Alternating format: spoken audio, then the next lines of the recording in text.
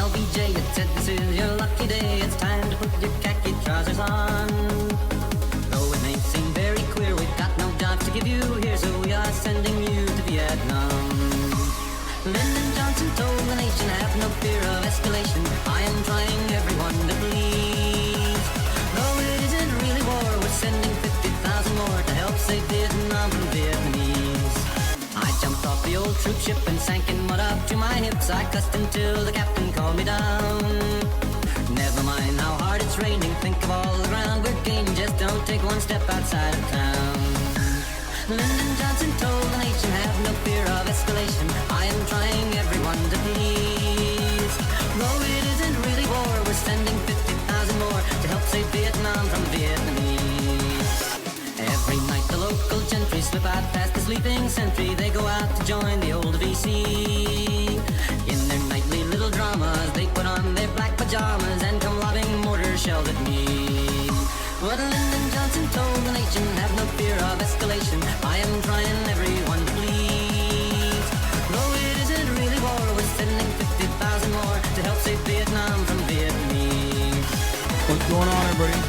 I hope everyone's having a fantastic evening, afternoon, pre-noon, no matter where you are in the world. I'm Hassan Piker, and this is HasanAbi broadcast coming to you live from stolen land here in California, Los Angeles. We're live and alive, and I hope all the boys, girls, and MBs are having a fantastic one, because today's a beautiful day. Today's a wonderful day. Today's a freaking incredible day.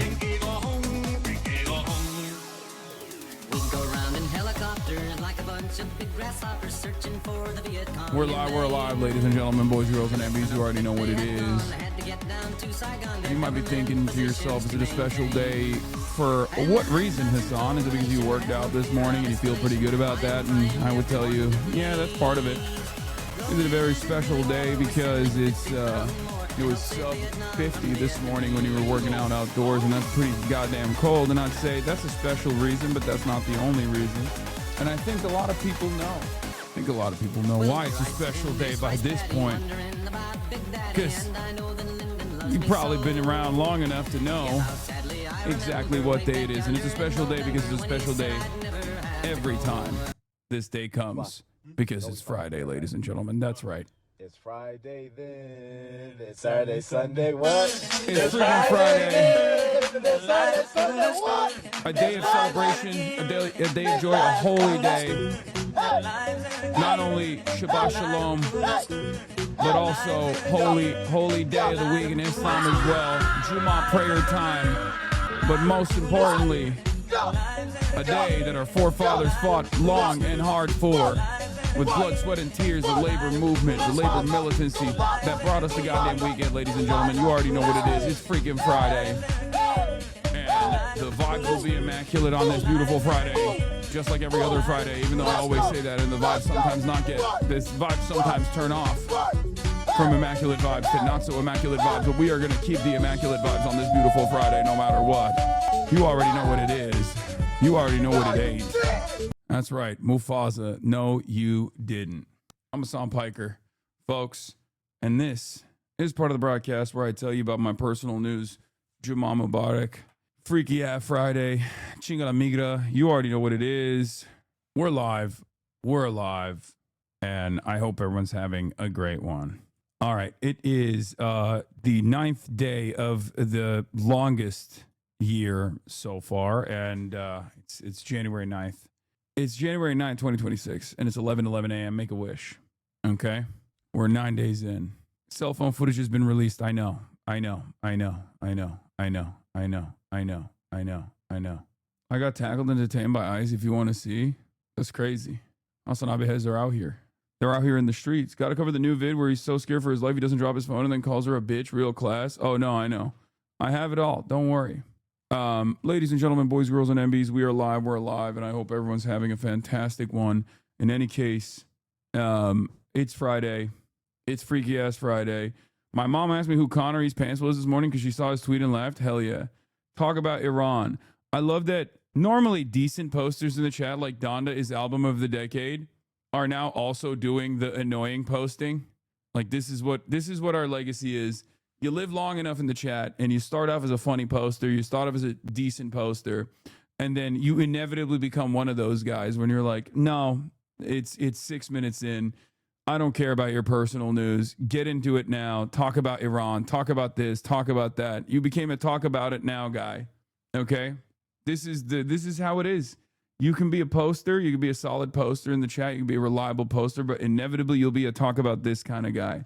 In any case, Hasan, you've lost the news. What do you mean? I've lost the news. What does that mean? How does one lose the news? But I like that. That's a funny way to approach the news. The news ran out the door. Talk about your personal news. There's not really much going on. There's not really much going on in my life. In the world of a HasanAbi Piker, in the time period where I press the stop streaming button and press the start streaming button, so help me God, that's what I'm gonna do. You already know. And how's your Mal maxing going? I didn't read any Mal last night. Hold on one second. I didn't read anything last night. Hold on, I gotta text this guy real quick. Okay. I didn't read it all last night. I watched a little bit of JJK. Ankle's feeling good. Talk about Kaya's personal news. Knock the fuck out right now. Are you gonna be at the Artist for Aid concert tomorrow? No, I will not be. I was supposed to be, but I can't because I'm doing some family related things. So I will not be doing that tomorrow, even though I was supposed to initially. But that's the reason why I have Mustafa the Poet coming today. And I'm speaking in a lower tone because the little baby's sleeping. The little baby is completely knocked out. The little baby's sleeping. She dozed off. She had a long morning, lots of playtime. Hey, Unc, 6 tweets before 8 a.m. You got to get some parental controls on the app. No, I've been tweeting up a freaking storm. The more Nazi Twitter gets, the more aggressive I get with my posting. You know, I've liked more tweets in the past 48 hours than the last 2 months straight up. Things are changing. Despite the fact that it's a billionaire asshole who is a white supremacist, white identitarian who runs Twitter, I haven't seen so much unification, so much unity on the platform since like January 6th, basically. And that was pre-Elon Musk purchase. I mean, there's a lot of shitheads out there. It's basically, it's divided along, political boundaries, as is usually the case. But there is definitely a lot of stuff happening. Yeah, I know. I saw, TikTok is learning about Asmongold. The walls are caving in. The walls are closing in a little bit. Maybe he flew a little too high, I think. Now all the most annoying posters are going to come after him. So that's good. Time to abandon the frog costumes and start picking up the soup cans. Yeah, I can't say what, I can't say publicly, I think what I think should happen. And so I won't, but things are getting completely out of control. In any case, we'll talk about all of that. We'll talk about all of that and more. Can't wait for the correspondent Megalib Good Trouble, as to say eye roll. I mean, it's fine. I don't really care. Even Mr. Nick Shitley did a good job. Atrioc called everyone defending ice shooting. Guys, of course he's not going to fucking defend the ice shooting. He is way more progressive than the average liberal. Calm down. I think you guys get so hyper focused on a content creator that and you fucking lose your mind over it. You know what I mean? But yeah, a lot of the libs are united on this the horrifying nature of this ultra violence. Okay. Asma is gone off the deep end on this. He's in regular argument with Shadows. I can tell the vibes are off. Anyway, whatever. Minneapolis, ICE tried to arrest DoorDash with no warrant. Customer doesn't let them, and they eventually leave. Oh yeah, that's the Somali, Somali American cooking the ICE agents. We'll talk about that. Anyway, there's a lot to get into, obviously, but we'll get into all of it. It's time for a little bit of grace and charity to try to bring some of these people that previously attacked us back to our side here, back to the side of truth, back to the side of justice. Because we need all the numbers we can get, okay? So yeah, I'm going to get into all of that and more. Not much going on in my life in terms of personal news, so I'm just going to kind of dive into it. The president did a whole New York Times interview. Obviously, I'll be talking about that. That was a pretty normal Trump interview that ends up unironically humanizing Trump in many ways, okay? Republicans love ICE murders. Jonathan Ross phone footage released. Republicans love ICE murder. Portland CBP shooting, American Years of Lead, Daniel Caesar, Mustafa the Poet on later for fundraiser, Trump, New York Times interview. Yeah, and that is what we are going to be covering today. There's a lot to talk about. Get in now. Can we talk about janitors? What do you mean? What janitors? Okay. Yeah. What about JD Vance? Brother, I promise you I'm going to get to every single thing. Okay. And we'll talk about Iran too. We'll also talk about Russia's new, or maybe not new, but like old weapon that they utilized, which was the most insane thing I've ever seen. Yes, this Oreshnik thing is as nutty as people say. The answer is yes. The answer is not only yes, but the answer is fuck yes. It is one of the most insane things I've ever watched. It is one of the most insane things I've ever seen. It literally is a shotgun lightning blast. It looked like a shotgun lightning blast. I think the West is pretty far behind on hypersonics and just like missile like mid-range missile capabilities that like clearly Russia has focused tremendously on. It's not even, I don't even think what they used was a hypersonic there, but I've never seen anything like that. I've never seen anything like that. America's like falling behind on drone warfare. Like all of the stuff that people use to exhaust the resources of the enemy, whether it be drone warfare or whether it be like hypersonics, and you know, mid-range missile capabilities, shit like that. It's pretty fucking wild. Please show us what you saw. Does anyone have a link to it? I know Osin Twitter was all up and down this thing. They were talking about it quite a bit, and I saw it on my timeline last night. But they basically lasered like a natural gas depot or something in the Polish border with Ukraine. And I think, if I'm not mistaken, and I know a lot of the NATO Andes and NatSec Andes will know a lot better than I'm a layman, okay? I'm a fucking layman. I'm a commoner. I'm a peasant, okay? And I need you to understand, I'm going to give you this, like, I don't have the missile autism. Like, I have politics autism. I don't have missile autism, right? I'm not a missile autist. You know this. I just need to, like, this is what I saw. And as a fucking peasant with a peasant brain, when I saw this, I was like, this looks like divine punishment. Like this, if I know everything about, you know, modernity, I live on the internet, right? I know technology. I have a decent understanding of like how weapons look like and how explosions look like. I've been looking at them nonstop for like the past 2 years, especially. I've never seen anything like this. Look at this. Look at that. That is not manipulated footage. That's not manipulated footage. Like that's just what it looked like. It's not thunder and lightning, dude. It is literally a missile that they're using. I don't know what they're doing. Maybe what's his face?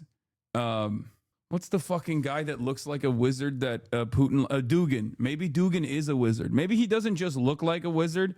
Maybe he unironically is a wizard and he's figured out how to summon lightning or something. I don't know. Jew here, that's our space laser. I mean, let's be real. If it was a Jewish space laser, it wouldn't shock me if Vladimir Putin was able to utilize it. Okay. Before people get on me and say like, no, he's a based anti-imperialist or whatever, and he's like the #1 ally of Iran. Vladimir Putin is a Mr. Both Sides on every conflict, okay? Remember that. This is the moment Russian drones blitz Kyiv in the most damaging attack on the Ukrainian capital to date. But this is just Kyiv. This is not what I'm talking about. This is the drone. So they did a drone swarm on Kyiv, and then they also simultaneously did, this is not the attack that I'm talking about. The attack that I'm talking... Wait, why do you not support Russia? Brother, why do you think?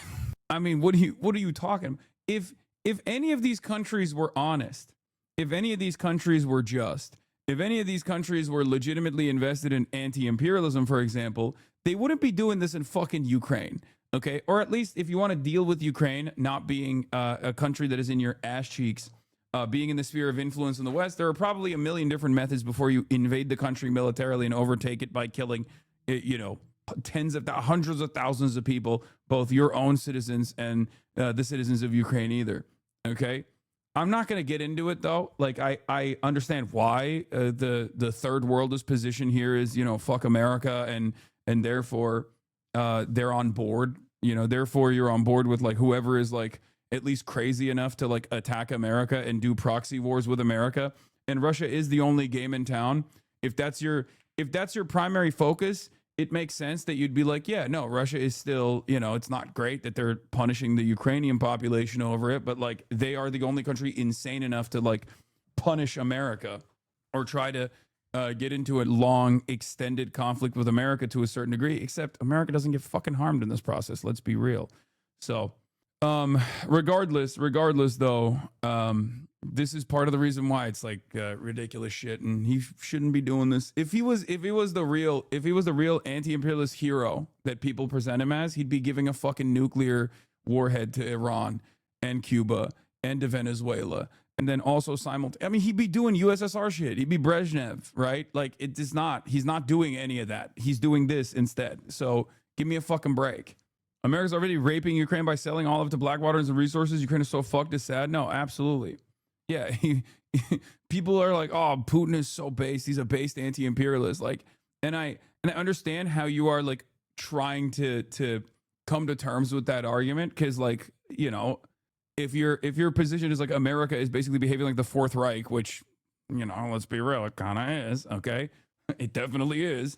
Then you're like anyone and everyone that is like damaging America's impact around the globe in any way, shape, or form, or hemorrhaging American resources, exhausting American resources on my side is good for me. That's the reason why a lot of people feel the way that they do.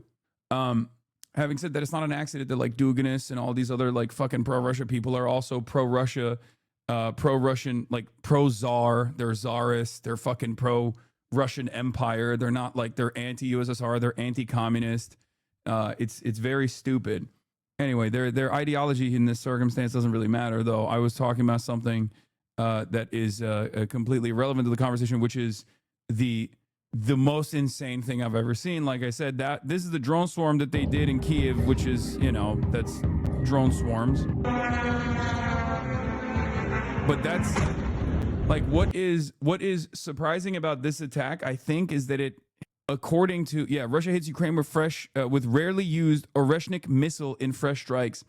What is unique about this strike is that it kind of caught, from what I understand, any news today, newsman, brother, what do you think we're doing? We're looking at the BBC. It kind of caught people off guard. Like it caught the Europeans off guard as well. Like, why is Putin not giving Oreshnik missiles to Iran? Where is my based anti-imperialist? Where's my based anti-imperialist? Like, give these missile systems to Iran. Give these missile systems to Venezuela. Like, what the fuck's going on here? You know? Also, this was one of those moments that I think like missile autists love missiles so much that although most missile autists are like obviously all the MILSIM, all the NATO Andes, they all despise Russia. They are, even the missile autists that I see that fucking hate Russia were in awe of the prowess of this thing, like whatever this is. Or I mean, I was surprised personally, but I'm a fucking idiot. I don't know anything. But the missile autists love missiles so much that they were like, damn, this one was crazy. Yeah, even the OSINT LARPers were scared about this, considering that they like could, I've seen, this is the one I saw. Even the OSINT LARPers were like, this is the most insane thing. What the fuck is going on? And it seems like none of the European, none of like the, at least according to what they were saying, none of the European trackers actually saw this ahead of time. This is what I saw though. This footage is insane. Look at that. Bro, that shit is so fast that people in the vicinity don't even understand what's going on. Do you understand? Like is the audio coming after the fact? Because it's so fast, like I don't even understand. Speed of light versus sound, yes. Yeah. I'm stupid. I'm telling you, this is the first time I felt like a medieval peasant. Okay? Watching this was the first time I, honest to God, felt like a medieval peasant. Like I literally, if I saw this happening in the real world, I would automatically get down on my knees and be like, I'm so sorry, God is real. And it turns out there's multiple of them. Zeus is very clearly mad. Like I would immediately drop. If I saw this happen in the real world, in my vicinity, I would think to myself, oh my God, oh my gods, okay? Didn't mean to offend. Clearly, monotheism is bullshit. There is no one God. There are multiple. One of them has the power of lightning. His name is Zeus. I mean, look, r/atheists hate this one simple trick. Yes. This is all from one missile too, right? It just like, I don't even understand exactly how this works, but from what I understand, it just like straight up turns into like multiple warheads right before it gets the impact. Like right before it drops, right before the moment of impact, it turns into like multiple warheads, right? It opens up multiple warheads. Sound travels about 700 feet per second, give or take a few feet. The article you had before explains it. So yeah, Russia had used the Oreshnik ballistic missile as a part of a massive overnight strike on Ukraine. 4 people were killed and 25 others injured in Kyiv on Thursday night, where loud booms could be heard for several hours, setting the sky alight with explosions. It's only the second time that Moscow has used the Oreshnik, which was first deployed to hit the central city of Dnipro in November 2024. Russia's defense ministry said the strike was a response to a Ukrainian drone attack targeting Vladimir Putin's residence in late December, which Kyiv denies carrying out. While the ministry did not specify what had been the Oreshnik's target, shortly before midnight, videos began circulating on social media showing numerous explosions in the outskirts. This is the Oreshnik missile, a state-of-the-art weapon system launched from a massive 12 by 12 truck platform. It has been meticulously engineered with multiple stages, enabling it to reach orbit in a few minutes. But what sets it apart from all the rest? Well, this missile can hit hypersonic speed. Once it reaches this altitude, it transitions into a steep dive, accelerating to hypersonic speeds. Wasn't the Putin attack fabricated by Russia? I mean, do they even need to fucking fabricate a cause for why they're, striking Ukraine at this point? They literally do it every day. I don't know. Like, I'm inclined to believe it. I'm inclined to believe that it's like, because they just don't even need to like fucking, at this point, they just do it. They just do it and they go, fuck you, we did it. I'm more inclined to believe that they did this as a response to like, I guess, America overtaking like a Russian flag tanker. And flexing on them, and maybe even flexing on Europe potentially for if it's actually like a natural gas depot that was used for European gas, like transiting European gas, something like that. I don't know. During its descent, the missile's fairing opens to unveil 6 highly sophisticated warheads. Each warhead is equipped with miniature thrusters at its base. These thrusters enable the warheads to maneuver dynamically, even as they fall under the influence of gravity. It can change directions, making it almost impossible for the Patriot missile to hit its target. Yeah, they don't care. They kill civilians all the time. So it's just like, I don't even know that. It kind of feels like people being like, oh, well, this action is giving Vladimir Putin more opportunity to take Ukraine. It's like, bitch, have you not been paying attention to the news? I don't think he cares whether America is being hypocritical or not. He's doing it regardless. You know what I mean? Like, it's been years, guys. I don't think Vladimir Putin is making that calculation like, well, surely I'll be able to defend my actions in Ukraine because I can just point to American hypocrisy. Like, I don't think he cares. He's not really stopped attacking Ukraine. The missile design incorporates 3 distinct stages. The first stage consists of mobile thrusters, which help move the missile, and it is filled with solid fuel. Just above it is the second stage, followed by the third and final stage, which holds 6 warheads, each with their own engine. They got a little fucking This design ladder in there? enables That's the missile crazy. to deliver a powerful payload over long distances with remarkable precision, weighing up to 50 tons at launch and carrying the warhead payload of 1.3 tons. The Oreshnik missile has a range of 4,000 to 6,000 kilometers. This is capable of hitting all over Europe. Yeah, that's fucking okay. That, like, when I see stuff like that, I understand why the Euroids are so fucking afraid of Russia. When I see things like that, I do kind of understand why the Europeans are so fucking terrified of Russia. Like, it's not even like remnants of USSR fears. It's is this nuclear? Can you put nukes in this payload? No, right? There's no shot. You can? Okay. All right. Well, guess what, dude? I get why every single time European liberals come into my chat and they're just like freaking the fuck out anytime Russia does something. That I would not be. I mean, Turkey's in the fucking strike distance, clearly, as a NATO country. But Erdogan is Mr. Both Sides, always come out on top. So maybe he won't use this on. Maybe he won't use this on my family in Istanbul or whatever, right? He certainly could if he wanted to. If Erdogan got a little crazy and was like, oh, we're shutting off the Bosphorus, you know what I mean? We're the table. We're shutting off the Bosphorus. No more fucking, no more travel for you through the Black Sea. All of a sudden, zap. What's particularly fascinating is that this missile is equipped with a sophisticated MIRV, multiple independently target-able re-entry vehicle system, capable of deploying approximately 6 warheads. These 6 re-entry vehicles are reportedly based on American designs. Although much of the technical information remains classified, here is what we know so far. The missile itself is Do launched. you think the Europeans are unarmed peasants? They're not scared that Russia has an unbeatable weapon. The destruction of Europe is inevitable with conflict. These kinds of weapons just show the scale that they can inflict. Both sides have destructive weapons. Wait, what? Canadian twin. In modern day and age, you don't want these kinds of things being deployed at all. That's the whole point. And that's why you don't want to get into a tit for tat, okay? That's why we do this whole that's why we do the whole no war, just peace, okay? That's why we do that. It's the point. The point is no war, just peace. Just peace, no war for this reason, okay? This is the reason, because why would you entertain this kind of stuff? The weapons that you have are there so that you never have to use them. That's like supposed to be the principle. This is the principle, at least in state the development of states. The principle of mutually assured destruction is what keeps additional war at bay, I guess, right? No war, just peace. And yes, we are, as far as I understand, we are very behind on our hypersonic tech. Partially because if you look at it in like video game terminology, it feels like we just did cruisers, and hypersonics are like basically anti-cruiser technology, where it's like you want to keep cruisers at bay.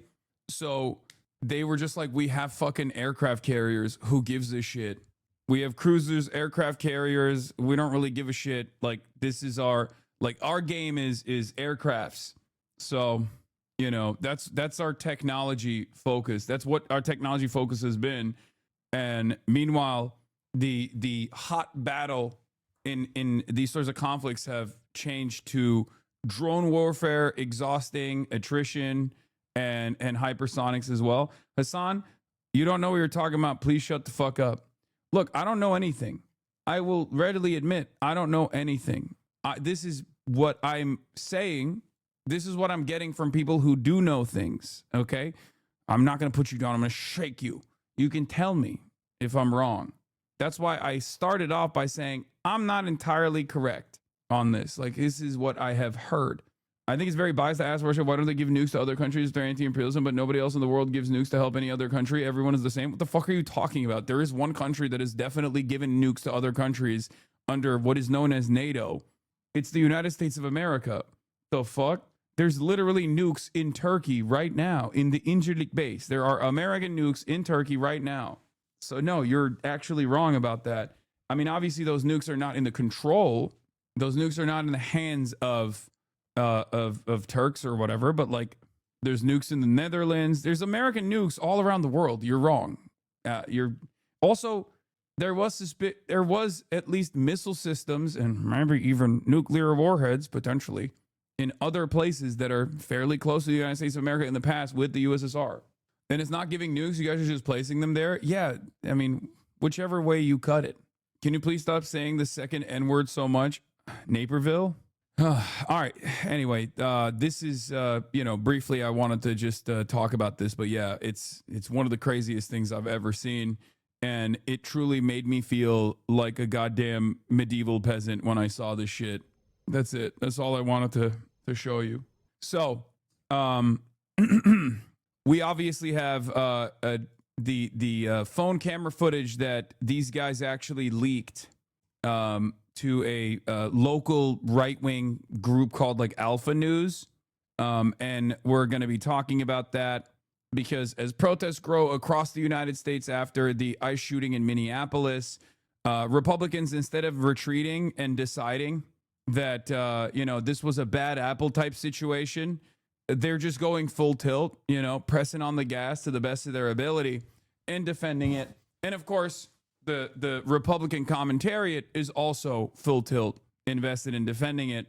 And these are the final moments of Renee Good, filmed by the person who actually killed her. And yeah, it's I guess it's another filter moment. I don't know. If you're like super biased, you genuinely see the exact opposite thing that I see. Because I saw this video and I thought this actually showcases that she had no ill intent whatsoever.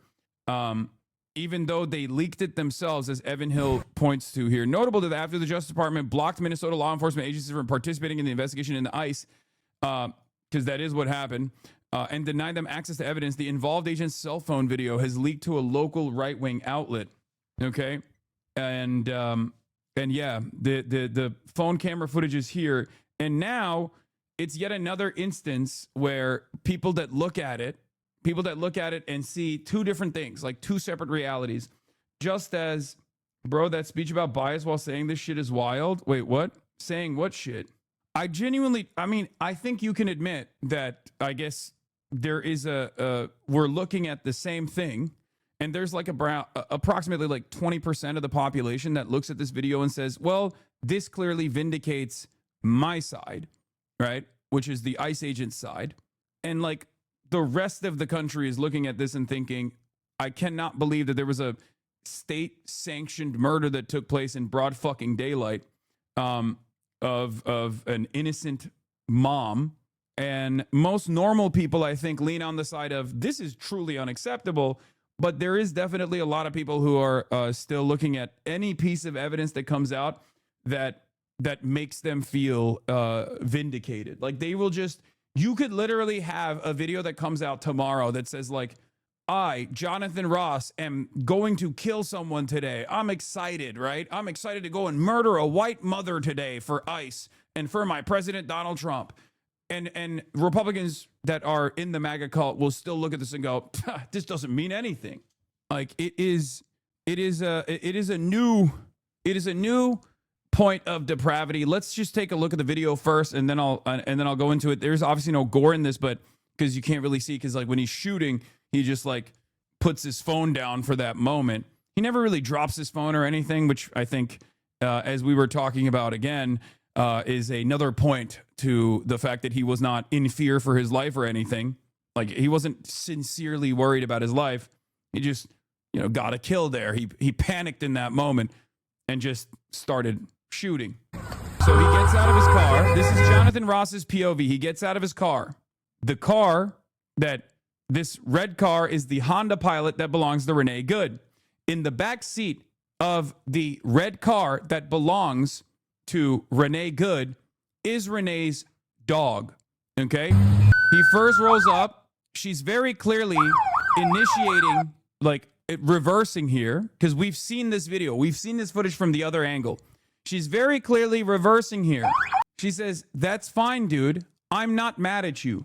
Smiling, interacting. You can see his visage. You can see Jonathan Ross's image as he is filming the entire camera. No, she had reversed at this point. She's not reversing it. No, she's reversing. Look, she's looking behind. Wheels are turned.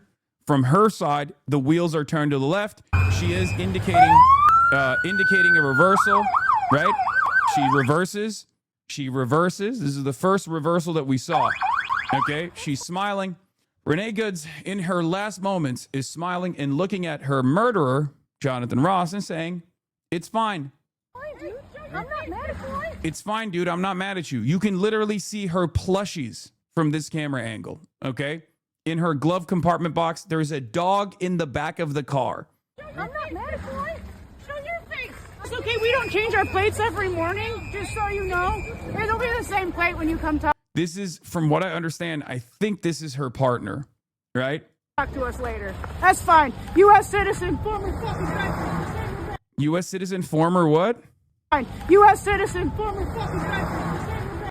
I don't know what she says, but this is her partner. This is her wife, former veteran. You want to come at us? You want to come at us? He switches his hands. Go get yourself some lunch, big boy. Go ahead. Out of the car.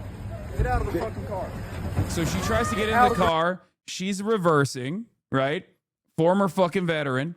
while her partner's trying to get into the car from the other door. The doors are locked. She starts reversing and starts moving to get out of the way, okay? With all these people coming in, like as soon as the other dipshit ICE agents roll up, you can't see it from this angle, obviously, and you can kind of see it right here. Get out of the fucking car. Get out of the car. Door lock because she shifted the drive, probably an auto locking mechanism, right? And you can only hear the 3 gunshots. And the truly evil right-wing hogs are looking at this video, okay?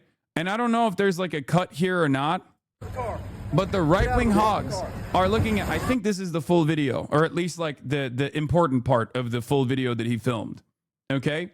And they are trying to say that from this angle, it shows that she was clearly trying to kill him. You can straight up see the car turning away from him. Get out of the car. Can you apologize now? Apologize to what? If you think that this is proof that she was trying to, she's a terrorist who's trying to fucking murder this ICE agent, you are dumber than dirt. Not only are you dumber than dirt, if you look at this video, and see anything but an ICE agent who has hurt feelings and is quick draw McGraw, pulls his fucking gun out, clearly never even remotely in a situation where his life is threatened at all, just pulls his gun out, he's pissed off, and he just unloads.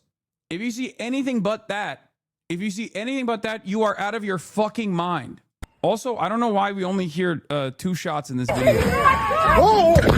Yeah, people who understand flopping when they talk about NBA or when you fake a foul in soccer have no concept of this in this moment. Cool story, man. You're right, dude.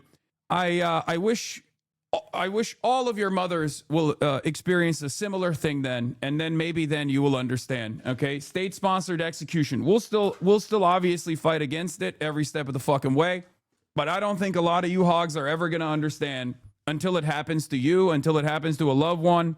I don't think you're ever going to comprehend what took place here. You're just incapable of seeing it, and I know for a fact that you're incapable of seeing it, even though you're inconsistent in your process, because as soon as I say, oh, well, I hope it happens to a loved one for you, you'll turn around and say, wow, this is a death threat. Why would this be a death threat?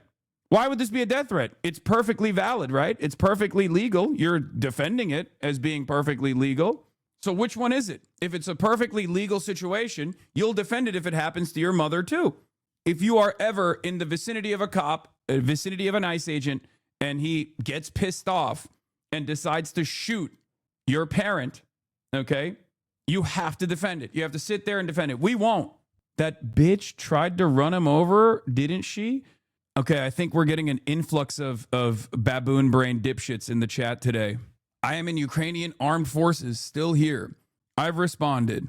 Thanks, bro. Morale is okay. I can speak only about special drone forces. What about Epstein files? Americans forgot about this case. Incredible.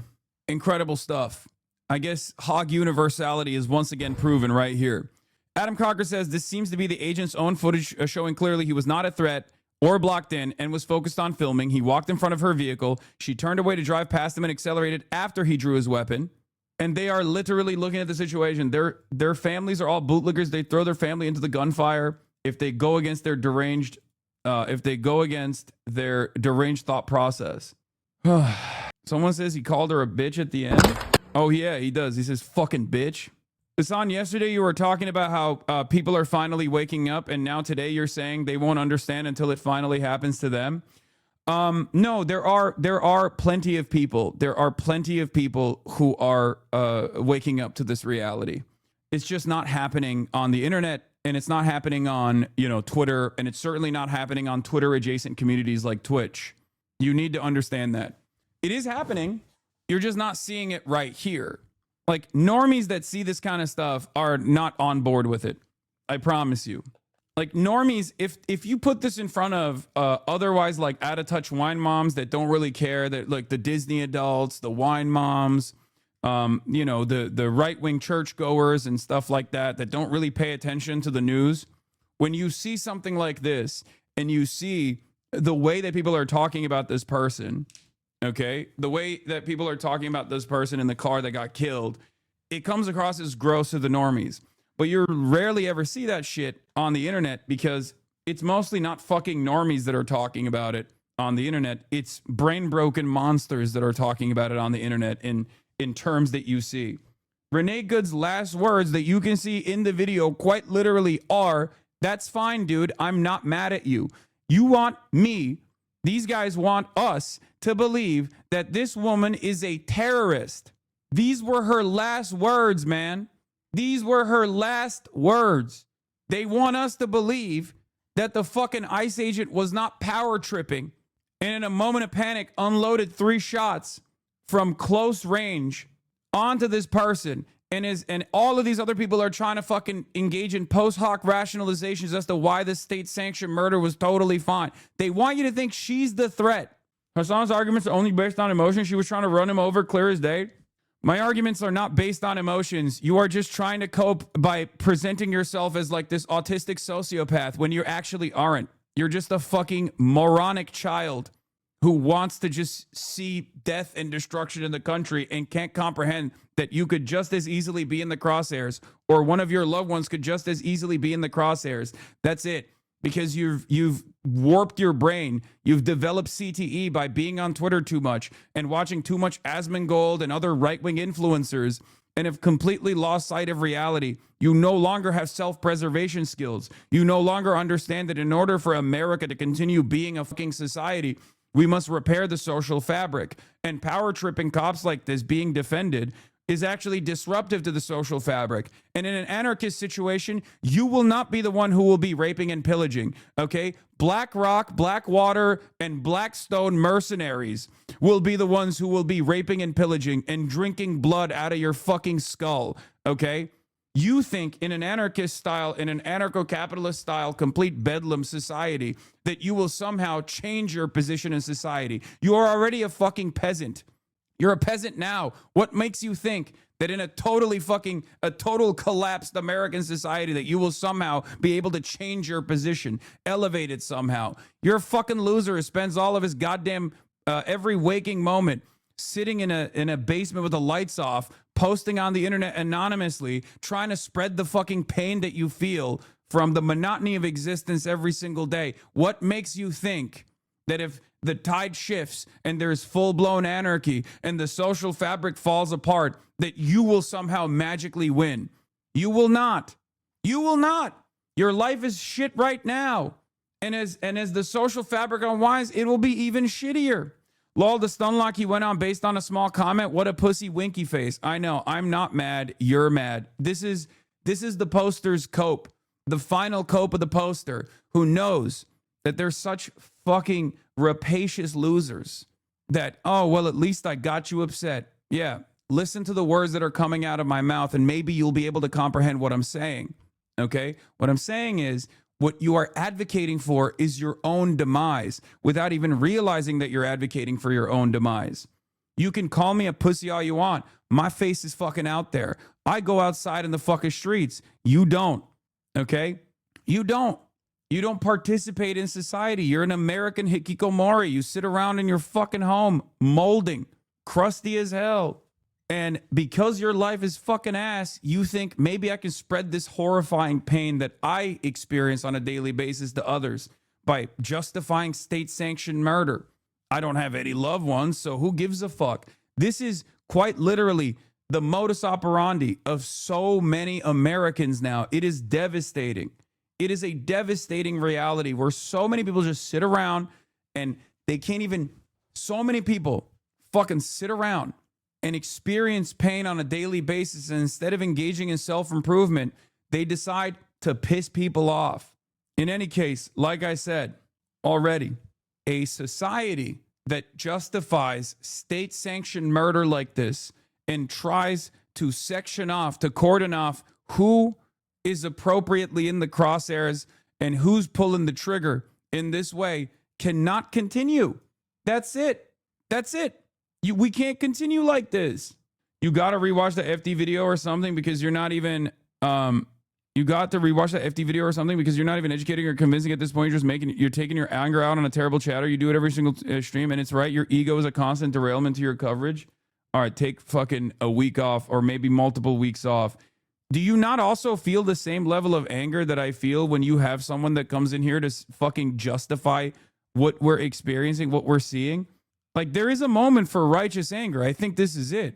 It's justified. If you're not mad in this situation, when you're watching people try to justify this in a way that doesn't even help them, I don't know what to tell you. Now you're fucking derailing the chat because now I'm actually responding to you instead of talking about this.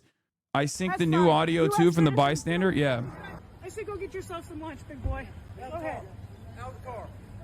Get out of the fucking car. Like when people say fuck around and find out, what they're talking about is you're not supposed to offer lip to anyone that presents themselves as a position of authority. That's what they are saying fuck around and find out about. It's not that the real argument here is not about whether or not this person is sincerely a terrorist or deserved this death or actually the cops or the ICE agents were ever in fucking fear for their lives. The real argument is how dare you speak out against ICE, which is an expression of the justified violence that my favorite president is bringing to this country. That's it. She talked back and she deserves to be killed. And I wish I could kill her myself is the attitude that these people have. Okay. It's not even just like bootlicking, I think, for a lot of people. And I saw someone unintentionally reveal their own personal pathological frustrations, this psychosexual frustrations that they have when someone posted a photo of Renee Good and said, oh, this woman is the exact same type of person that has like smugly said no to me my whole life. I'm sure you guys might have seen that. Like there was a guy who very clearly revealed like he's just mad at everyone that has wronged him in his life. Every libtard SJW woman that has wronged him. And then this is it. Great point. If a killer can walk free, let's let Tyler Robinson go free too. Also, these people then turn around and talk about like a assassination in the hands of like a random person and state sanctioned violence. Okay. They genuinely think it's always appropriate if a cop kills someone or if an ICE agent kills someone. That's the problem here. Trump went live, unclear if he'll say anything about the new coverage. I mean, he's talking to oil executives about Venezuela stuff right now. So I'm just going to continue with this before we get into that. All right, you know what? Fuck it. Let's just go to Trump for now, and then we'll continue talking about the other thing. And we're doing tremendous things. Our country is doing very well. You saw the numbers. This was what I was talking about today. Hold on. This was what I was talking about. Yeah. Not this one, but this one. I feel like I have been condescended by a woman who looks exactly like this thousands of times. Second grade children who hates children. Second grade teacher who hates children vibes. Like, this is what it is, okay? For many people that look at this video and seek to justify what took place, they can't comprehend that Renee Good could have been their parent. Renee Good could have been their neighbor that has a political disagreement with them every now and then, but still, you know, is kind and makes cookies for them. They see Renee Good as a woman that has wronged them at some point in their lives, so they look for a way to justify it. They look for a way to justify and defend this. Okay? I'm going to play this part one more time. Her last words to her murderer was, "That's fine, dude. I'm not mad at you." What he said about her in the aftermath of executing her in broad daylight, he called her a fucking bitch. Okay? Her last words to him was, "That's fine, dude. I'm not mad at you." His last words after shooting her was "fucking bitch." People that try to say that this is this assessment is like emotional or whatever are idiotic, because the clinical assessment here that I gave from the start is exactly the same. You're obviously not going to be able to see the exact movement of the car from this footage because this footage is a first person POV that is liable to look like when you move your phone around, when you're filming something, if you've ever actually dropped your phone on accident, or if you move your phone around, it looks a lot more impactful than it actually is. Okay. So I think a lot of people are leaning into the loud noises that they hear from him pulling his gun out as he steps back, but while leaning forward, his upper body is leaning forward to get a clearer sight on this woman that has pissed him off, that has wronged him in that moment, where he's going to show his righteous rage while he is trying to pull out his gun. Iraq veteran, who some people are saying is actually unironically married to a Filipino woman too. Another one of these libertarian guys with Filipino wives. An ICE agent now, which is so crazy. He wanted to upset her. Her saying she wasn't mad made him so angry he murdered her. This is the obvious result of the level of misogyny that's being allowed to fester in this country. It's just like, it's the lack of accountability that these guys have. It's the constant feeling of domination that they want to engage in. That's it. All it takes is feeling small in a brief moment. If you cannot comprehend how this exact same incident will play itself out over and over again all around the country, and it can just as easily happen to one of your loved ones, I don't know what to tell you, okay? Any fucking dipshit that's angry can take out their daily anger. Any dipshit that's mad about any number of different things can take out their anger on one of your loved ones like this. The video doesn't show anything new regarding him being at fault, doesn't change any of the analysis done by Washington Post or New York Times, just adds more viciousness from him. How are people using this to justify it more now? Because it doesn't matter. For a lot of people who are already dead set on defending it because they downloaded the talking points from the admin, they were dead set on defending this, and they are going to continue defending it. They will never, because the administration is not actually taking their foot off the gas pedal here, and they're not doing the classic thing that they normally would do, which is, oh, I guess we were, I guess this was a bad apple. Because like in the past, that's how they used to operate, right?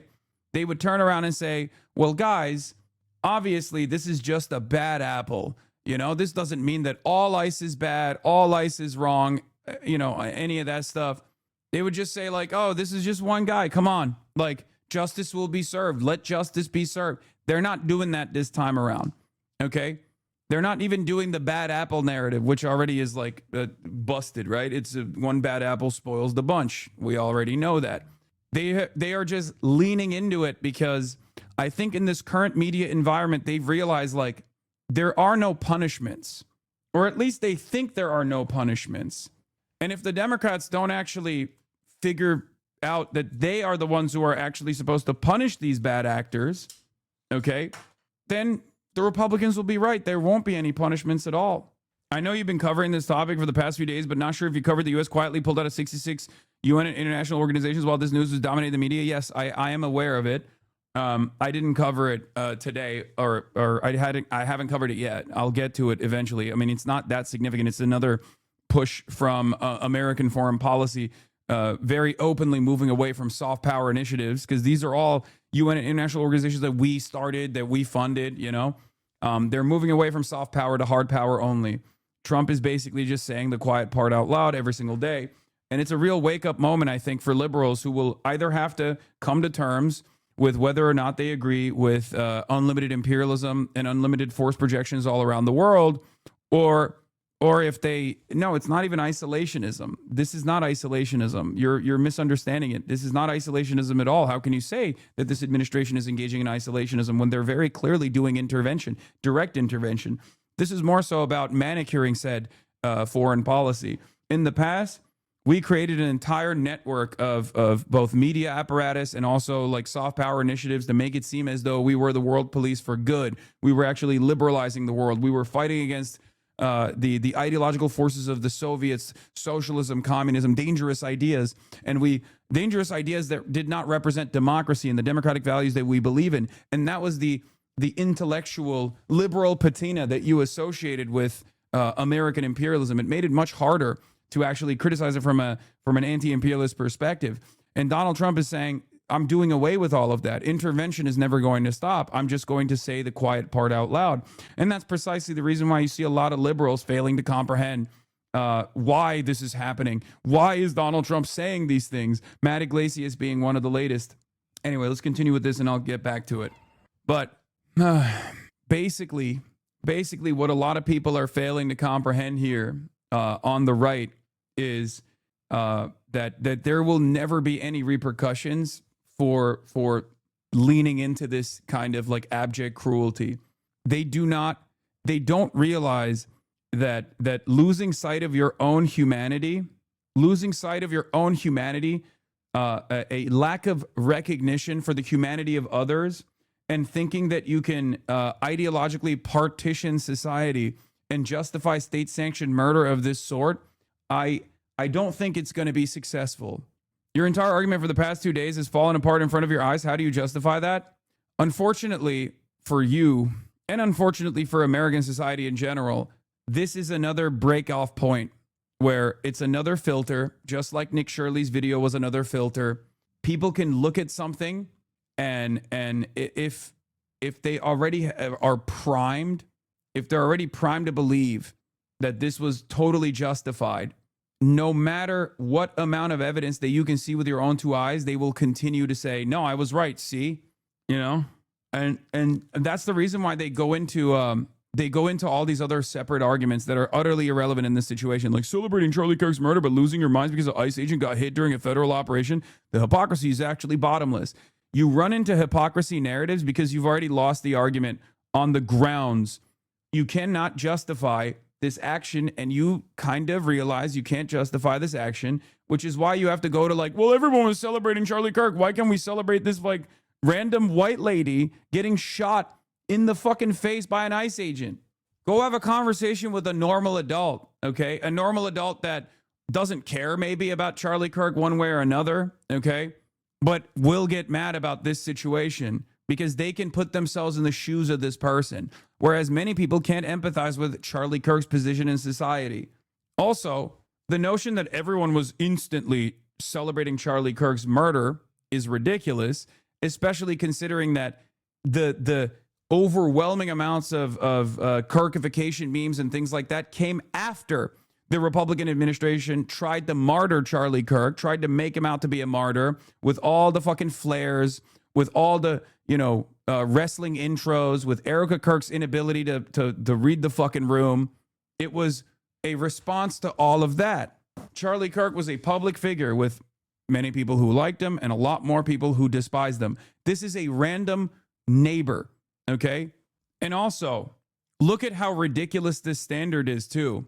There was not a single Democratic politician that celebrated, even to this day, celebrated Charlie Kirk's assassination. As a matter of fact, many of them voted to like revere him and honor him, which I thought was stupid. I was against that, right? Those are two separate things. I think like hyping up Charlie Kirk is entirely different than like, not celebrating his death, right? You don't have to celebrate his death, but whitewashing his background and leading into the narrative that he was a force for good, all that stuff was ridiculous. I never stood for that, okay? But that's about ideological disagreements. Having said that, notice that the standards are so out of whack where you're mad about people posting TikTok memes about Charlie Kirk after the administration tried to turn him into a horsed vessel versus the fucking vice president and the president calling a random lady a domestic terrorist. There is no equivalence between random TikTokers celebrating Charlie Kirk months after the administration tried to turn, like the administration came after everybody who was even like posting Charlie Kirk quotes to be like, I don't think he was that good of a guy. Like he shouldn't have been killed, but I don't think he was that good of a guy. After months and months of that, people actually responded with the Kirkification memes to the president, the vice president, the secretary of the Department of Homeland Security, immediately calling her a fucking domestic terrorist and justifying her death. You're out of your fucking mind. You have no root. You have no leg to stand on. There is no civility argument that any Republican can ever make. You can never make a civility argument. You are uncivil. You're a fucking animal. You're a disgusting animal. I am not a very civil person, by the way. You can come to me and you can fucking yell at me all day. I'm not a very civil person at all. As a matter of fact, a lot of libtards get mad at me too for not being a civil person. But let's be real. Liberals, by and large, for the most part, have been unimaginably civil, perhaps to a fucking fault. And Republicans still turn around and try to create this alternative reality where they're making it seem like Nancy Pelosi is like, yeah, you know, talking about how Charlie Kirk was like a dangerous terrorist that deserved to be fucking murdered in the way that J.D. Vance did about this lady. There is nothing but projection. Perhaps this is the reason why in the overwhelming majority of political violence that takes place on U.S. soil, it's more often than not a right-winger killing another right-winger because they dominate this discourse so much and they already control all the fucking levers of power that they have to release their anxiety and sometimes they end up shooting one another. It's fucking crazy. I guess these guys, at least the ones who are defending this stuff, don't even care when it's a Christian white woman that's being killed, you know? They can't even stand on that. It turns out they just want death and destruction of what they perceive as the enemy. And who the enemy is can change it at a given moment. It just depends on who was in the vicinity of an ICE agent. That's it. And what a lot of these guys that come in here to try to fucking understand my position, or without actually understanding my position, immediately go, "Oh, you got owned, loser. This fucking this POV actually changes everything." It didn't change anything. Your position didn't change, and neither did mine. If anything, my position is hardened, and so has yours. But what you don't understand, what you do not understand here, is that this can happen to you as well. One day, you or one of your loved ones can find themselves in the crosshairs of an ICE agent who's having a bad fucking day. Okay?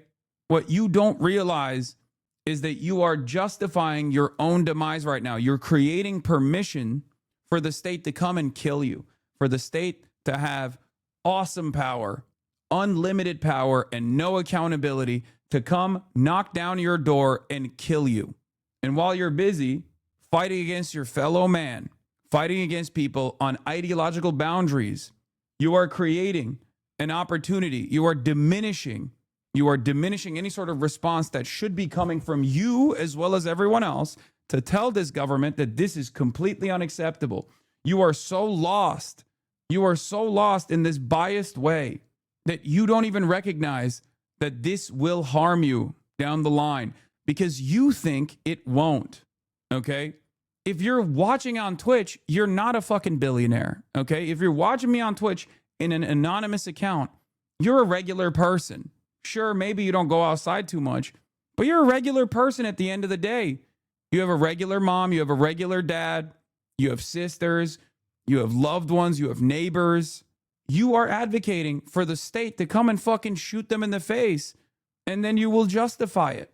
I heard someone describe the videos of Renee Good's last moments as a political Rorschach test or an inkblot test, and it fits so perfectly. Exactly. If you look at this situation, if you look at no matter how many fucking pieces of camera footage you get out of this, if you look at this situation and you find yourself justifying it, if you look at the circumstances here and you find yourself going, nah, this is actually totally justifiable, fuck around and find out, you're lost.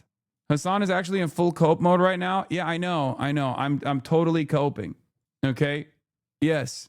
You can't argue on the fucking basis. You can't argue on the facts. You can't even recognize that this might actually harm you later down the line as well. So you have to go, oh, my least favorite Twitch streamer is coping right now. You have to imagine that I'm coping. I'm not coping. I'm warning. I'm warning you. I'm dignifying you with a response. I am trying to recognize your humanity. I'm trying to tell you there is a shared consensus reality that we need to get back to. One where you recognize that a state that does this to Renee Good will inevitably do it to you or a loved one, and everyone around you that you've identified as your allies, your ideological allies, will be saying fuck around and find out in the same exact way. I'm urging you to understand that you need to pull out of this before it gets to that point, because at that point, who knows how many people will remain on your side? Who knows how many people will be able to take it to the fucking streets? It's simply not worth trying to engage with these people to appeal to empathy. If they haven't now, I doubt they ever will. No, that's not what I'm doing. I'm not even just talking about empathy. I'm talking about self-preservation. Because even if you don't have empathy, most people are at least not dumber than dirt. Like, even an animal has self-preservation, right? I'm trying to help people understand that what they are justifying here, what they're advocating for here, is going to inevitably harm them as well. Okay? That's it. This has happened throughout history.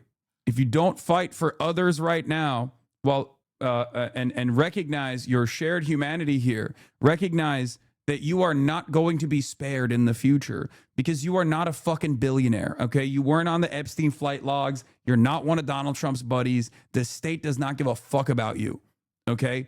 The faster you recognize that, you're not Israel. You're not the glorious nation state of Israel, okay? You're not one of Jeffrey Epstein's Lolita Express clients.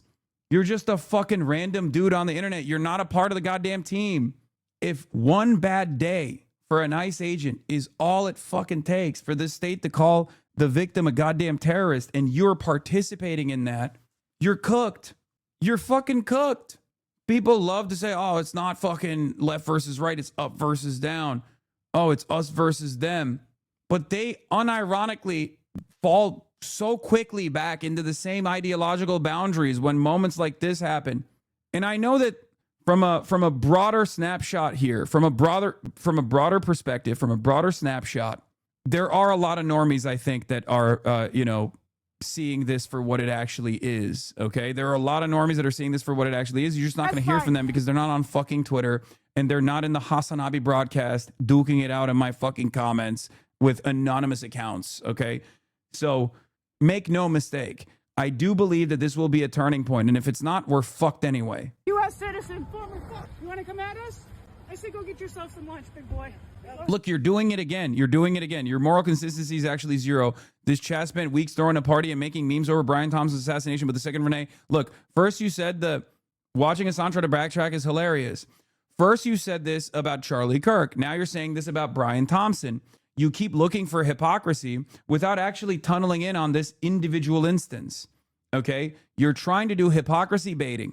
You're trying to engage in hypocrisy fishing when there is no hypocrisy. Just argue on the fucking facts of the matter. You can't do it, so you have to go, oh, you guys are mad about people celebrating. Dude, you're not Brian Thompson. You're not. You explain to me right now. Who, if we're talking just on the boundaries of self-preservation and class interest, are you closer to being the healthcare CEO of United Healthcare, or are you closer to being impacted by the actions of a for-profit private healthcare insurance provider that will inevitably deny your fucking cancer-ridden mother coverage? Which side are you on? Why are you so silent on Iran all of a sudden? Oh my God.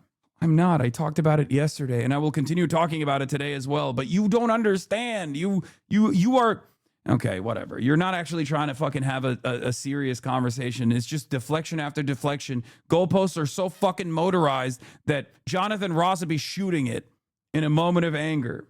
What a lot of people don't even understand is that, like, hypocrisy baiting in this situation is so idiotic. Yeah, I literally have a video about Iran from a fucking day ago, dude. From a day ago. This kind of hypocrisy baiting only works if there is a one-to-one comparison. If there's an instance where, like, my ideological enemy came in and, like, an ICE agent killed someone that I fucking despise or something, and I celebrated it. And you can't find one because even when Ashley Babbitt was fucking killed, I was actually against all of the fucking liberals who were yelling at me over it. I said, this is still police violence. And in that circumstance, she was doing a fucking insurrection. So there is probably a little bit of a higher justification for a Secret Service person to fucking literally shoot and kill someone because they're trying to break in to the area where all the fucking congresspersons are. You know what I mean? And even then, I was consistent. That was still police violence. I said it over and over again. I just saw you say 4 years ago in the Austin Ox Nicki Minaj suspension vid that this is 100% the beginnings of a culture war shit, cancel culture, when she was having her Joker moment. And now look where we are. You've pre-watched America again. Yes. And unfortunately, I'm pre-watching one more time. If this isn't a turning point where Americans can get together, if this is not a turning point where Americans get together and recognize our common shared humanity, recognize that this kind of stuff is completely unacceptable. This kind of like unrestricted, unrestrained state violence is completely unacceptable. If this isn't the moment where people get together and go, yeah, we got to stop this. This is unacceptable. We're fucked. It's over. The social fabric is done. It's completely ripped apart. And it will never come back together again. It's bedlam. It's chaos. And a lot of us will not survive that moment. And I don't know why people don't see that. I don't know why people that have little to lose and yet still so much to lose at the same time, their lives, right, think that this will be beneficial for them. People just think as long as the state is dominating what I perceive as my ideological enemy, it will never come for me. It will never come from one of my loved ones. You're not part of the team, okay? You're not a part of the elite pedophilic cabal. You're fucked. Your life will either be lost in a ditch somewhere in Caracas if you think that as long as you're doing the violence, you will be spared. Your life is going to be lost when your dick gets blown off. I don't know, protecting an oil refinery from guerrilla warfare, from the collective, the Chavistas that are armed to the fucking teeth, so that Exxon can turn a fucking profit next quarter. Or you're going to have an instance like this on the domestic home front where a federal agent that is hopped up on fucking fumes, is really pissed off, is going to come and shoot you in the fucking face, and you're going to be forgotten. You're going to be considered yet another casualty that people justify. That is where we're at. I do feel like we're not going to make it, though. Iran is literally doing what you're accusing Americans of doing. The Ayatollah is killing their citizens. Brother, I'm not Iranian. I'm not in Iran. And I don't think that's acceptable anyway. What the fuck are you talking about? Are you Iranian? Are you in Iran? Are you in Isfahan? Are you in Tehran? Where are you? Are you one of the Kurdish militias? Like, what are you talking about? What the fuck does this have to do with anything? I'm not the one justifying that anyway. Shut the fuck up. This is what I mean. These dumb cocksuckers living in a Pennsylvania suburb that are more likely to be shot by a fucking ICE agent are over here being like, well, what about Iran? What about Iran? You can't even point to Iran in a fucking map. What the fuck are you talking about? You're the one who is justifying state violence when it's happening to you while simultaneously coping about what the fuck's going on in Iran. Jesus Christ. How fucking stupid. It's so stupid. It literally blows my fucking mind. The endless amounts of excuses for fucking cops, it blows my fucking mind. It's just, there is no amount of cruelty that a fucking ICE agent can subject the average American to that you won't say enough is enough over, it seems. This guy, like we showed you earlier, it's not even body camera footage. This is him like literally filming this. Another point of indication that he was never in threat. His life was never in jeopardy. He never even felt threatened at all. He was just mad. He pulled out his gun, and in a moment of panic, he unloaded into her because he was like, oh, how dare she fucking talk back? How dare she not fear my presence? It's a power-tripping douchebag who's fucking 5'7", and you're over here justifying it, thinking this won't end up harming one of your family members, if not you. It's so crazy. It blows my fucking mind, dude. In other circumstances, people would at least be like, well, what if he had a gun? What if this person had a gun? What if this person was genuinely trying to harm the cop or whatever? This is like the most black and white situation where there is no imminent fucking threat at all, and you are trying to engage in a post hoc rationalization to justify state-sanctioned murder. When an ICE agent with a gun has an ego moment, okay? When an ICE agent with a gun has an ego fucking moment and kills a 37-year-old mom in broad fucking daylight, and you find yourself justifying that, it's done. They will kill your family members, and you will sit there and go, how did we get here? You will have a leopards eating my face moment, inevitably, when one of your fucking neighbors is killed. It shouldn't get to that point. It should not get to that point. Bro, you are just as radical as Asmongold are, but both of you are blind as fuck. I'm radical because I think the ICE agents having a fucking ego moment shouldn't be able to assassinate someone in broad daylight. What is this, both sides this bullshit, dude? What are you talking about? Nobody thinks your brain is big, okay? I'm saying pull yourself out of the fucking team sports mentality. And this guy's like, well, how about no sides? I'm taking no sides in this argument. We're going to run it one more time. It's time, man. It's time to pick a side, okay? I'm sorry. No, of course not, mate. If someone says she deserved it, that person is brainless. But saying that she got shot because she talked back, come on, man. Why did she get shot then? Why did she get shot? So you do have a side. You're just too much of a fucking pussy to admit it. This is what I mean. You either think this is a justified legal kill or you don't. I think it's unjustified. You think it's justified.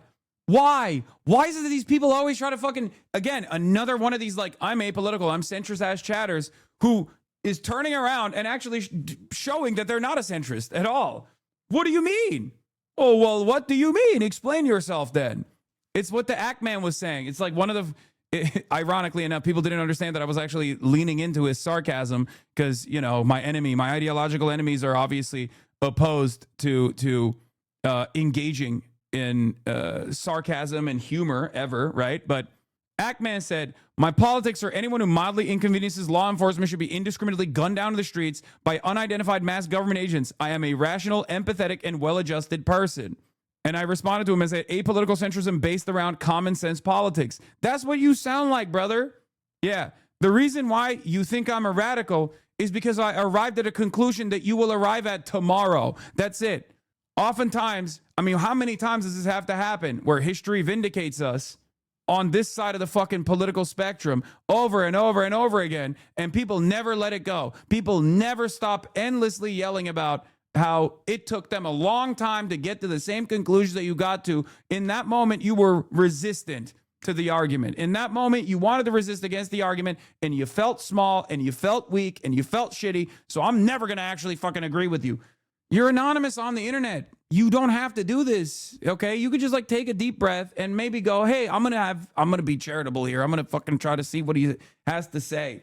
Overheard, it took 4 blocks and 5 years to go from kneeling on a black man's neck to shooting a white woman in the face. That's what I mean. Like America has a lot of unrealized and unexamined white supremacist attitudes, okay? So there is a racialized hierarchy here, and white women are at the top of that pile, okay? If we're justifying white women getting gunned down in the street, it's over for black people across the board, and it has been for a long time, as black people have been fucking saying. This is a reality that many black people understand, by the way. This is insane to me. I don't think it was justified at all, but that's the mindset. That she didn't do anything is exactly the problem. That's the problem. The problem is not the murder, because I think it's the problem is unrestrained state violence and the justifications that are coming from heads of state against unrestrained state violence against a tax-paying citizen, a 37-year-old poet and a mother. That's what I think is the problem. You have lost everything. You've lost your humanity if you don't recognize that that is the problem. Not whatever kind of fucking stupid-ass centrist position you're trying to arrive at. That she didn't do anything is exactly the problem. That's precisely why people are turning to the right. Because either you agree or 100% or not at all. Oh my God, what is the nuance?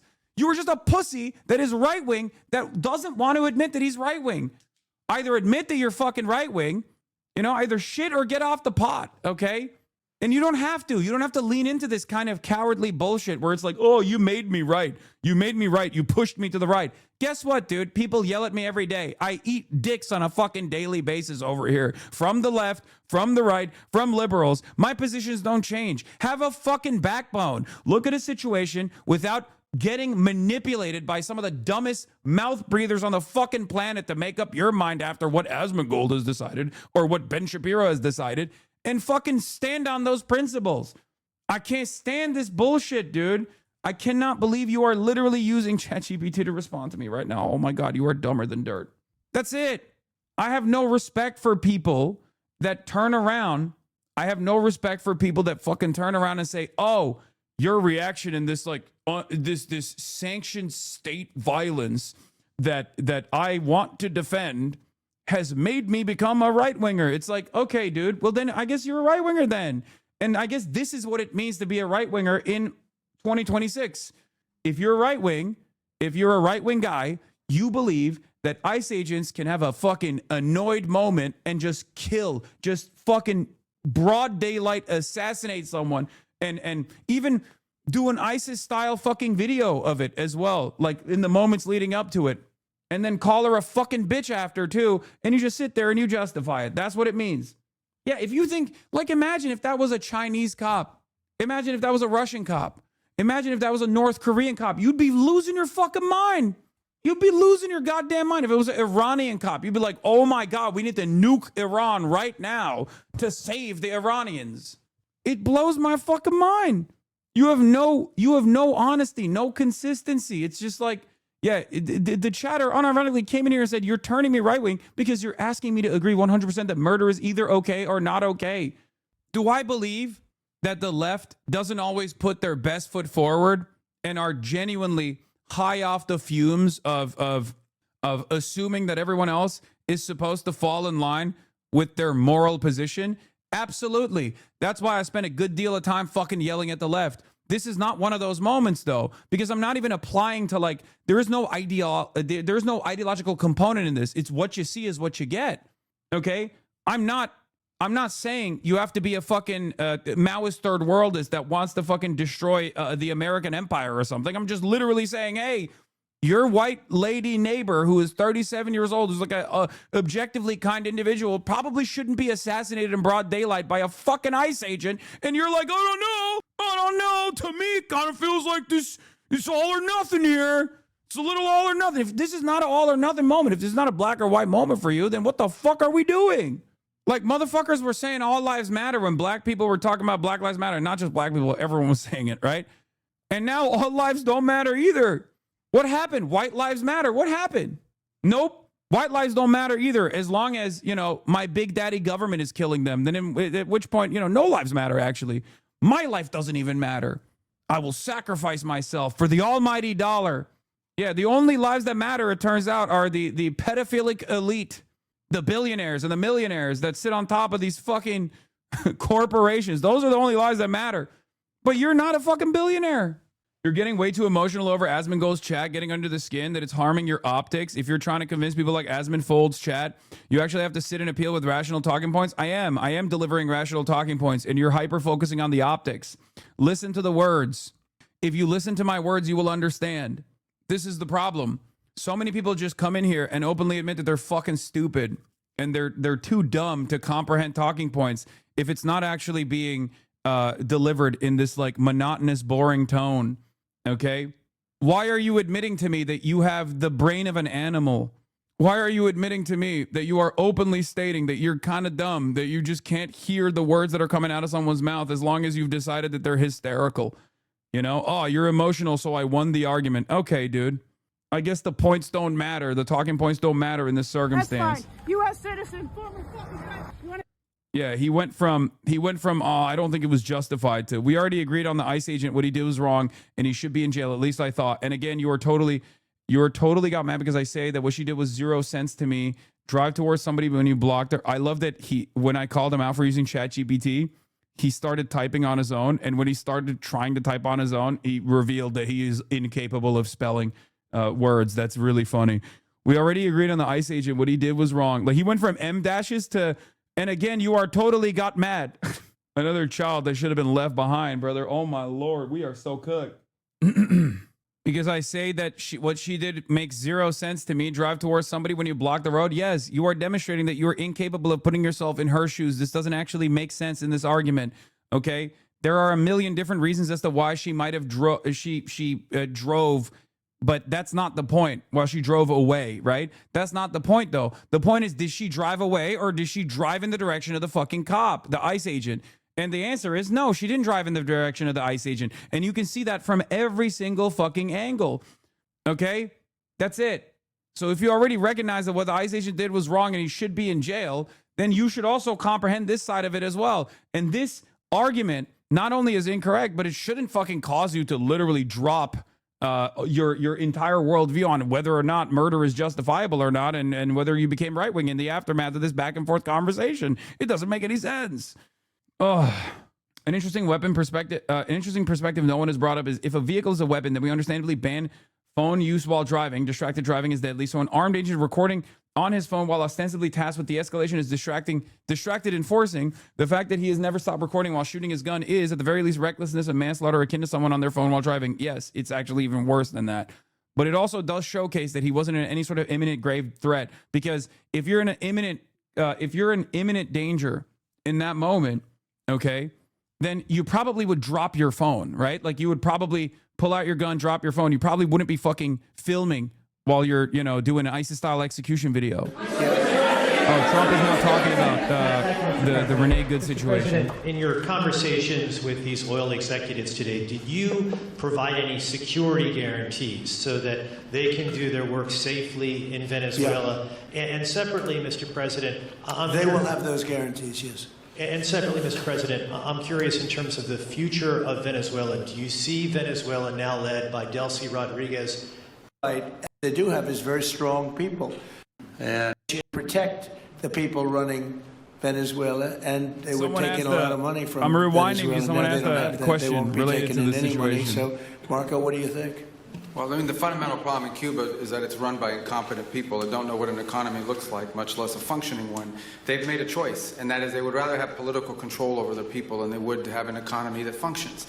And they've gotten away with it for 60-something years because they've had donors, the Soviet Union, and now most recently Venezuela. But that's now gone.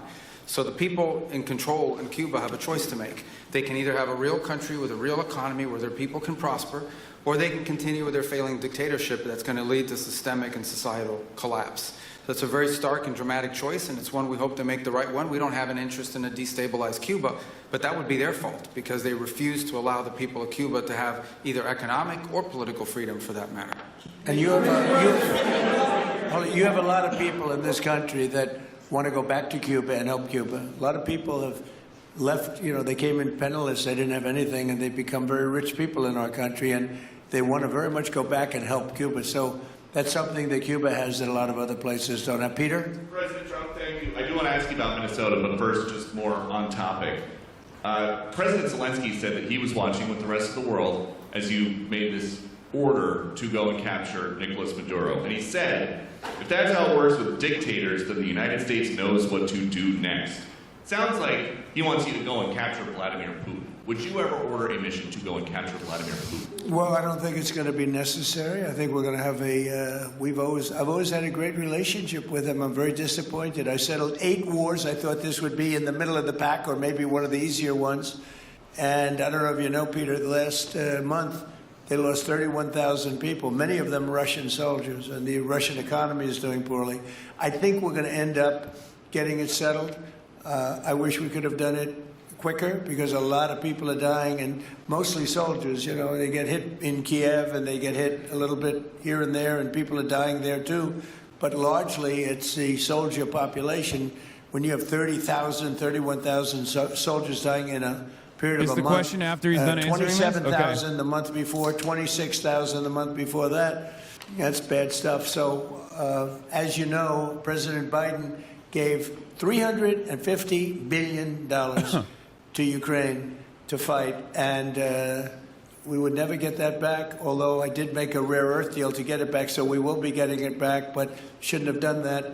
It was a bad thing to do. What the fuck is this pin? I will say that right now, because I was able to get NATO to up GDP from 2% to 5%, NATO's got a lot of money, and they're paying for everything. We're not losing any money. We're making a lot of money, I guess, if you think of it, because we're selling them military equipment. They're probably giving it to Ukraine. But we're selling them to NATO military equipment. We're getting full price and all of that. But that's not a big deal to me. What is a big deal is stopping a war where 30,000 people are being killed every single month. And on Minnesota, the vice president yesterday suggested that Renee Good, who was killed by this ICE officer, was part of a broad left-wing network. What has your team told you about this broad left-wing network? Who is in charge of it? Who's part of it? What's it called? Well, I haven't seen the vice president's statement, but he's generally very accurate. I hate to say. Look, I watched that yesterday, and there are a lot of different forms to it. But there was a woman screaming, "Shame, shame, shame, shame." She was a agitator, probably a paid agitator, but in my opinion, she was an agitator, a very high-level agitator, so professional. She wouldn't stop screaming. I said, this isn't a normal situation. This is a professional troublemaker. Because you heard it and I had it. Now, I will say this, the news sort of... Dude, understand that this is all it takes for justification for state-sanctioned violence now, okay? If you say shame on you to an ICE agent, they can kill you. Okay? That is what they are. That is the environment that they're designing. If you say shame on you to an ICE agent, you are basically a part of a sophisticated domestic terror network, and they can just kill you. They can kill you, and the government will justify it, and the government will do everything they can to protect the fucking ICE agent. Okay? You are now officially an agitator, a part of a sophisticated network of terror. Can you imagine? Can you imagine a world where like Nick Shirley got fucking domed by a cop, and under the Biden administration, they were like, sorry, you know, he was being an agitator. He was, and there's more argument to make about him being a part of a professional propaganda apparatus, considering he's done like pro-Israel content, considering he's done like content at CCOT. He was at January 6th. Can you imagine how the hogs would behave in that situation? Can you imagine what the right wing would do in that situation? They would lose their fucking minds. Yeah. If you're in a car and you're an ICE agent, it's enough. You're operating a deadly weapon now. That's it. That's it. That's the argument that they're presenting. And they will say that you are a terrorist. You're a part of a sophisticated terror network. Thought it would took more to be a part of a well-organized terrorist organization than saying shame? No, that's what these guys in their minds, because that's the whole point here, okay? The whole point here is that if you are against anything, if you even openly say efendim tamam başka bir şeye ihtiyacın var mı? Okay. Bana söyle, bana yaz ver ve alırım. Okay. Zaten ama sonra çok geç. Ben yani 6 gibi falan istiyorum. Anyway, they don't want people to even hurt their feelings. They want to project power over those who even hurt their feelings. Okay? That's it. That's the reason why they went after Jimmy Kimmel when Jimmy Kimmel didn't even say anything about Charlie Kirk that was like unacceptable, right? Like the goal here isn't the goal, like those who are trying to find like intellectual consistency here on the right, especially that are trying to defend this stuff are never going to be able to find any sort of intellectual consistency, because the goal by this administration standards is no dissent allowed. If you're doing any dissent, if you're actually fucking saying shame on you to an ICE agent at moments after an ICE agent murdered one of your fucking friends or your neighbor or your wife, then you're a terrorist. You're a part of a sophisticated domestic terror group. It's total domination, and that is what they want, okay? You are just supposed to eat it. You're supposed to sit there and cower in the corner as these guys come in and do whatever the fuck they want. No dissent allowed, no civil disobedience allowed, just whatever they say goes. You must obey. You're supposed to, if you're going to die, you're going to die. Sorry. That's what it is. That's what they want. Turned her down, turned her off, because you're trying to watch. She was so loud and so crazy and just not normal. When somebody sees something like that, they don't go screaming and the same words. So I guess you could say professional, but I didn't think she did a very good job. You have agitators, and we will always be protecting ICE, and we're always going to be protecting our Border Patrol and our law enforcement.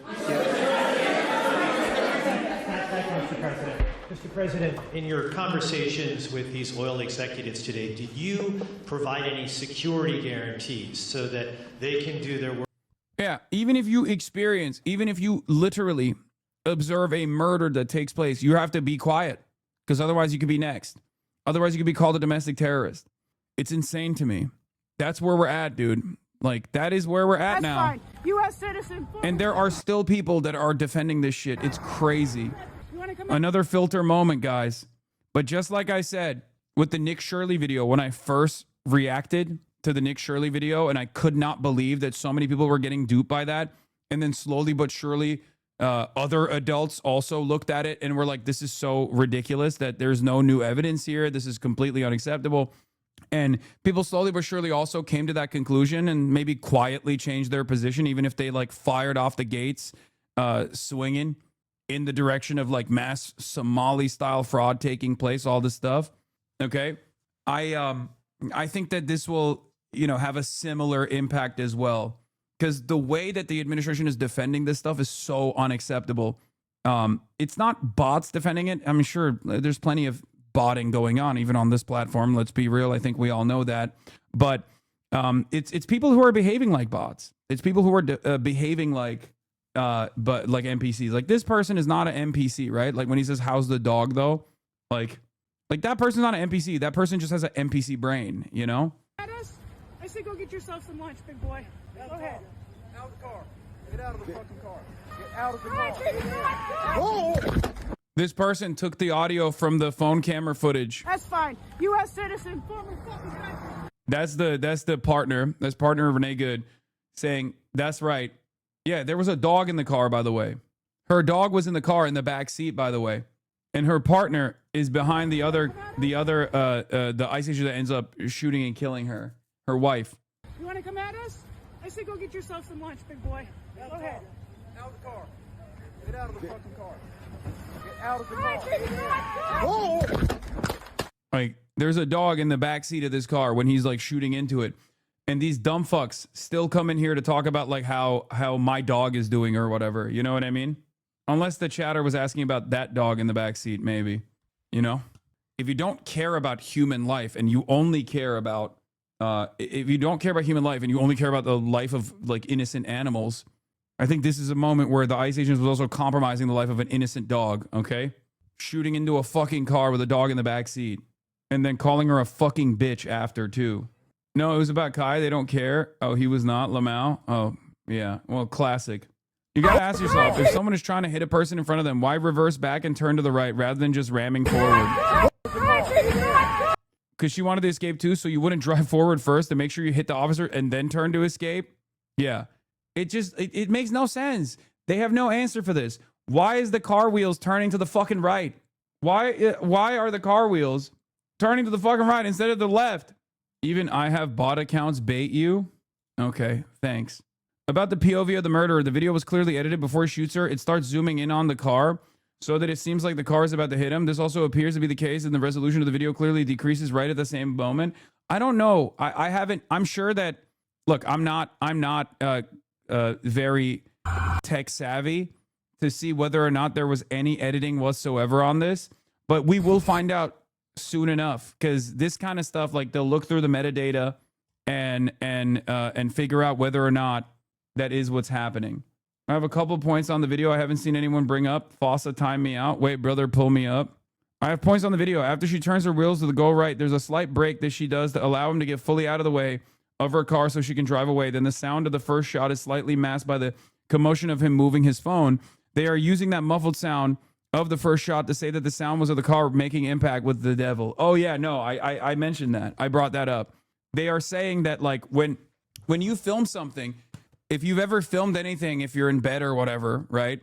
If you've ever filmed anything and you like put your phone down, or you like if you take your phone and you film something, you can do this right now, and you put it on the desk, okay? The sounds that come in the video footage will be a lot louder because your microphone is touching it. It's the difference between me speaking into the microphone and slamming the microphone, right?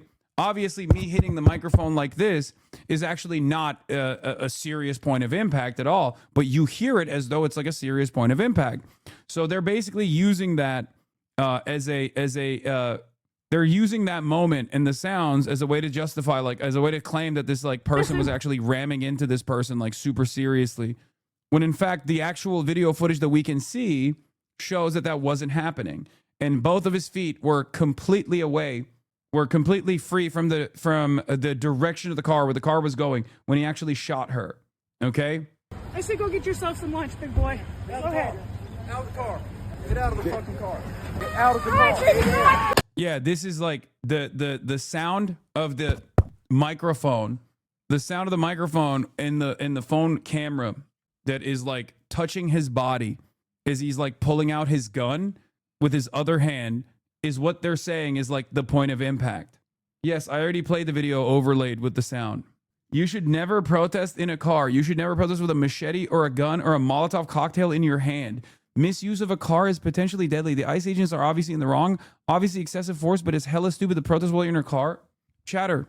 A vehicle is not a fucking Molotov cocktail. There's only one use for a machete or a Molotov cocktail or a gun, okay? What the fuck are you talking about? how do you not understand? How do you not understand that your justification in this moment means that any cop around any fucking car can just kill the person in the car? And it's also wrong. There is literally rules for how to deal with a person that is in a vehicle in the law enforcement officer manuals for both ICE agents and cops in general. Every part, every Leo code of conduct and like operational procedures says not to do this, okay? You're fucking stupid, because this would mean that you could just kill anyone in a car at any given point. You understand that, right? And then justify it by saying, sorry, I'm scared. It was a car. A car can turn into a deadly weapon. Yeah, exactly. It can, which is why you're not supposed to shoot into a fucking car, dumbass. And it wasn't even a point of protest. She was filming ICE agents, which she has every legal right to do so. Interesting how the Trump admin blocks local officials from investigating, and then the clip from the shooter's phone somehow gets to a right-wing outlet, and then a bunch of right-wing politicians immediately boosted to try shaping the narrative of what it shows. Just interesting. Yeah, no, it's precisely what's going on. They're trying to manufacture consent, and I don't think it's working. I don't think it's going to work, because too many people have seen the original video at this point. That like even this video doesn't actually change that narrative at all. And the people that were desperate, like really, really, really desperate to cling on to anything, to claim that this was a totally fucking legally justifiable kill, are going to continue running along with that narrative when it's very clear that it doesn't work. Yeah. It's very clear that people are not, enough people have seen the footage and were horrified by it, okay? I'm going to unban this fucking dumb hog. Can we agree that this is one of those moments that if some don't get it by now, they are safe to write off completely? It's not a situation where you can simply get it wrong by accident? Yes, I think so too.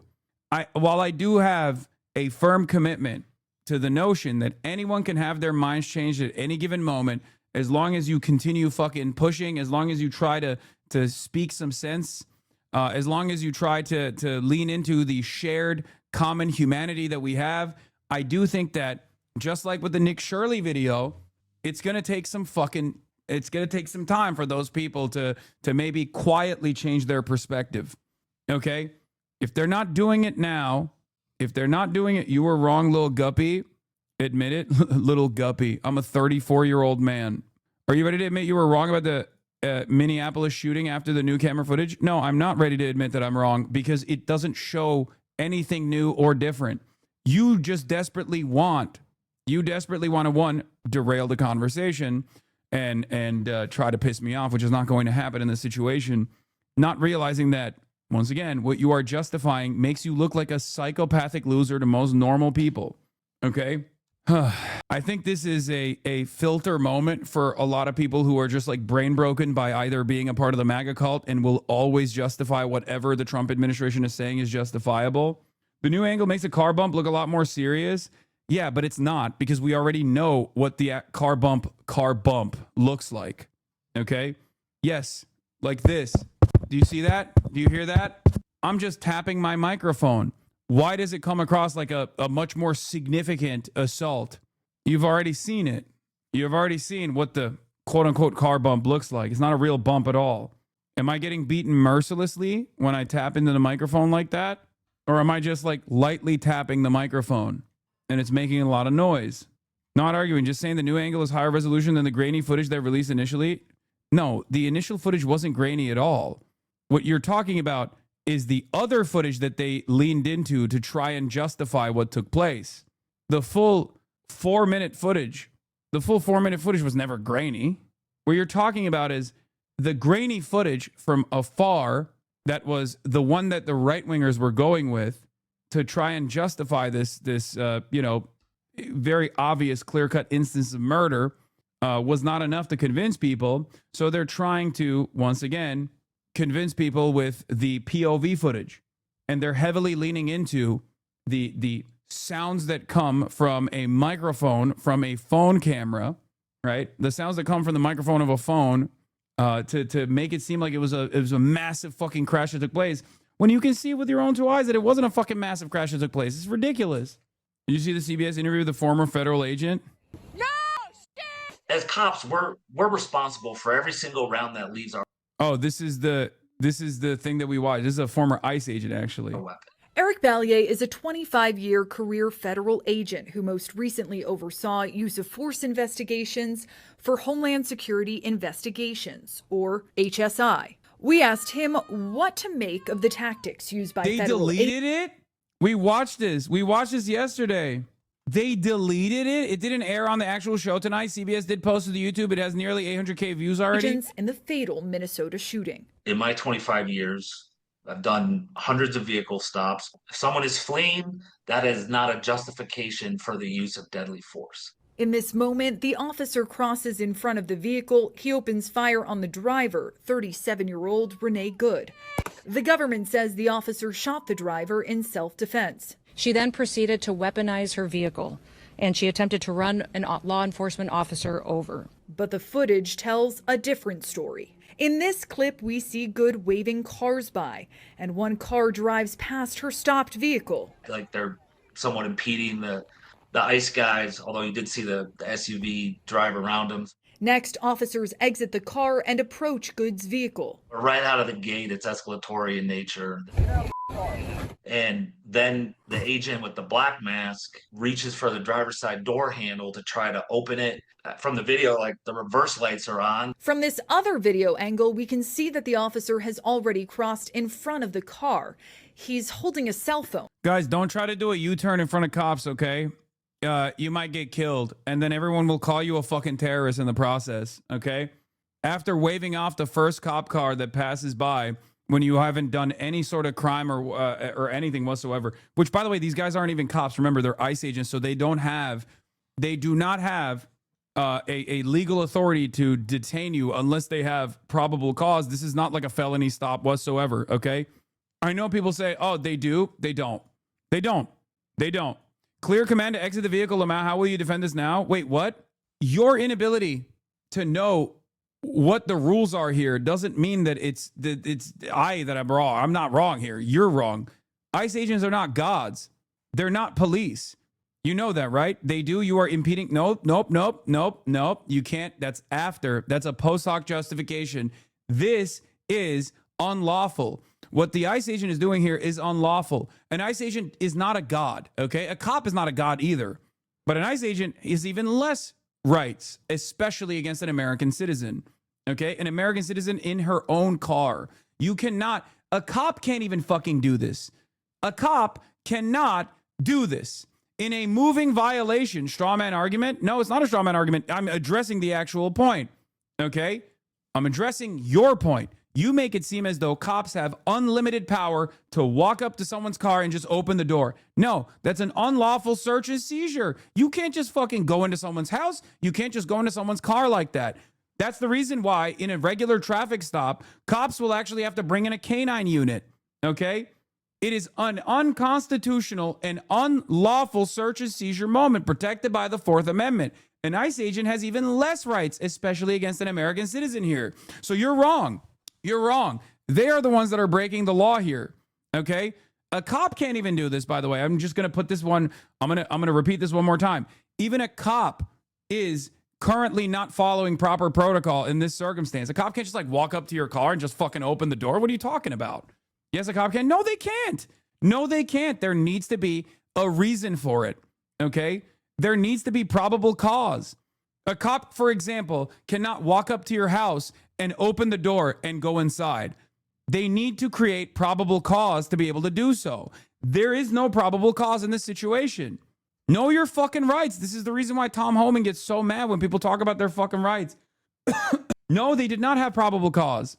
They did not have probable cause. They did not have probable cause in this situation. You cannot create probable cause out of thin air like this, okay? 100%. An ICE agent has even less probable cause in this moment. They did not. They did not. Okay? You don't even have to roll your window down technically for a cop. You know that she wasn't blocking traffic because she was waving them through and cars were passing by. Okay? So the notion that she was blocking traffic is already fucking destroyed in this argument. Okay? So you're wrong. Wrong again. She wasn't blocking traffic. She's waving them by. She's actually moving before she merges into the lane. And then a cop just comes in, not even a cop, an ICE agent just comes in and decides to try to open the door. He's not allowed to do that. That is illegal. Okay. ICE cannot conduct traffic enforcement. Okay. That's the reason why there are so many videos where people will roll up next to ICE agents and be like, fuck you. What are you doing? Suck my dick. And then the ICE agent can't do anything. And he has to just eat dick in that moment. You want to know why? Because they do not have any legal grounds to assert any authority over an American citizen. And they have no probable cause, and they are not capable of, you are wrong, bro. Have a good stream. You will create more of these situations with your viewers. GG. No, you will create more situations without any viewers at all because you're justifying an unlawful search and seizure and an unlawful escalation of violence that led to a person being shot and killed. You are the one that's actually giving this administration the ammunition to continue justifying ICE agents killing people on the streets, not me. Okay? That's precisely the reason why this former ICE use of enforcement reviewer is also saying that this is completely illegal. That is not a justification for the use of deadly force. In this moment, the officer crosses in front of the Yeah, standard for a stop is reasonable suspicion, not probable cause, by the way. Sorry. vehicle. He opens fire on the driver, 37-year-old Renee Good.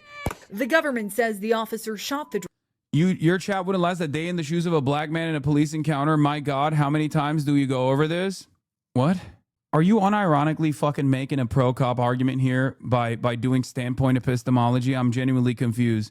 It doesn't matter, okay? What's wrong is wrong. What the fuck? This is my least favorite point of argumentation, okay?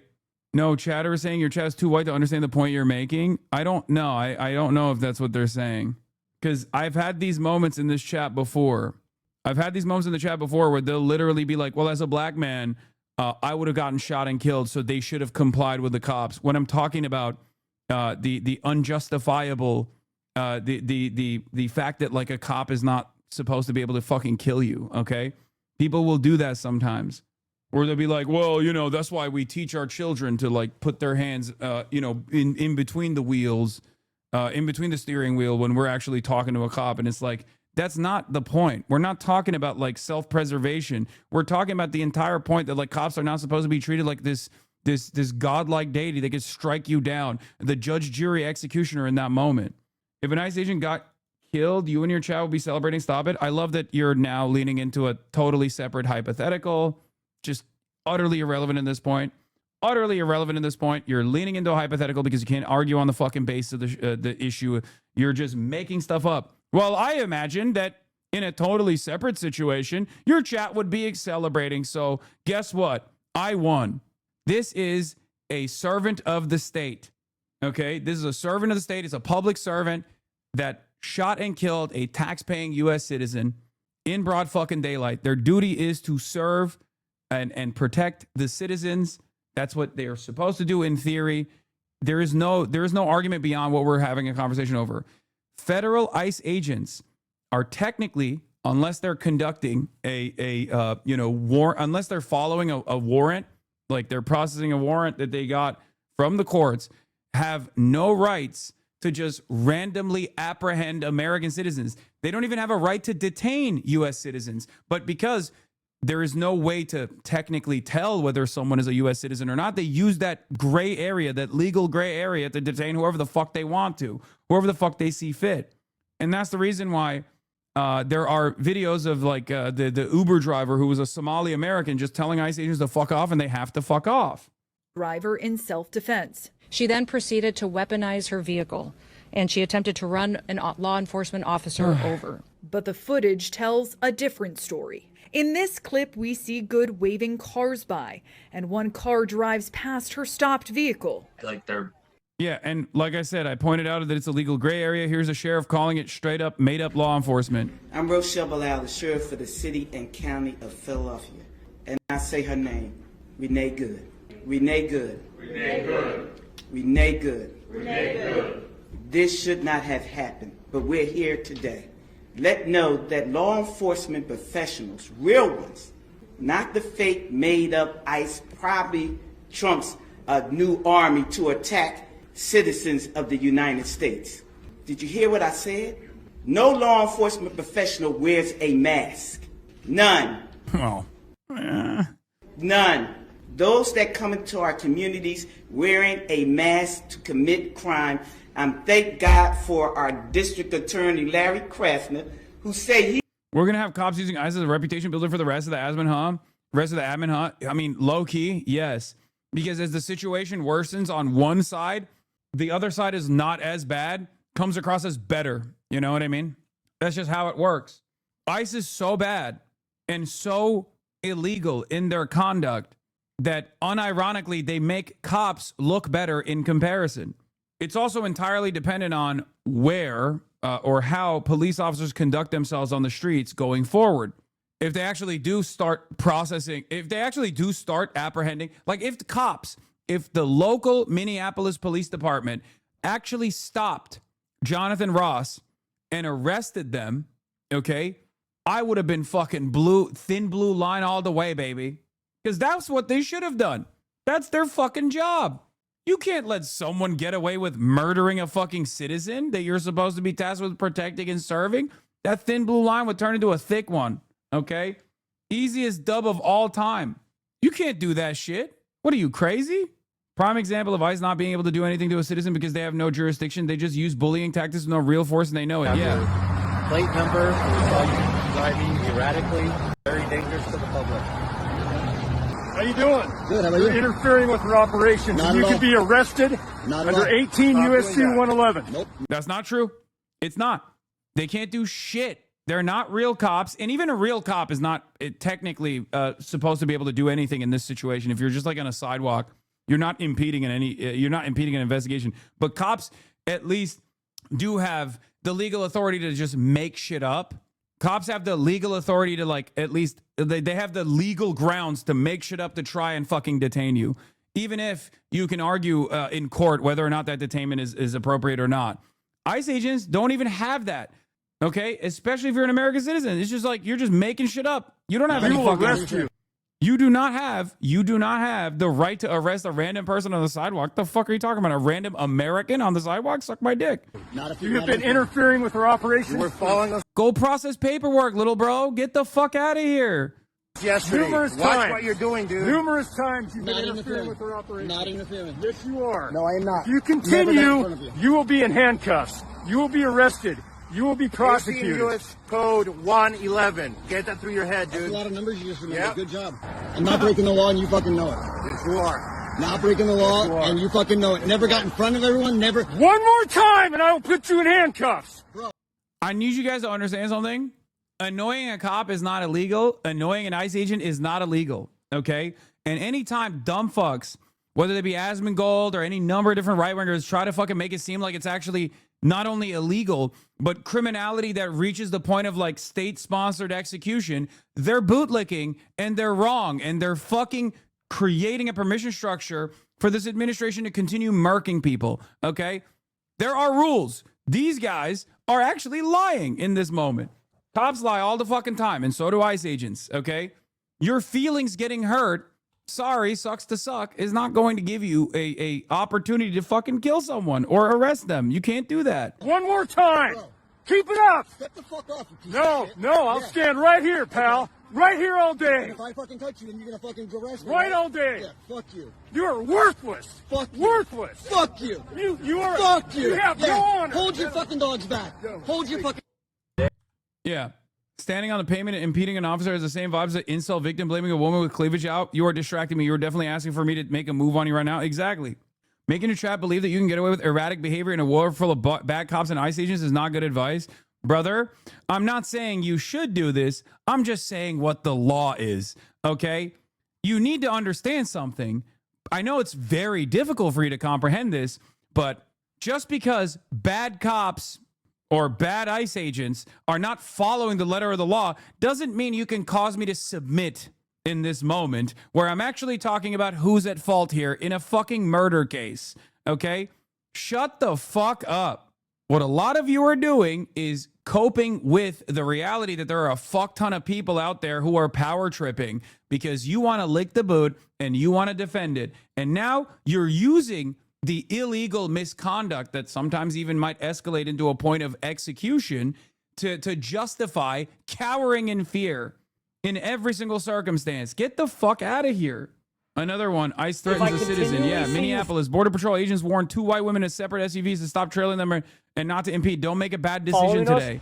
And that's the whole point. This is the reason why the Trump administration is not backing away from this, because they do want to create an environment of fucking fear when they do not have the law on their side. They are just telling their Gestapo agents to threaten people, okay? But that's all they can say. Don't make a bad decision. And that's precisely the reason why I'm saying we can't let this one get away. We cannot let Jonathan Ross get away with murder, because if they do get away with murder, then yes, the precedent, albeit not on legal grounds, but the precedent is set that they could just fucking shoot and kill people and get away with it. And if the law is not going to do it, we have to do it. We have to pressure the government to do it by protesting. It's fucking ridiculous. How is this so difficult to comprehend? That's why I say it's us versus them in this situation. And unless you are a part of the billionaire pedophile club, you are not a part of that group. You will not be protected. Okay? So it might not come across. It might come across like I'm just some fucking dumb commie. Okay?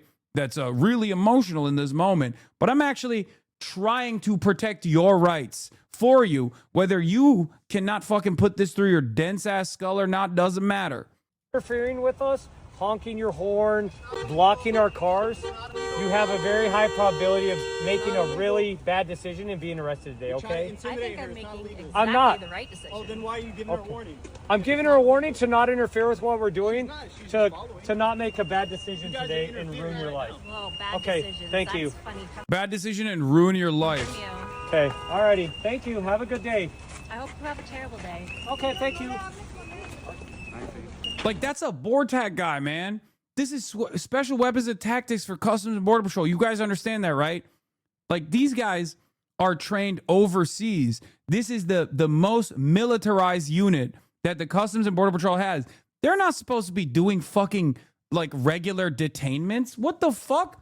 The point of why they have special weapons and tactics or spec ops for Customs and Border Patrol is for, like, drug apprehensions, like massive fucking, like, cartel operations, shit like that. These guys are, yeah, IDF trained. They're not trained for crowd control. What the fuck? You can put BORTAC shit on any vest, bro. No, I think they are sending BORTAC units out there, for the record. I don't think it's, no, I don't think they're just, like, LARPing as BORTAC. I think they are actually BORTAC. Because if you look at their gear, it looks like they are BORTAC. I'm too old for Titch. Thank you for the 20 gifted subs. Yeah, there's a lot of ice around here. Just so you know, if we continue to have you follow us, okay, have fun. Don't make a bad decision today. Like, that's a threat. Like, this is after Renee Good was killed, by the way. So what these guys are basically doing, is threatening all of the other people. It's not even a veiled threat. It's a very clear-cut threat. And this is how they're behaving. They are not supposed to be on the Minneapolis streets to begin with, especially not fucking BORTAC. BORTAC was the one that was doing the black bagging and kidnapping in Portland. Last time there was, the BLM protests that were taking place, if you remember, they would go in unmarked vans, go outside, and just literally kidnap people in the streets. It was one of the most insane things I've ever seen, and we didn't fucking say anything about it at that point. And now, look, they're processing regular detainments on the streets, and not even regular detainments, but like they're basically just going around threatening random people. I don't understand how people do not, like, I genuinely don't get how you think this is appropriate. I don't understand it at all. I like, something must be broken in your brain to not realize what this means.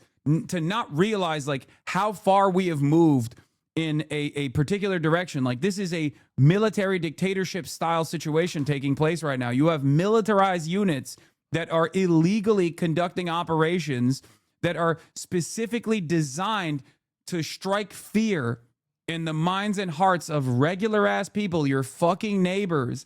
And you sit there and you justify it. It blows my fucking mind, dude. You are not Mr. Freedom at all.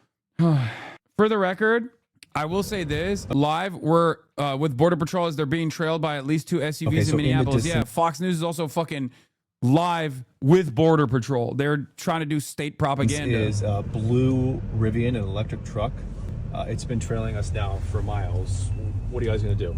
Well, we're going to observe the situation, and if that individual does anything that would indicate that they're going to impede our federal law enforcement operations, we're going to stop.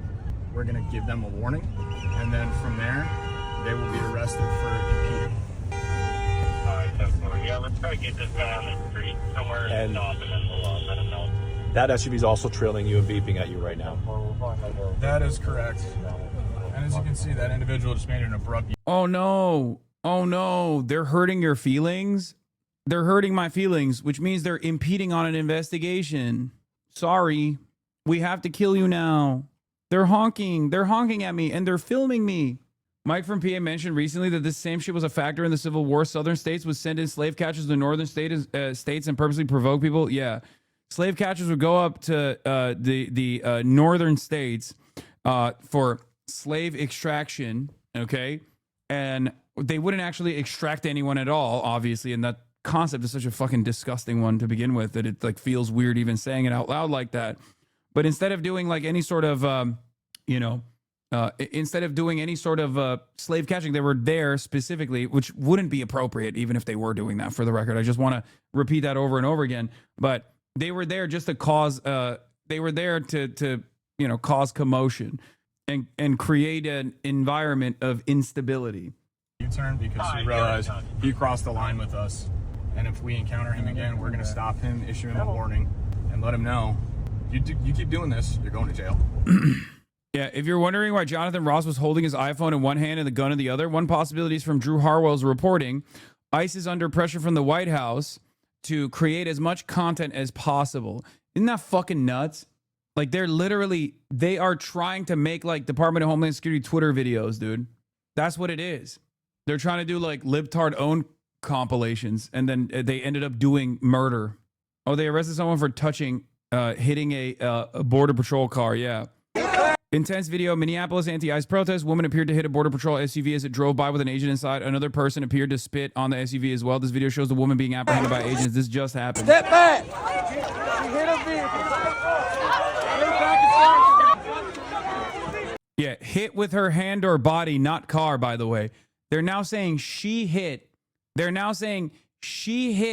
a Border Patrol vehicle with her hand or body.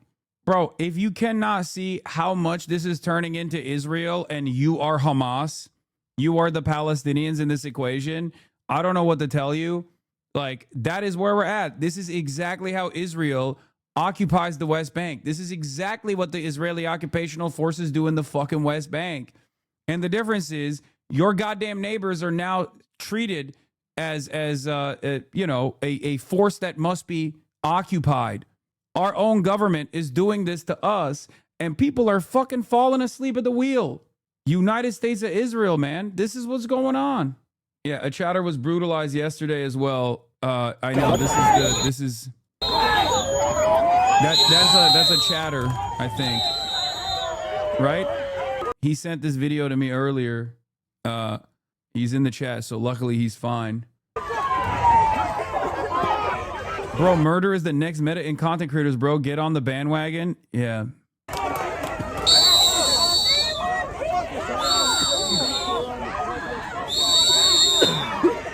What do you think of liberals who use instances such as this to demonstrate why leftists should have voted for Kamala Harris? I have no respect for them because in this moment, if they are not out in the fucking streets protesting against the Trump administration and using this as an instance to left bash when the left was objectively correct, when their criticisms were on Kamala Harris dropping the fucking ball because they knew that this would happen, or at least in my circumstance, this is exactly what I said was going to happen, which is why I said Kamala Harris needed to be better at fucking actually advocating for how this was going to happen, and she never did. Instead, she took a pro-border control stance, a pro-lethal military stance for some fucking reason, and ended up losing because she was dancing around with fucking Liz Cheney and Dick Cheney. This was my point.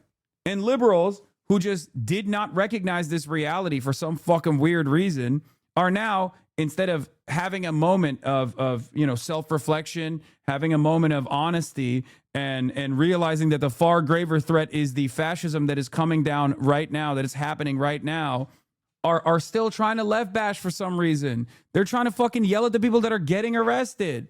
Your ego doesn't matter, okay? Stop trying to fucking protect your goddamn ego. Lock in. This is the exact same reason why the left was also correct when we fucking criticized a bunch of Democrats, 75 of them, I believe, that voted for the fucking Lake and Riley Act in the Congress, in both the Senate and the House of Representatives, or even a larger number, I believe. This is it. Democrats actually are basically funding the bullets that are being used on people like Renee Good when they don't stand in opposition to this. It's fucking ridiculous. Yeah, and the 70-odd Democrats who went on the record to thank ICE for their service, like, what are we doing? So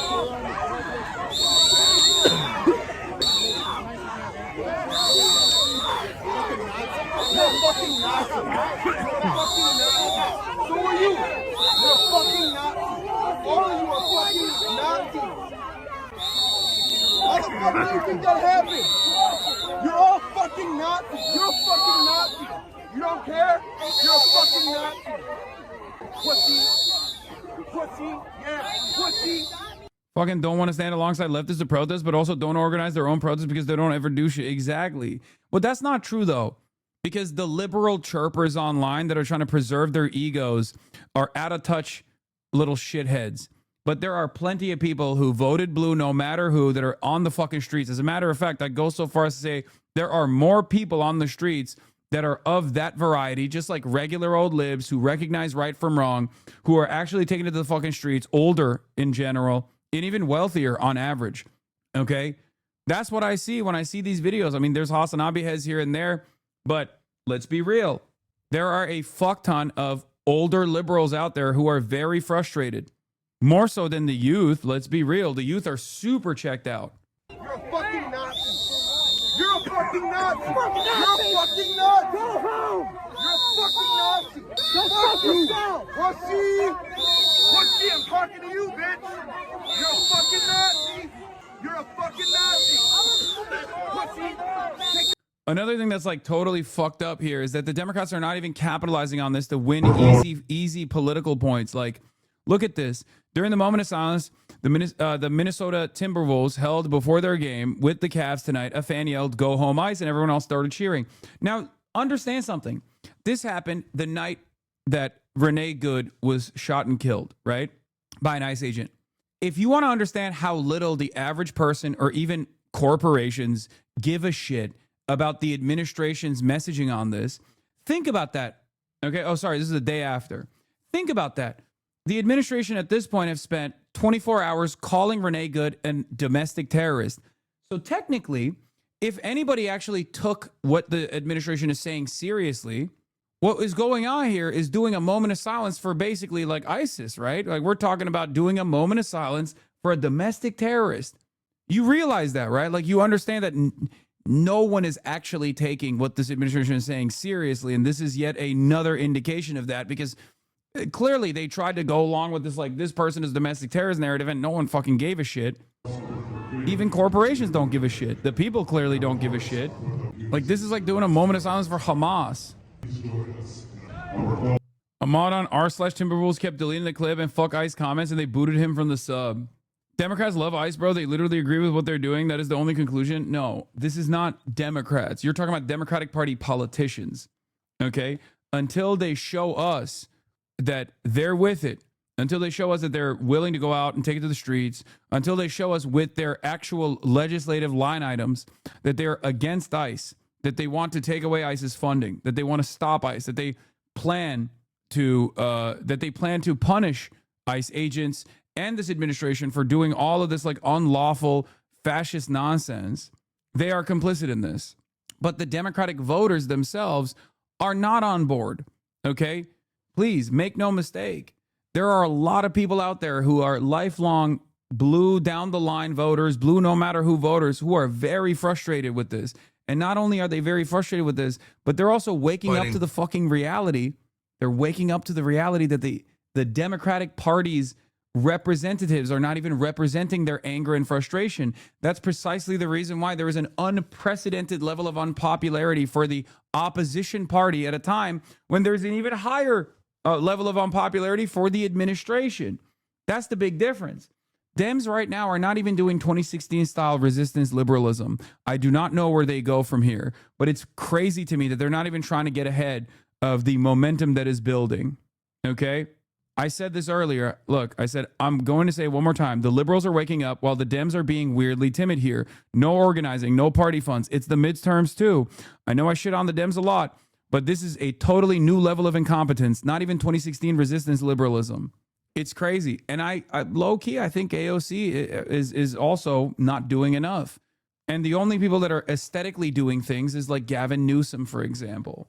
Gavin Newsom knows what time it is. He obviously is not going to be the change, right? He is going to be just as ridiculous, just as ineffective as, like, you know, a Kamala Harris presidency would. He's basically just going to be the guy who siphons all of those voters who want some sort of change, right? He's going to siphon all of that angst and animosity that people feel towards the current administration.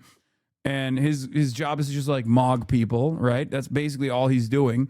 He is not going to represent a serious change. He is not on board with any sort of significant change. He's not showing us that he's on board with any significant change. He's just simply doing like posts on Twitter, right?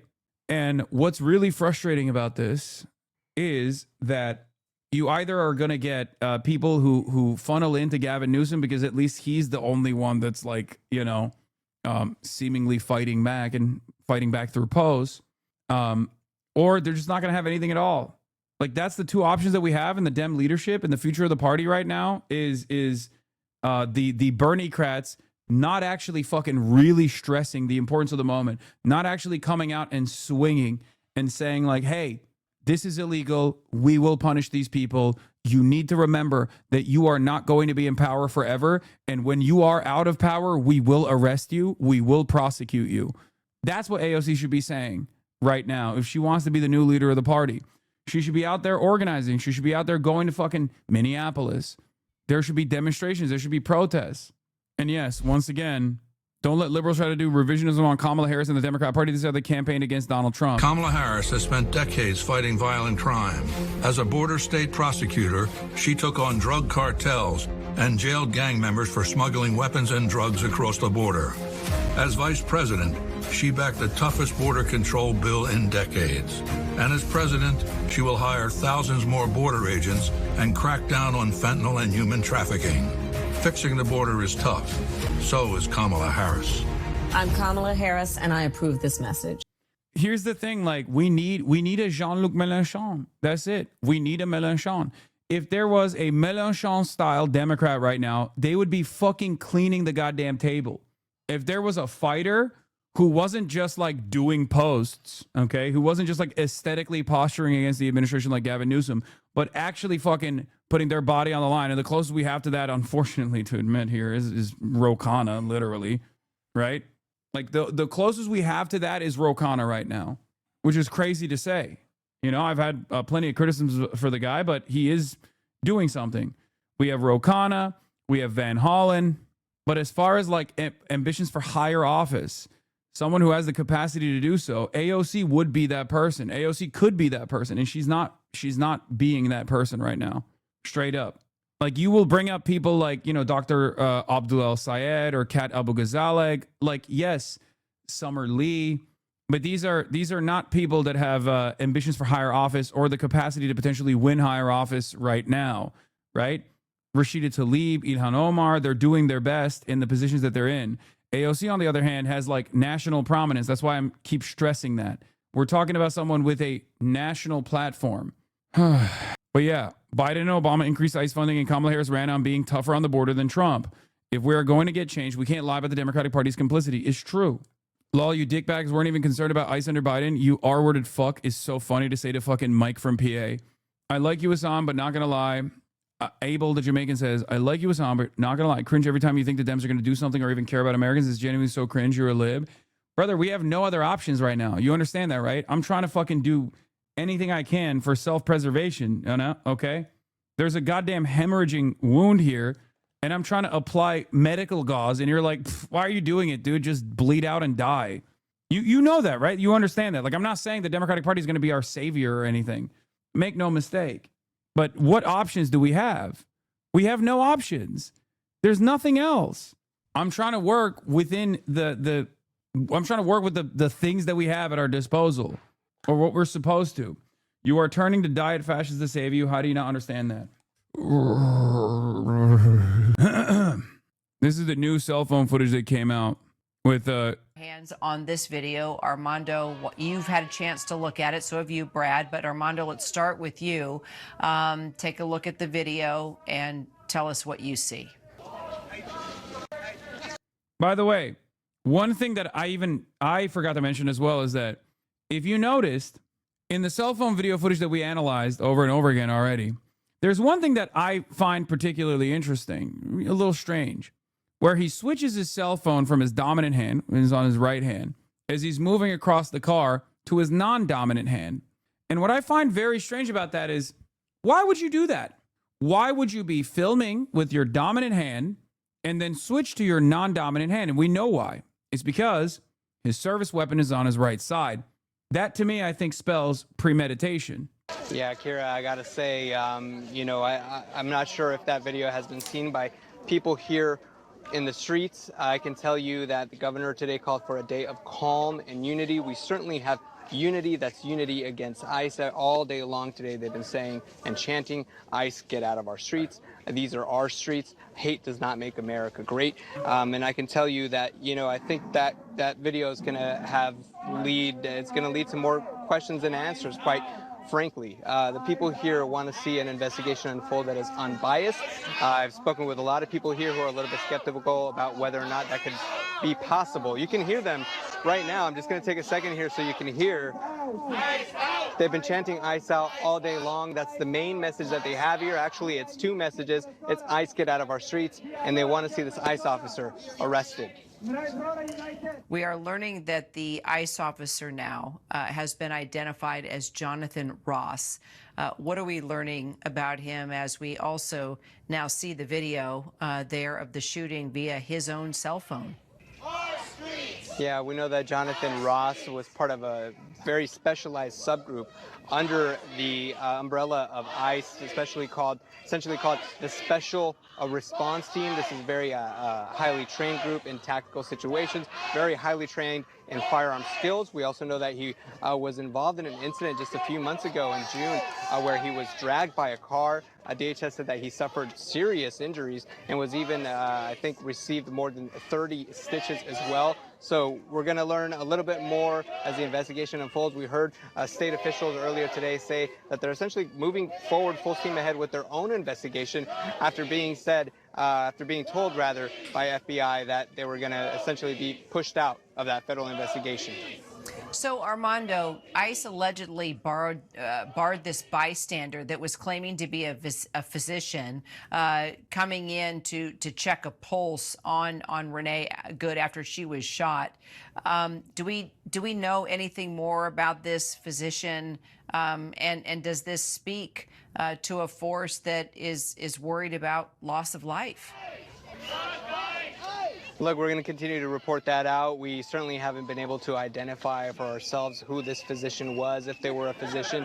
I can tell you that when these dramatic incidents happen, the first thing that the federal agents want to do is take control of the scene. So essentially only let in people that they want to let in. So, you know, could this have been a mixture of that? It's very, very possible. I will say there's a lot of anger here with how they not only obviously treated Renee Good, but also the aftermath of that.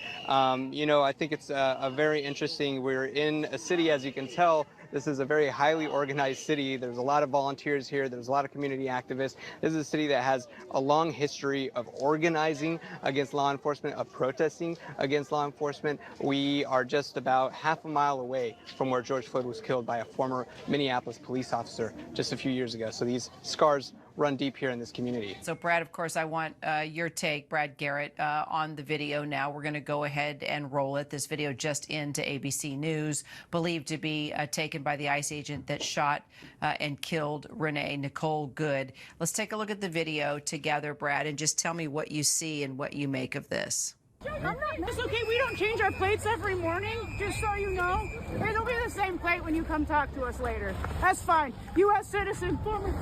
You want to come at us? You want to come at us? I say go get yourself some lunch, big boy. Go ahead. Out of the car. Get out of the car.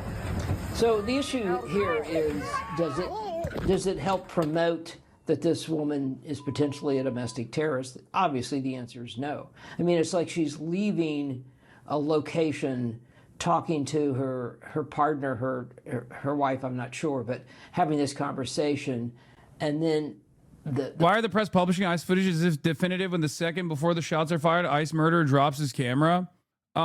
Because they're why did they censor her saying she's a veteran? No, she said she's a fucking veteran. That's what they censored. Okay, calm down.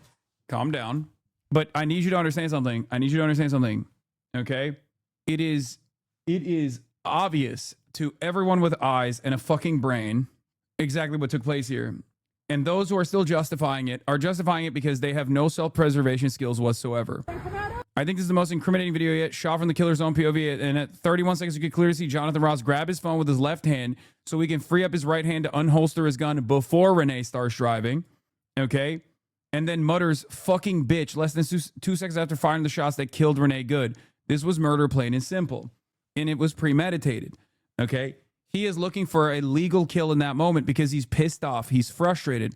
And the reason why he's frustrated is because these are liberal women who aren't actually respecting his authority. He's having a bad fucking day, and it's very clear that he wants to punish someone for it, okay? He wants to punish someone for having a bad fucking day. And if you justify this kind of action, if you're still justifying this kind of action, you have no self-preservation skills at all, because this kind of action will inevitably come to you as well. You just think it won't, and you don't realize what kind of permission you are giving to the government, what kind of demands you're making. That's why, and this is another good point of the angle as well. The fact that we see her turn the wheel to the right means he sees her turn the wheel to the right, okay? The steering wheel being turned to the right is clearly observed by Jonathan Ross. The car wheels have turned to the right at that point. He is, as you notice here, already on the fucking right side of the hood. That's why I said hogs who are still defending this unlawful execution would watch their loved ones get killed in a similar fashion and thank the government for the lead. Disgusting bootlickers who don't even have the self-preservation instincts of an insect. Okay? What is this? Downfall is wild, though. Oh, my God. Oh, brother. I'm not even kidding when I say this. I think these guys don't even have this is like not even insect brain, I think. I think they're going to have a Fell For It Again award this time that is too hard to swallow. Okay? That's it. I think a lot of the right-wingers that are perceiving this from the perspective of like, my favorite content creator has more bots as opposed to your real viewers, don't realize that eventually they're going to have one Fell For It Again award that is going to be too hard to comprehend, and it's going to be a life-changing moment for them. Okay? When this happens to a loved one, they'll go, I didn't think the leopards would eat my face. I did not perceive the leopards would ever eat my face. Oh, account based in India. Why does Asmongold have so many quote-unquote viewers like this and so many defenders on Twitter like this? For the record, account based in India doesn't mean that it's actually an Indian LARPer. In most circumstances, it just means bots. Okay? The question is, why is it that the most botted website, aside from Kick, which is a website that gave Asmongold a contract, by the way, is Twitter, and all of these guys on the right-wing website that is Twitter, who are constantly pumping right-wing content, like neo-Nazi content in general, okay, and highlighting neo-Nazi content, fomenting neo-Nazi style sentiment, very right-wing sentiment. Why have they decided that Asmongold is one of the guys that they are defending tooth and nail? It's very interesting. I don't think this is something that Asmongold is doing deliberately, but I think that someone has been paying attention to it and thinks that this is a good argument. Thinks this is good for not only clicks, but also to drive discontent. It's interesting. I guess when you suck Elon Musk's cock, he rewards you like this with an army of bots in India. Call Train for his takes. Besides gambling, you guys actually agree on stuff, don't you? Yeah, I mean, this is one of those things that Trainwreck has always openly admitted. He's like, listen, Hasan is one of the few, if not one of the only top content creators on the platform that has never botted and does not bot.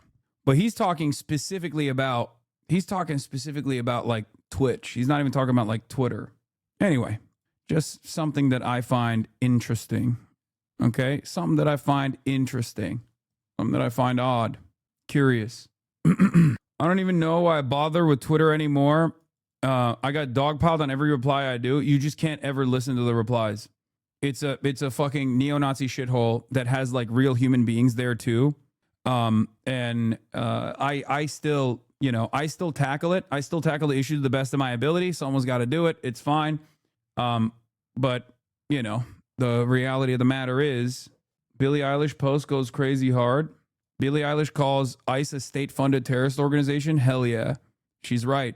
Billie Eilish condemns ICE in new Instagram repost. ICE is a federally funded and supported terrorist group under the Department of Homeland Security that has done nothing to make our streets safer. It's also still a popular website internationally, unfortunately. I'm telling you, they all want to murder their 5th grade teacher. They want to execute women because their mom told them to go to bed. Yeah. There is definitely a big chunk of that on the internet. The problem in our country is just white women that are liberal, Why do people still watch Asmongold saying R.I.P. Bozo about a murdered woman should be the lost straw for people? A lot of people don't analyze politics as like good, bad dynamics and policy. They look at it as vibes. And if you have a heavily botted, stream, a lot of people real people will tune into it to hear what's up and develop a false sense of protection in that crowd where they think like, oh, everyone actually feels this way. Well, maybe initially I thought this was a death or maybe initially I thought this was an unlawful execution. But now I'm seeing a lot of people actually make convincing arguments. So they find themselves in the crowd. The crowd has you need to understand something. The crowd has a very alluring way of making you think that like, well, a lot of people feel this way. So maybe I should feel this way too. Like when they see a massive amount of people seemingly presenting a certain point of view, they think, oh, I should think this way too, especially when they don't have, especially when they don't have any sort of like way of personalizing the violence that they're experiencing. If you don't have the capacity to empathize with a 37-year-old woman who got shot in broad daylight, cold-blooded murder, and you see a bunch of people justify that as like, a totally legal kill, and you don't have any way of thinking about like the future repercussions of what you are leaning into, what kind of state violence you are considering to be justifiable, you are going to, you're going to find yourself peer pressured into opinions that you don't necessarily agree with, or opinions that might actually hurt you, opinions that you agree with that might harm you down the line. The partner seems to have some interaction with the ICE officer that I'm not sure what the context is, but the short answer is he runs up abruptly and tells her to get the F out of the car, doesn't really communicate with her, rushes the car, and so two things. Does it support domestic terrorism? Does it, at least up to that point, does it support intent to harm anybody? And the answer is no. I think this is another super sad situation where a lack of communication, I think, but certainly added to somebody being harmed. And the simplest thing to do, no matter, law enforcement, you have to deal with negative people, angry people, and you just stay calm and you listen. So to stand there for... Hasan, this is not it. You don't ignore what federal officers tell you to do, even if it's an illegal order, which it isn't. This is not how you conduct yourself in a normal world. There's laws, immigration laws. You can't block federal officers from doing their job just because you don't agree with them. I love that you're not even hearing me. I'm not even saying anything. It's actually a fucking dude who worked in law enforcement at the federal level that's literally saying this was unlawful. This was an unlawful and unjust detainment. They didn't follow the book. And this motherfucker's still arguing with me like I'm saying it. I'm not like a 75-year-old federal prosecutor, right? Like the person that's talking on screen is not me, okay? Like I get it. Like everything you see, crusade enjoyer, everything you see can only be filtered through the lens of like, my least favorite content creator is saying this, so I must be against this. And my favorite content creator is saying, yeah, based, so I must be for this. But like, you can at least, instead of reflexively responding with whatever the fuck you think is the best counter position here, just listen to what the person is saying, okay? This person's name is Crusader Enjoyer, by the way. I don't think this person is like a fucking reasonable apolitical centrist anyway. It's a yeah-based bot, okay? Sorry, I followed yesterday. I've been watching for the last 2 streams, just was now able to comment. Okay, listen to me, okay? In this circumstance, I know everything you have been taught is to deep throat the boot to the best of your ability, but you got to lodge that boot out of your throat for a moment and try to comprehend what's going on here, okay? ICE agents do not have a legal jurisdiction to actually detain American citizens, okay? They don't. They are conducting, in the most like lawful manner, what their job is to look at civil offenders and apprehend them after, if they're, going into a car or whatever. They actually don't have the capacity to apprehend someone in their own vehicle unless they have a search warrant, okay? Same with the house. A cop nor an ICE agent cannot go into your house, okay, unless they have a warrant. So that's number 1. Number 2, just because someone says, I'm an ICE agent, get the fuck out of your car and try to open the door of the car, doesn't mean that in that moment you have to comply, okay? In order to survive, just because, there are bad ICE agents out there, doesn't change the rules, okay? Like, if the best practices for survival is to comply no matter what, sure, I understand what you're saying, but it doesn't matter. What they're doing in this circumstance is illegal, okay? They do, Hasan, if those people are doing things to block federal officers of the vehicle, that's not legal, but sure, just don't ban me. I'm a good guy. Brother, you are adding additional things. She was not blocking a road, and even if she was blocking a road, okay, not only was she not blocking a road, you can see in the fucking video because she's waving cars and she's like trying to merge into that lane too, personally, okay? But even if she's blocking a road, that is a moving violation. That is a moving violation. The proper thing to do in that situation is, and ICE can't do anything about it because ICE is not a traffic cop. ICE is not a local law enforcement. ICE can only call the cops to get a police officer to come to the scene and give them a ticket for a moving violation, for blocking a road, okay? Just so you understand. So not only are you wrong when you say, oh, well, she was blocking traffic, clearly not happening. We can see cars moving past. She's waving them away, and she's also trying to leave personally, okay? But not only that, not only was she not blocking the road, even if she was blocking the road, the proper thing that an ICE agent can do in that situation is call the cops, call local law enforcement to go there and issue her a ticket for blocking the road. What ICE agents can't do in that situation is run up to the door out of nowhere, guns blazing, demand that you get the fuck out of your car, and then shoot and kill you when you are annoyed that this person even exists or this person has dared disrespect your authority. Okay? You and me don't know the full context. Yes, we do. Yes, we do. It's all over the footage. It's all over the footage. You might not know the full context, but don't say you and me don't know the full context. We know the full context. Even if they have a prior interaction where they told her to leave, she's in the process of leaving. You can't just like have other random ICE agents come over in their fucking cars and decide to kill this person. That doesn't happen. Okay? If you believe in the Constitution and the rule of law, as it's very clear to me that none of these fucking right-wingers understand it or care about it and will never defend it. Okay? This is a severe violation. It's a violation of the Fourth Amendment. It's an unlawful execution where a public servant has decided in that moment of weakness and in a moment of anger, hurt ego, that they're just going to kill a random taxpaying American citizen. Like, what the fuck?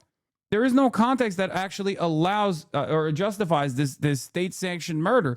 There's no context. Things. Does it support domestic terrorism? Does it, at least up to that point, does it support intent to harm anybody? And the answer is no. I think this is another super sad situation where a lack of communication, I think, but certainly added to somebody being harmed. And the simplest thing to do, no matter, law enforcement, you have to deal with negative people, angry people, and you just stay calm and you listen.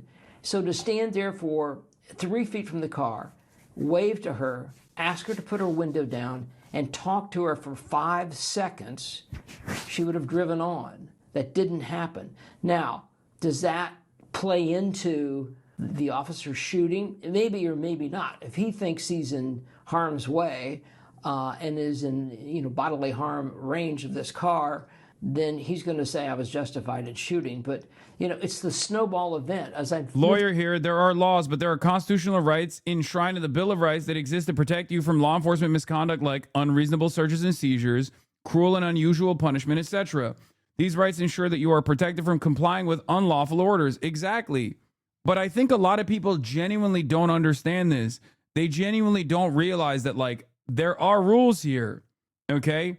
And rules were violated, not in the hands of the regular American taxpayer in this circumstance, but the rules that were violated by the ICE agent. The ICE agent actually fucking violated all of the rules. And there are still people defending it. Like, they have no care or consideration for their own safety. They don't realize that there's, this will come for them too. Several times. It's what happens before these events that sometimes precipitates or adds to the event. And from my perspective, that's clearly what happened here. As we continue to look at the video, Brad, thank you so much. I can't believe it, man. I especially can't believe that, like, these guys actually came out of the gate swinging hot, thinking like, this is it. We did it. We found the new piece of evidence that justifies what we were saying all along. It's like, no, it doesn't actually. It doesn't even a little bit. You're a fucking idiot. Is death an appropriate punishment for protest? What are your political principles exactly? No, stop being dense. The death occurred because she drove at an officer with a 2-ton vehicle, putting him in reasonable fear of his life. The point of the story is to debunk this. She was just going out about her day, canard, pushed by Adam Schiff, among many others, says Sohrab Ahmari from U.S. editor at Unheard, which is fucking dick riding the administration into oblivion. The bullets did not stop the car. The car did not hurt the officer. He was able to step out of harm's way as she fled. He just decided to fire 3 bullets into her head in the process. His fear for his life was not reasonable. His life was not in danger. He was fine. You can say that on Twitter. You're not the one facing an incoming SUV. He's the one who stepped in front of the vehicle in violation of training. You cannot create unnecessary risk and then respond to the risk you created with 3 shots to the head. The risk was created by the person accelerating in the SUV in the direction of the officer.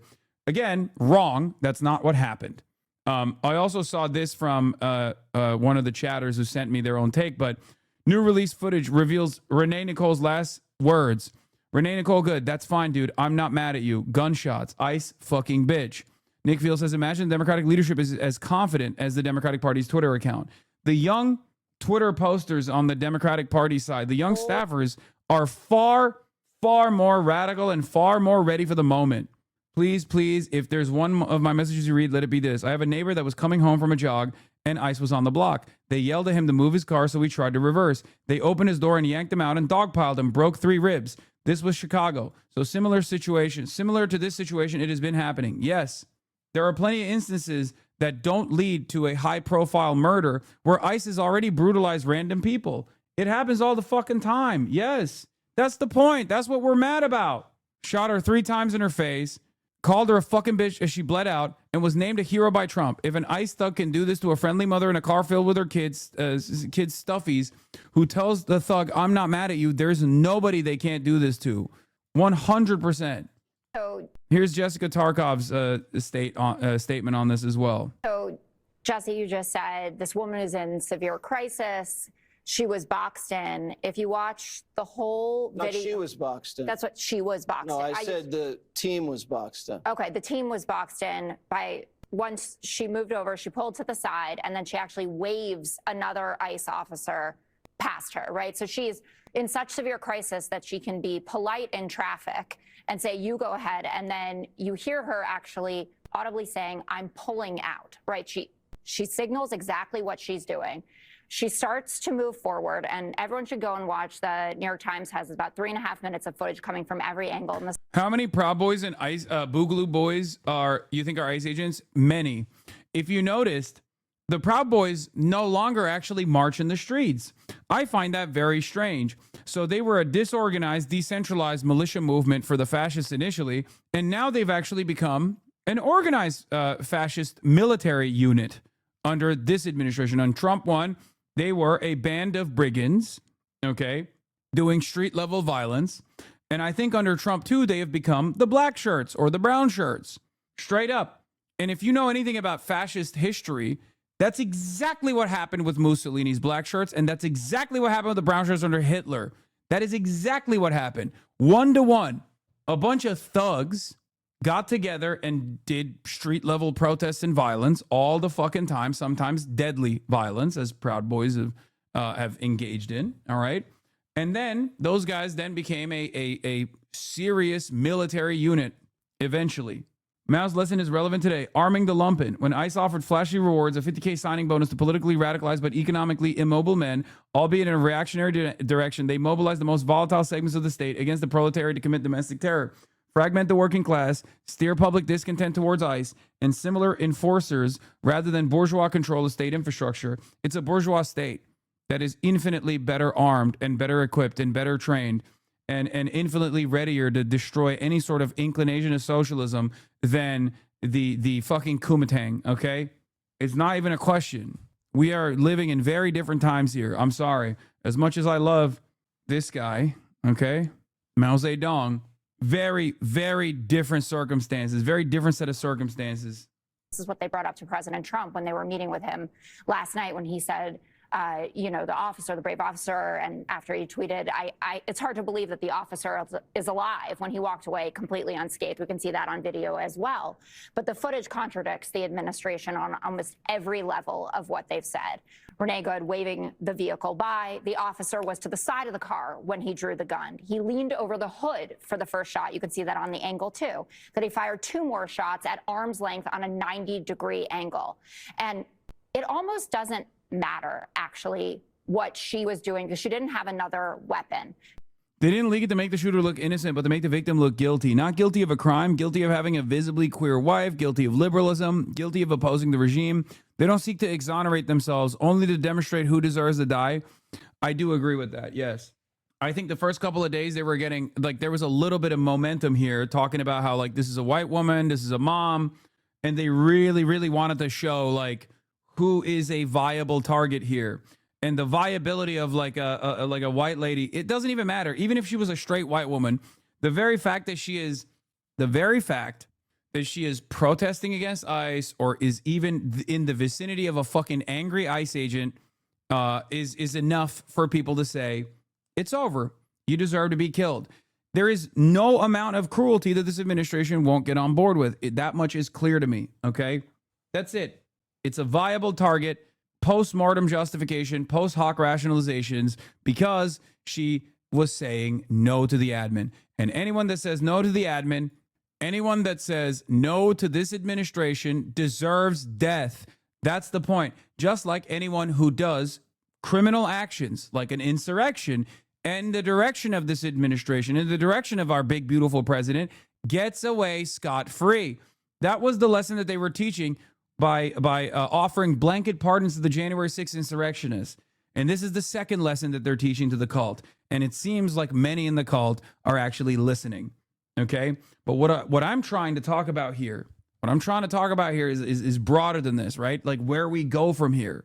Where we go from here, if we don't put an end to this, if we don't put a stop to this, if we don't actually raise our voice and say enough is enough, this is a turning point, you can't go any further from this point on, is going to be a much more dangerous future for America that a lot of people are not aware of, okay?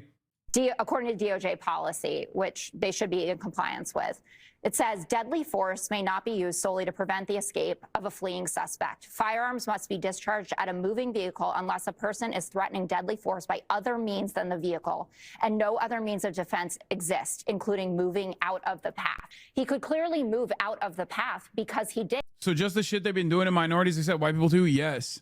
And once these guys are doing it to white people too, it's over, right? And this is...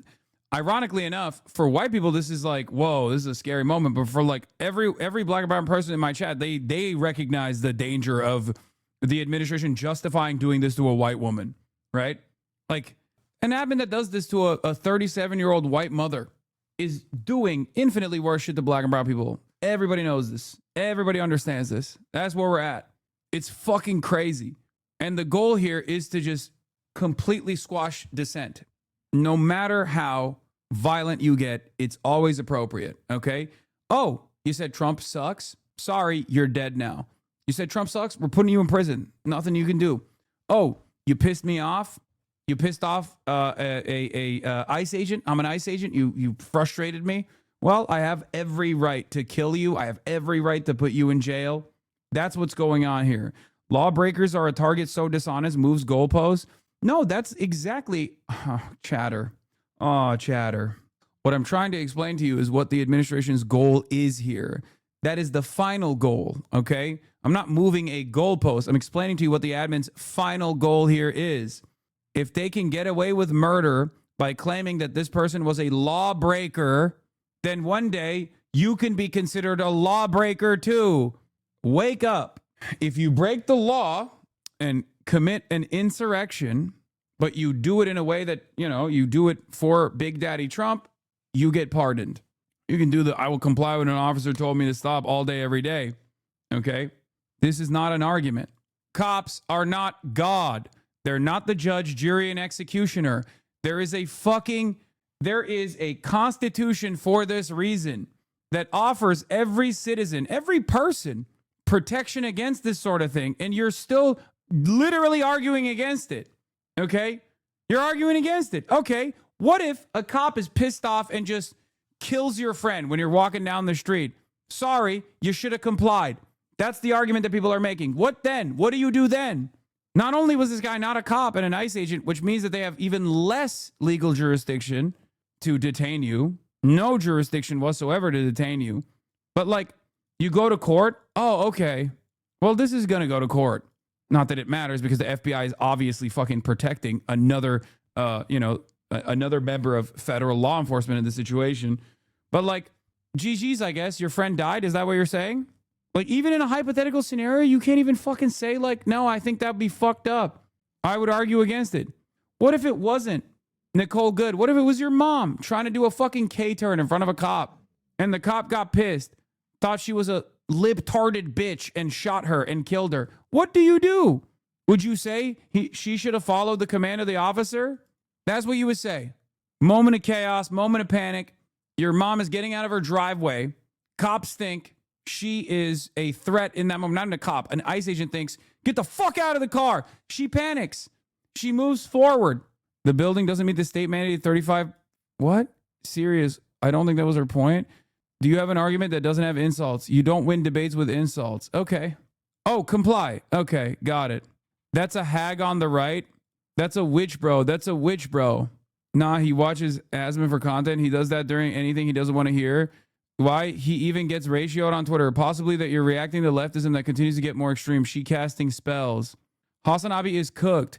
Maybe HasanAbi doesn't understand how cars work with his chauffeur. Notice how you have to like make up totally fucking alternative reality hypotheticals here. Hasan was literally hurling insults at his chat just 2 days ago. Why you got my dick in your brain, dude? It's lodged in the back of your fucking dome.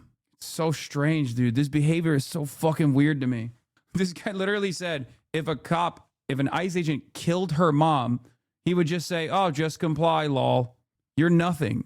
You're nothing. You're wearing it like a badge of honor on your chest. That you are less than nothing. How do you expect me to take you fucking seriously when you have already decided that you're not even a human being? You're just a vessel for MAGA talking points. Can't trust anyone who bases their morality solely on legality. Servile ass people. Yeah, ironically enough, they're not even basing their morality solely on legality because it is illegal. What the cop did here is illegal. Ironically enough, it's not only immoral, but also illegal. It's a twofer. So they lose on both of those arguments. They don't have any moral system that they're operating off of. It's just pure vibes. Here's another legal expert. Back with us, Michael Feinberg, former special agent in charge with the FBI and an MS Now national security and intelligence analyst. This is very different from the videos we've seen before. What do you see from an investigative standpoint?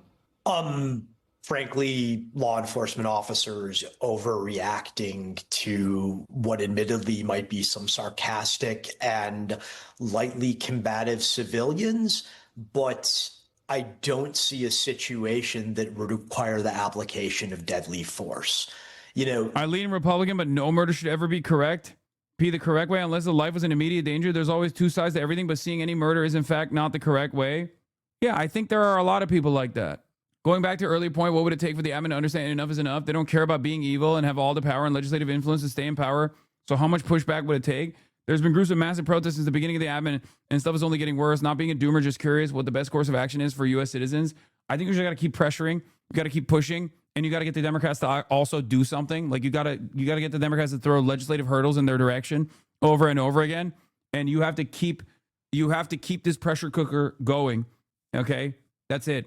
And you have to get the organizations on board. You got to get the labor unions on board, work stoppages, things like that. There's no other way to get out of the situation. It is going to be, this is our opportunity to engage in the most peaceful means possible.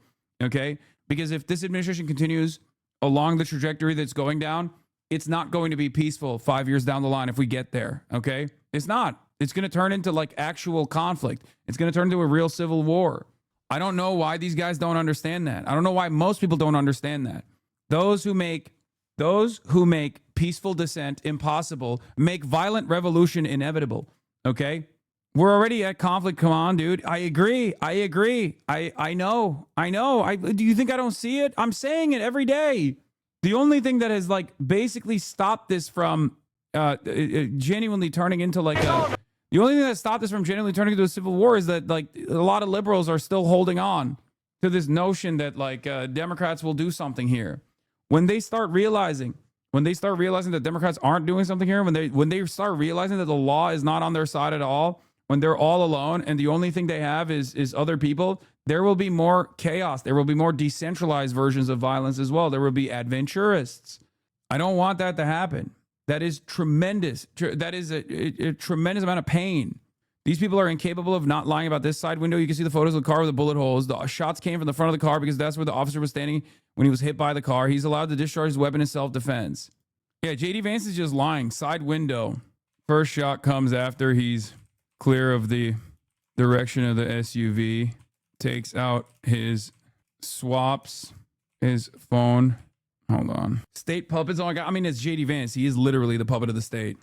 Like, okay. Jonathan Ross swaps his phone to his non-dominant and take out his service weapon while he can clearly see Renee moving her steering wheel right. Both is clear of the direction of the SUV by the time he fires the first shot. Second and third with the side window. You look rugged, man. Thank you, I guess. I don't know. Synced video with his phone because people think he got hit. Shaking my head. Did you see this already? Yes, I did. I did see it. Sorry for the spam, but Jesse is the GOAT. Wait, hold on. Yeah, bullet holes is just lying. Like, he's just fucking lying. Do we have a screenshot of Renee moving her steering wheel right? You're all free to unfollow. He shot her already evading the car, which seconds before was stationary. This was murder. The shot placement proves it. An inch from the edge of the windshield, one through the driver's side window, one through her rear view mirror. Yeah. It's crazy because like even the crypto guys are like openly despising the administration. Even there's like Groypers and shit that are I've seen are like pissed off somehow at the admin. I don't know how that happened. Hold on.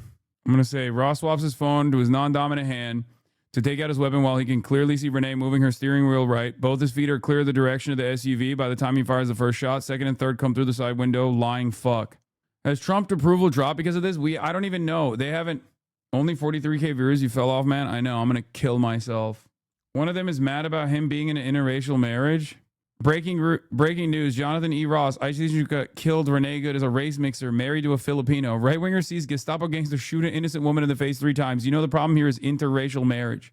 I don't know if this person is actually mad that it's an interracial marriage or is talking, using stupid fucking terminology to say this, but like I think the point that they're trying to make is that this guy would literally shoot his wife. Okay. One of his colleagues would just as easily shoot his fucking wife. He's an ICE agent who has a Filipino wife. Like, what are we doing here? All right. This was the other faraway footage that they were trying to use last night. As the vehicle passes, you can see the dark colored SUV driven by Renee Nicole Good. That's on the right there in the back. the surveillance video taken by a home nearby. Agents can be seen milling about near the vehicle, then converging on it, and then... Oh, never mind. He's a right-winger. He's saying, no, he is. He is a right-winger. You see right there, the SUV begins to move, and that's when the shots are fired. Like, you can see, it's bullshit. You can even see in this circumstance, from this angle, Megaphonics, they're just trying to get through Automod to say Asman has more viewers. They're full of shit. Wait, who is this? Jason D241. That's so funny. Asman has double your view count, though. Hasan, your mods banned me on my last account for saying I was Jewish. Do you support this? Oh, that's funny. I wanted to see the receipts. Well, there you go. He already hit the receipts. Why do these guys do this? They're so stupid. Yes, Asmongold is very clearly botting, chatter. What do you want me to say? Who gives a fuck?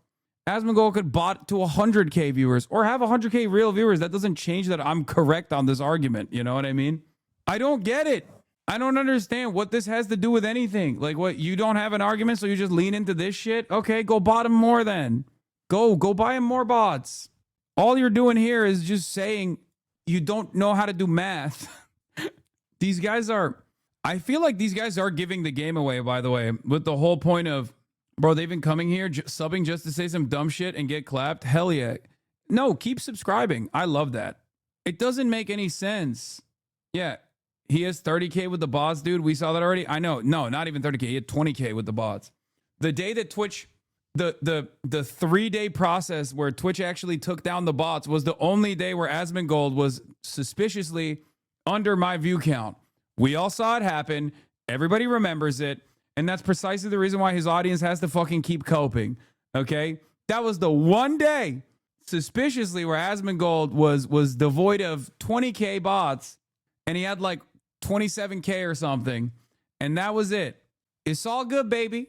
Even if he had a real audience of 60,000 viewers, that still wouldn't fucking change the argument here. It has nothing to do with anything. He suspiciously stopped streaming for a couple days, and then the bots came back. Okay? He literally sent out a tweet saying it's undeniable that my metrics are botted. The tweet is still up on his Twitter. I know. It must have been a real coincidence. Yeah, look at August 20th to 21st, minus 20K viewers.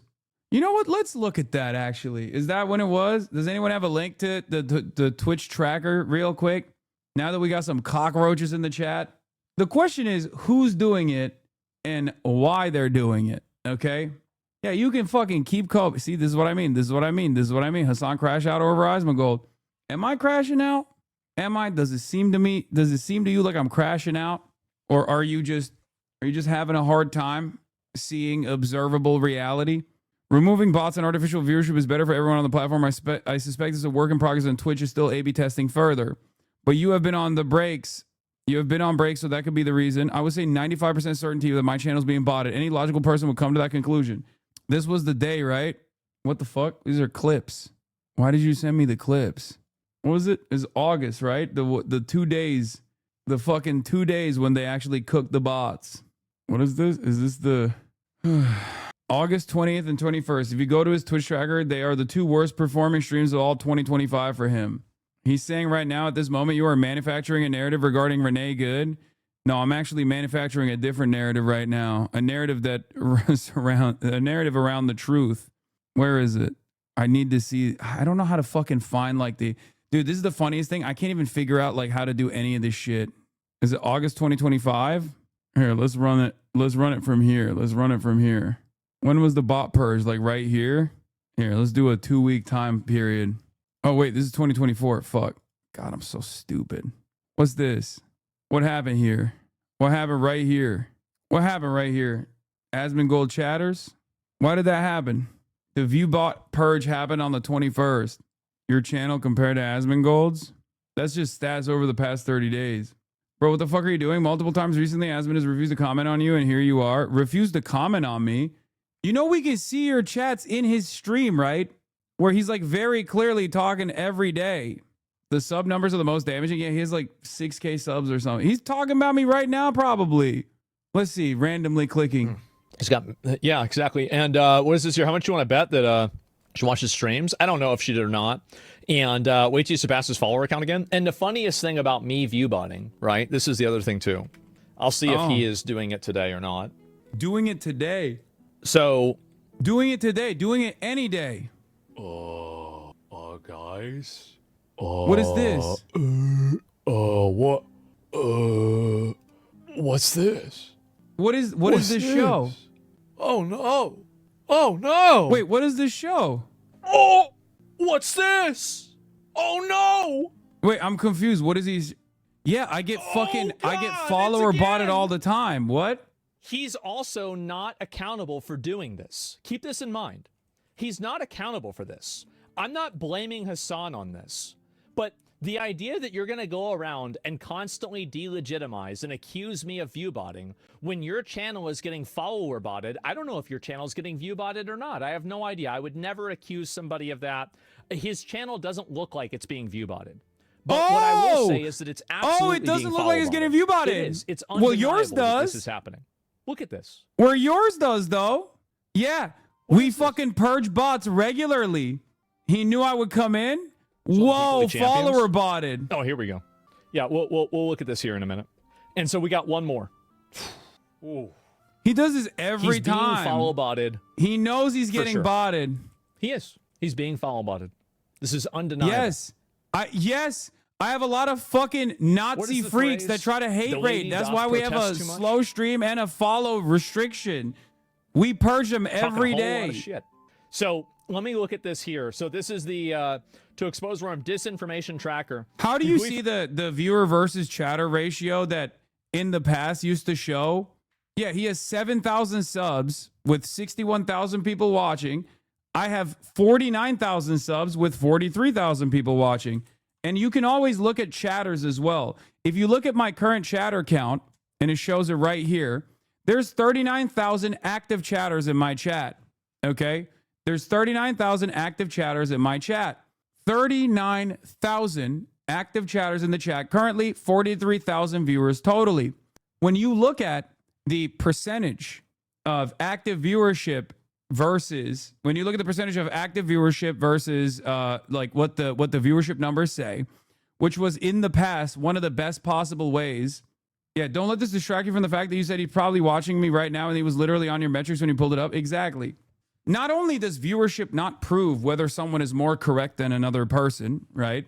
Not only does it even not matter, and the only reason why they are trying to fucking lean into this argument is because the argument doesn't have any legs to stand on. Even on top of like the viewership, even on the viewership conversation that we might be having, he still very clearly has like boosted metrics.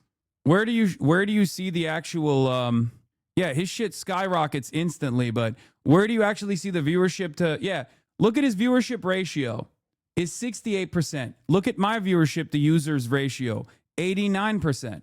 Do you understand? His has rarely ever been. His used to be even worse. His viewership before the bot purge, this is January 3rd for the record, his viewership before the bot purge was at 40%. So we know not only does the users to viewer ratio, make no mistake, by the way, the users to viewer ratio is not even the perfect metric to figure this out because there are now newer bots that showcase that there's like, that there are newer bots that show that like they're also getting to make it seem like there's a higher user to viewer ratio to begin with, as far as I understand. But if you look at this for the longest time, for like the past year or so, if you look at all of his streams when he was peak botting, he had like a user to viewer ratio that was 40%. Okay. Do you think this is what 99% of his stream looks like when he talks to you, claiming something, getting into it, and then completely sidetracking? I don't know. We literally knew Asmin was going to do this when we called out the bot following in mod chat 2 days ago. Yeah. You are quite literally an outlier among top streamers with their viewer authenticity. Yes. He's been botting for a very long time. That disinfo account is making him sweat, yet he constantly relies on Hasan hate accounts for clips, but he can't handle the heat for 1 week. I know. Do I think he's doing it himself? No. I don't think he's doing it himself. I think someone is doing it for him. And I think he just, obviously, why would he fucking get mad if someone is just like botting him? It makes him feel good. Remember, this is a person who stopped streaming on his main Twitch page because he got embarrassed because he couldn't like play a video game appropriately, and he got yelled at so much. Asmongold is a very insecure person. He tries to present himself as like this bold, confident individual, but he quite literally stopped streaming on his main account because he was getting yelled at and humiliated for playing like a From Software game, I think, right? When he rage quit Dark Souls. And it's funny because like for all the shit that people say about me, like I burned through the anger. I've broken goddamn controllers playing From Software games. So he actually quit, or was it Final Fantasy 14? I don't know. But anyway, he just had like a nervous breakdown and stopped streaming on his main account for that reason. And then he slowly but surely built up his second account, the Zach Rohr one, right? You are the only person keeping Asmon relevant. He has no real audience. It's all bots. Yes, I know. My chatters are brilliant. They totally understand how this kind of stuff works. You're right. Like, you do realize he still has like 30K viewers, right? Like, that's still a pretty fucking sizable right-wing sphere of influence on this platform. Like, it's still, he might actually have less real viewership than I do, but that doesn't change the reality that he still has a pretty significant amount of viewers. And he has a very popular major YouTube channel. Now, I don't know if he's botting his YouTube channel as well, but we at least have evidence that he is certainly fucking botting. Yeah, this was Slasher. Slasher said, Asmongold got made fun of for being bad at Dark Souls, quit Twitch, and came back as the world's most evil streamer. Making him relevant by showing us that pests like this exist? No, chatters. Unfortunately for many of you, you have the woke version of object permanence, like lack of object permanence. You know how we talk about like conservatives have no object permanence, and if I go like this, peekaboo, you forget that I exist. You do the same thing. I understand it's fucking annoying to talk about him or even see him or see his commentary, and it's very frustrating. But the reality of the matter is, just because you fucking shove your head in a sandpit and just refuse to recognize that Asmongold exists doesn't mean that he's going away. Someone has to actually fucking combat it. Someone has to combat his talking points. Someone actually has to contest his legitimacy in terms that a lot of these fucking freaks understand. This is a stupid argument to make regardless, because it has nothing to do with the actual policy. But unfortunately for many people on the internet, this is the one way that they test someone's legitimacy. So every now and then, when his audience comes in here to complain about how I'm always talking about Asmongold while he's literally talking about me at the same time, I have to show them something that maybe causes them to question whether or not this person is legitimate. That's it. Because that's the reason why many of them consistently talk about how Asmongold has a lot of viewers. Asmongold has a lot of viewers. You're coping. Okay? The reason why they're doing that is because it's all vibes for them. So when you actually showcase that the one metric that they're using to show how fucking correct Asmongold is also wrong, they start second guessing themselves. Okay? That's it. I do sometimes wish that there were people that, in my community as well that had a similar perspective that understood why I was doing this kind of thing. He's still very relevant in the MMO world too, which I'm sure many people here don't care about. He's still very relevant to a lot of people, unfortunately. Exactly. He's utterly irrelevant as a political actor or commentator because like 5% of his viewers, being generous, ever interact with the real world or go outside at all. They only exist online. They will never influence or accomplish anything other than piss people off online. Yes and no. So there is some truth to what you're saying here. Okay. There is some truth to what you're saying here for sure.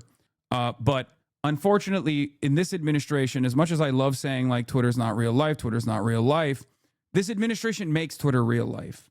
Okay? Not only does this administration make Twitter real life, but Asmongold also routinely harasses people, whether it be like game devs that he demands get fired. Some of them do actually end up getting fired. So like he does have a way to move his community around in a way that has real world impact. And he does this with like regular frequency. He also does have a lot of people that are getting his talking points and then spreading it around. I mean, he's making this space a more toxic space. When you have one of the largest content creators on any platform routinely doing transphobic propaganda, routinely defending this unlawful state execution of a 37-year-old mom, how can you say that this is irrelevant and that we shouldn't talk about it at all? this is incredibly relevant. It's my backyard. This is my community. This is the space that I occupy. Of course, I'm going to be talking about it. Of course, I'm going to contest it. And I'm going to try to fight back to the best of my ability. It might not come across as important to you because you mostly just, come here just to see me, hear my takes, and you treat me like I'm fucking NPR. But I have to live in this space. Many of you don't have to live in this space. I have to live in this space. And I don't like it when I see Asmongold's monstrous audience going to other communities and fucking up those spaces as well and making this place more toxic in general. He has almost single-handedly been able to turn the landscape here, the political environment here, the landscape on this platform into a very toxic and very right-wing one, because a lot of people don't actually entertain politics from the point of ideology. They don't entertain politics from the point of policies. They entertain politics from the point of vibes. And if the vibes overall are seemingly leaning through these sorts of botting and through these sorts of fucking metrics, if the vibes overall are creating an environment where like, oh, it's actually the cool thing to be like super right wing, to say yeah based over and over again to Donald Trump videos, or if it's actually to say fuck around and find out when a 37-year-old woman gets executed in broad daylight by an ICE agent, then other people also think, like by way of peer pressure or by wanting to fit in with an in-group, decide this is the appropriate way to do politics, is the appropriate way to talk about politics, right? That's it. Twitch is your community. As much as chatters want to wave their noses at other Twitch streamers and watchers and streamers, the reality is you simply want to improve where you spend most of your time. I know. Yes. And I remember a time when it didn't used to be this way, when a lot of right-wing content creators, or a lot of dipshits for the most part, wanted to at least come across as like politically correct in an effort not to get their their funding pulled, right? So they would do this, they would just basically follow best practices because the terms of service was fairly rigorously applied in general, even if it went out of hand every now and then. There were all these other content creators like Rape Tone, for example, or Asmongold. They had seemingly these kinds of opinions, but they would just like keep them at bay. They wouldn't like openly say it. And as a consequence of that, the environment was way less toxic.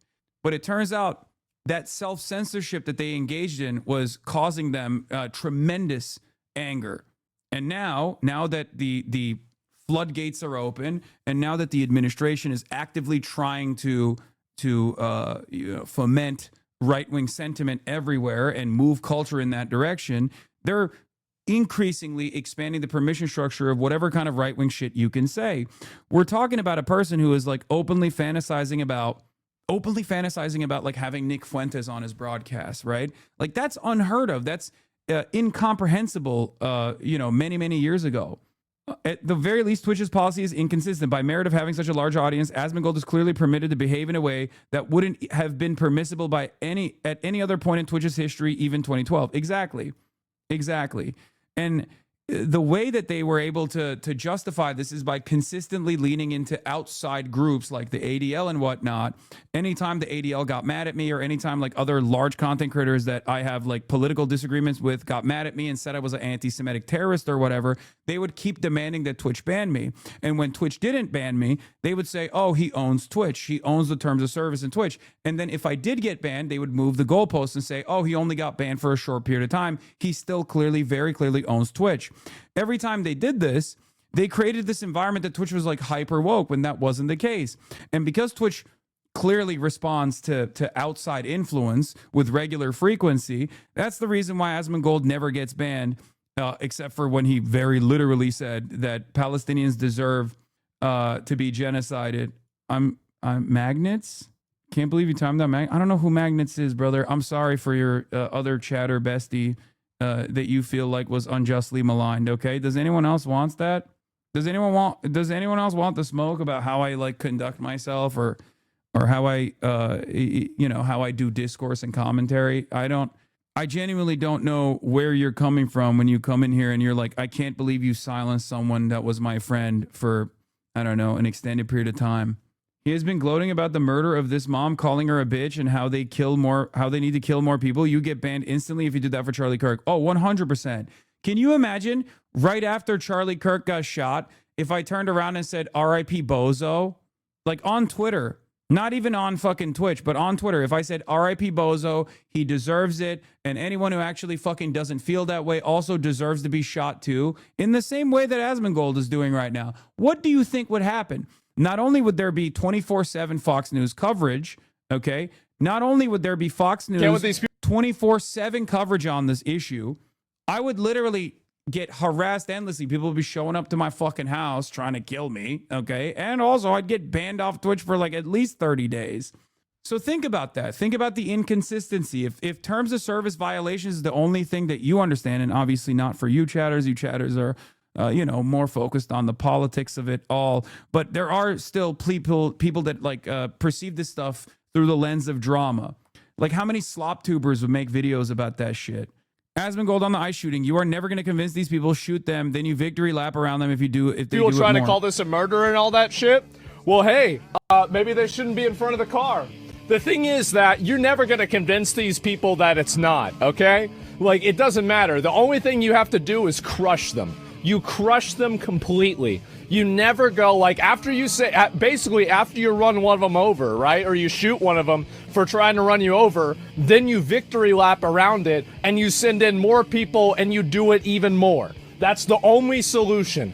That you're never going to win these people over. You're never going to explain it to them. You're never going to be like, oh, well, why won't you see my point of view? Because they don't want to. Why not just shoot the tires?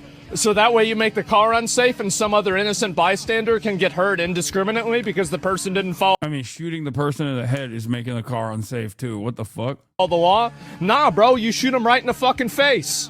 They said to stop the car. They said not to do this. They said to get out. And she's walking around driving around. I can't believe I'm saying this, but this is literally like a lighter version of what Destiny got unpartnered for, by the way. Like, if I was in Destiny's shoes, first of all, I fucking never will be, okay? I would be losing my goddamn mind right now.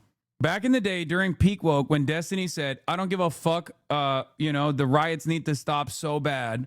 The riots need to stop. They're harming the Democratic Party's chances of winning the election. I don't give a fuck if a white supremacist, runs the rioters over or whatever, okay?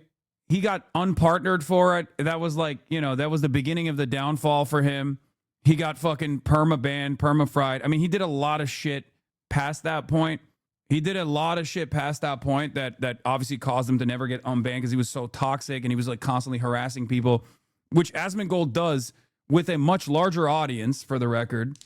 So this is advocacy for straightforward violence. Yeah, he said mow down dipshit protesters. That's what Destiny said. He's literally talking about, shooting protesters in the head, shooting people driving cars in the fucking head.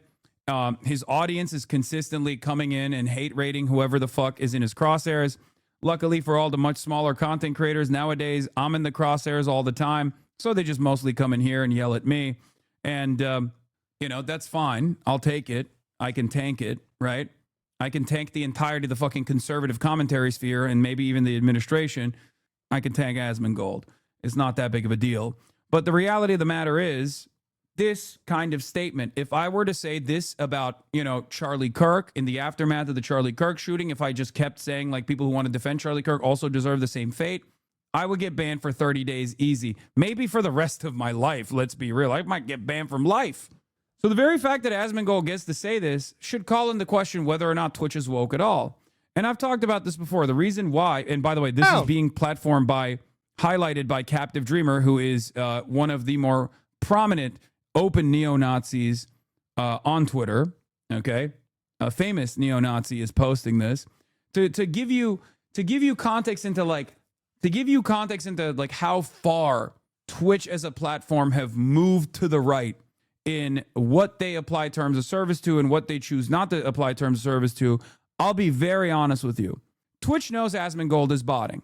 They will never do anything about it. Twitch knows Asmongold is consistently violating the terms of service. They will never do anything about it. Twitch knows Asmongold's audience is routinely harassing other content creators, much smaller content creators in general, maybe even like driving them off the platform. They will never do anything about it. And the reason why they will never do anything about it is because Twitch is fucking terrified that if one day Asmongold gets banned for any number of different terms of service violations, like inciting fucking inciting violence against cops as he did last week when he perceived cops as protecting Somali civilians and business owners against like random harassers, or even in this circumstance when he's very clearly fomenting discontent and actively inciting violence. If he were to get banned, the entire right-wing movement would come down Twitch and would consistently fucking scream about how woke Twitch is. And I'm afraid a lot of people who are in the margins, like a lot of the slop tubers, would probably not even see this glaringly obvious inconsistency, and they would probably lean into that as well. And that's the reason why they are afraid of retaliation. They are afraid of retaliation because Asmongold is backed up by the most powerful person on the planet, the guy who owns Twitter, Elon Musk. Okay? That's it. That's the reason why a lot of people look the other way when they see the glaringly obvious hateful shit that he spews on a regular basis. That's the reason why Twitch will not ban him. They are fucking terrified. Yeah, Twitch will most likely, Mike from PA said Twitch will only act after Trump loses control of Congress in both chambers. Yeah, for sure. Elon Musk knows that, and Trump probably is aware of this as well, but if they lose control of Congress, they are most likely going to, they're going to be on the chopping block. Like, they will probably see a shit ton of scrutiny. The attitude shift will become calcified, and that is what they are trying to stop from happening to the best of their ability. I was actually talking to Mehdi Hasan about this, and Mehdi Hasan said that the next Democratic leadership has to go after Elon Musk and has to, hold him to account for the dangerous amount of misinformation that he's spreading on his platform Twitter, and all of the racialized violence that he is fomenting, right? And what did Elon Musk do? Elon Musk turned around and retweeted El Jacobi, claiming that Mehdi Hasan was trying to fucking say that he wants 9/11 to happen again or something. Like, these guys are very obvious. I mean, they're very obviously aware of all the stuff that's happening on Twitch. They're very obviously aware of all the stuff that's happening on Reddit, on all these other social media platforms. They are legitimately worried about what might happen to them, okay? And we can't let them get away with it. I don't know what else to say. We just cannot let them get away with this fucking bullshit. But they are clearly fearful. Abi lütfen mesajımı oku, kafayı yiyeceğim. Aman ananı sikerim eğer iyi bir mesaj yoksa yalnız. Ha, what's up? Hayır, almadım. Hayır zaten yo 6'dan sonra istiyorum zaten. Yani daha ya gece ben söylerim sana. Okey, çıkar, Kaya da çıkar şimdi, geldi zaten kapıya. Abi yardım et ya. I have a new job and a guy I work with watches Asmold. He watched him for an hour today and I had to listen to that. I even turn you off when you react to him. What are the fucking odds? He even argued with somebody else at work today that the women who got shot deserved it and made all the same talking points. I felt like it was in a fever dream. Çıkar istiyorsan. Trying to talk about American politics when you have a Chinese flag hanged in your room, Lord. Yeah, that's the beauty of the United States of America. You can actually do that, and it doesn't mean anything. I have a Cuban flag back there and a Palestinian one too. I don't know if you noticed that. I'm sorry. Do you have an issue with that? Yes. I think that these countries have wonderful people in them, and I think that they should be able to live normal fucking lives. Yeah. What's the issue? It's called freedom of speech. Suck my dick. Not only is that a Chinese flag, it's a Chinese flag that I picked up off the ground in Tiananmen Square, as a matter of fact, when I went to the flag raising ceremony. What other flags do I have? Yeah, I got a fucking limited edition of WoW Classic too back there. Who cares? Anyway, let's continue with this. What are you talking about? Absolutely not. You shoot him right in the fucking head. That's it. Aim for the legs. Yeah, bro. Aim for the legs.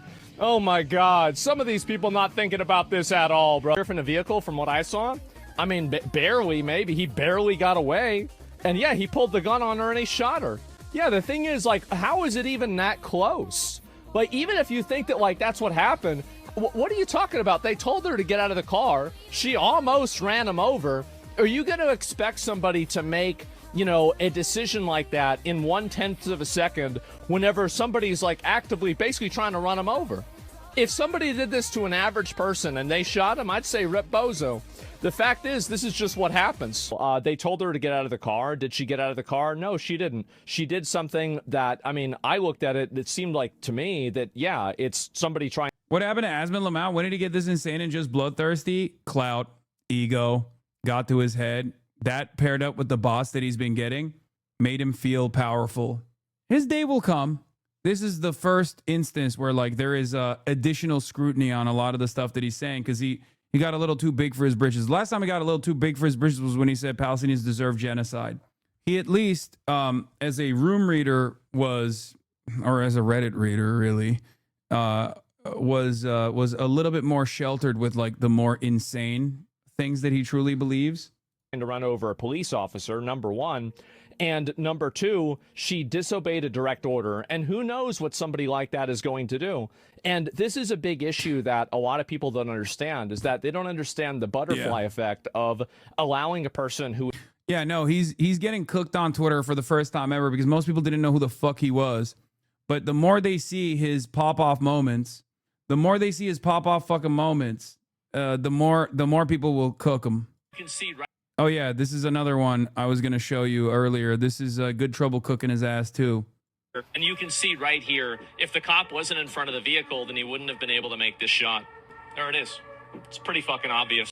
Yep, it's pretty fucking obvious. Rat fuck. Yeah, normies are starting to cook his ass a little bit. He's a criminal like that. Because he is fucking normie poison. And when he gets... Look, the twofer here, the double Monty, the twofer here that will... destroy his confidence and will put an end to all of this is if he, one, loses his bots while simultaneously keeps getting cooked by normies over and over again who look to him and go, ew, gross. That's it. To just escape away in a speed. This guy's like polite society kryptonite. Exactly. I personally think it isn't the worst thing that he is like seen as a more visible aspect of right-wing conservatism nowadays. Because at least Ben Shapiro was buttoned up and had the capacity to get your normie dad to tune in. Okay? Same with like Jordan Peterson and whatnot. He is normie poison. So the more the non-internet using audience is aware of what he's doing and what he's saying, the worse it'll get for him in general. People will be like, what the fuck are you doing? Eating vehicle after immediately trying to run over a police officer. You don't know if that person's going to run somebody else over, if they're going to lose control of the car, if they're going to go and do this somewhere else, etc. Right? Yeah, I saw this. This was funny too. Yeah, Rip Bozo. This was like another moment, another big moment. That, or if any of his OTK friends decide to grow a backbone, Emmer just being a doormat for another man's personal. I don't know the relationship that he has with Emmer or anyone else for that matter. I don't live in Austin, and I'm not like super close with anyone that is there, so I can't speak to that.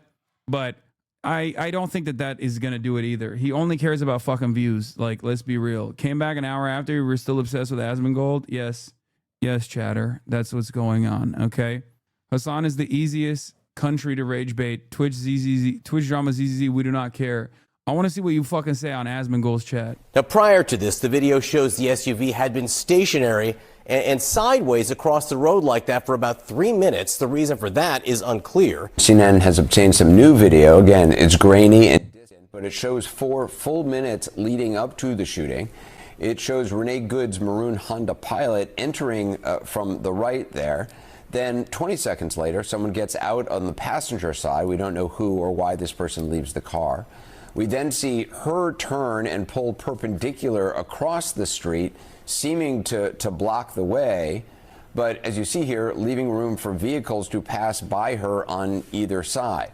Finally, there is this new angle of the federal officer who shot her. He arrives. Another federal SUV pulls up.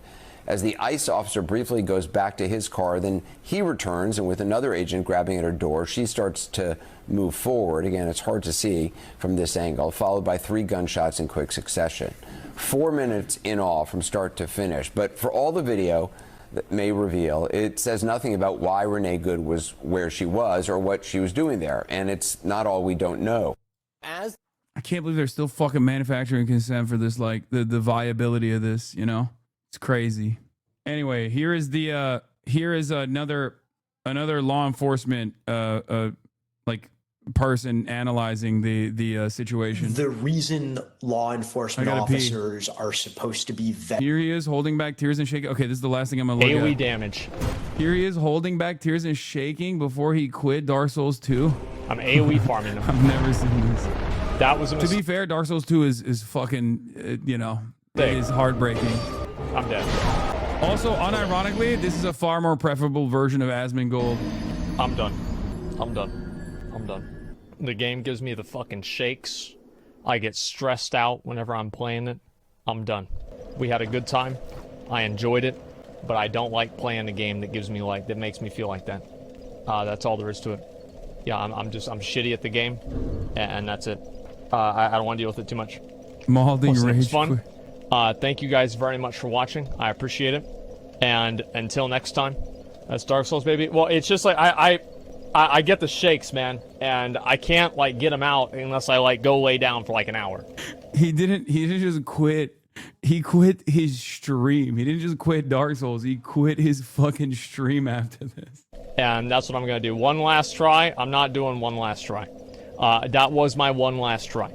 Thank you guys very much for watching. I really appreciate it. We had a good time, and I'm gonna tell you guys something. I'm very excited for BGs to come out, man. DS2 sucks. It's not really that. It's just that I can't. It's just like you have to beat DS2 and give him a dono. Fuck no. Before they join, and the reason they go through extensive training is that I gotta two pee. of I'll the be back. qualities you need to exhibit the most are emotional maturity and an ability to keep your cool. And getting heckled, getting videotaped, anything related to those two activities, that's part of the job. Somebody filming you on a cell phone and giving you sass is not a threat to your life. It's not even a threat to your safety. It's a minor annoyance at best. And I'm also really curious, why on earth is a law enforcement officer filming an interaction with a civilian on his cell phone? They're not influencers. They're not social media posters. If you're there to do a job as an agent of the federal government, do the job. You don't need to be making content in the midst of it. I don't want to make any presumptions, and I have not seen the posts that were made by J.D. Vance or by the White House, but I'm presuming they believe that this may support their argument that there was a reasonable belief, a justifiable belief on the part of the ICE officer that he was in danger. Do you see that? No, I don't. And look, J.D. Vance was admittedly in the military, but he was in civil affairs. I don't know that he has any familiarity whatsoever with law enforcement procedures. And as far as I know, prior to becoming president, Donald Trump actively avoided all forms of public service whatsoever. So I'm quite sure he doesn't understand what goes into a law enforcement tactical decision. These are people who, not just reasons for propriety, but also for reasons of ignorance, really should not be commenting on any of this until there is a thorough, objective investigation. Brandy, let me bring you back in. And I just wonder, as someone who has looked at some of this kind of investigative material before, if there's anything you see that's different from what we've seen in videos before, something that stands out to you, Oh my God, Brandy. Megaphonics. Oh my God, Megaphonics. I'm going to cover the modern day Anne Frank situation. I promise, okay? Please stop spamming it. Well, one thing that stands out to me is the question that was just brought up. Why is this person filming? And Ross did testify in December at during the Fucking chatter of the year over here. trial in December that they do not wear cameras on their body. They do not wear body cam, and they do not have dashboard cams as well. Not saying that has anything to do, but I'm just saying 2 days in a row, bro. 2 days in a row. they don't have cameras. So his cell phone would have possibly been the only camera he had. I've seen a lot of these videos from every angle now. And I'm looking at J.D. Vance's tweet, and he says, that many of you say that the officer wasn't hit by a car, wasn't being harassed. And I still don't see him being hit by a car or I think the woman said, I'm not mad at you. They seem to be, generally sparring with him, which we see in these videos a lot. That's correct. This is part of the tactic of these ICE watchers to goad sometimes and to execute or to enjoy their rights as citizens to film and be on public streets. Yeah, all that stuff is legal. Anyone who fucking complains about that is ridiculous. Please be safe out there, ordering DoorDash as well as working for DoorDash. A mom trying to save another mom from being taken away. She was delivering food. That's it. Thank God for this woman's bravery. It's insanity this is happening in America. Because this was my DoorDash lady. I don't even know the lady. She just ran to my house. All right. I have a baby here. Like, I really don't know what to do. I'll open the door if the police, say that I have to open the door, but like, I don't know what to do. This lady just was shot yesterday. Now I ordered fucking food and there's people outside my fucking house. Cheyenne, What do I do? What do I do? What do I do? I'm so scared. James, come downstairs. What? I literally ordered DoorDash and now there's ICE agents around my house because the lady ran in my house and I don't know what to do because I don't know. They have no warrant. They have no warrant. They said that they were going to get one. I don't know what to do. I called the police. The police are on their way. I can't ignore it. I have a baby here and they have guns pointing everywhere in my house. I have some random lady in my house. I have my child barricaded. They're looking in our backyard too. They're looking at everything. Bro, what the fuck? They're everywhere. All because it's like a zombie apocalypse, dude. That's crazy. Like, these are not human beings, dude. I ordered some fucking DoorDash food.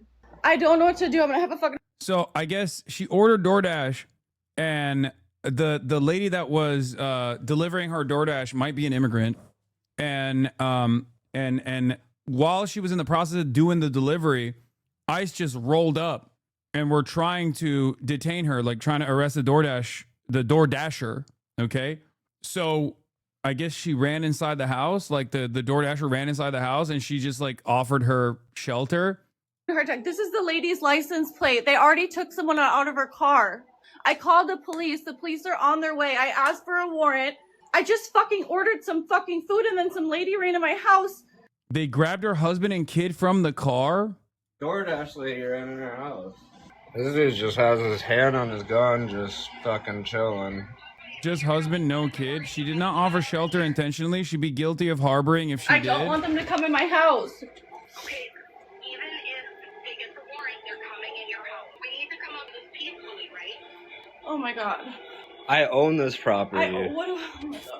I'm gonna try to update you guys the best I can right now. My brain is shot. I just want to answer some questions. So let's just finish this. I need to hold on. My neighbor's calling. Hold on. Hello.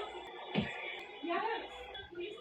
They said they're gonna get a warrant to come in here because we ordered some DoorDash and some lady ran in our house. So now we don't know. This is why you can't wave someone in when they're running from ICE. If they come in, you don't have to open the door for ICE. Oh, got it.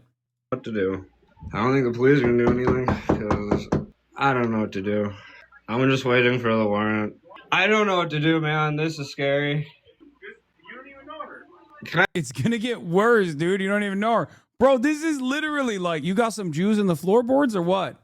Like, that's straight up. Okay, Megaphonics wasn't wrong. I know Madurophonics is currently in the Brooklyn federal prison. Okay, in the federal prison inside of Brooklyn. And he sent us this, but this is straight up 1-to-fucking-1 straightforward Nazi shit, bro. What the fuck? I just get a warrant. I just want a warrant, man. I got my child in here. This shit happened yesterday and Nothing happens. If we wait, it's gonna get worse. Our SWAT team's gonna come. We have an active warrant for you. Why do you make it worse? We don't want to deal with nothing with you. Do you have your ID?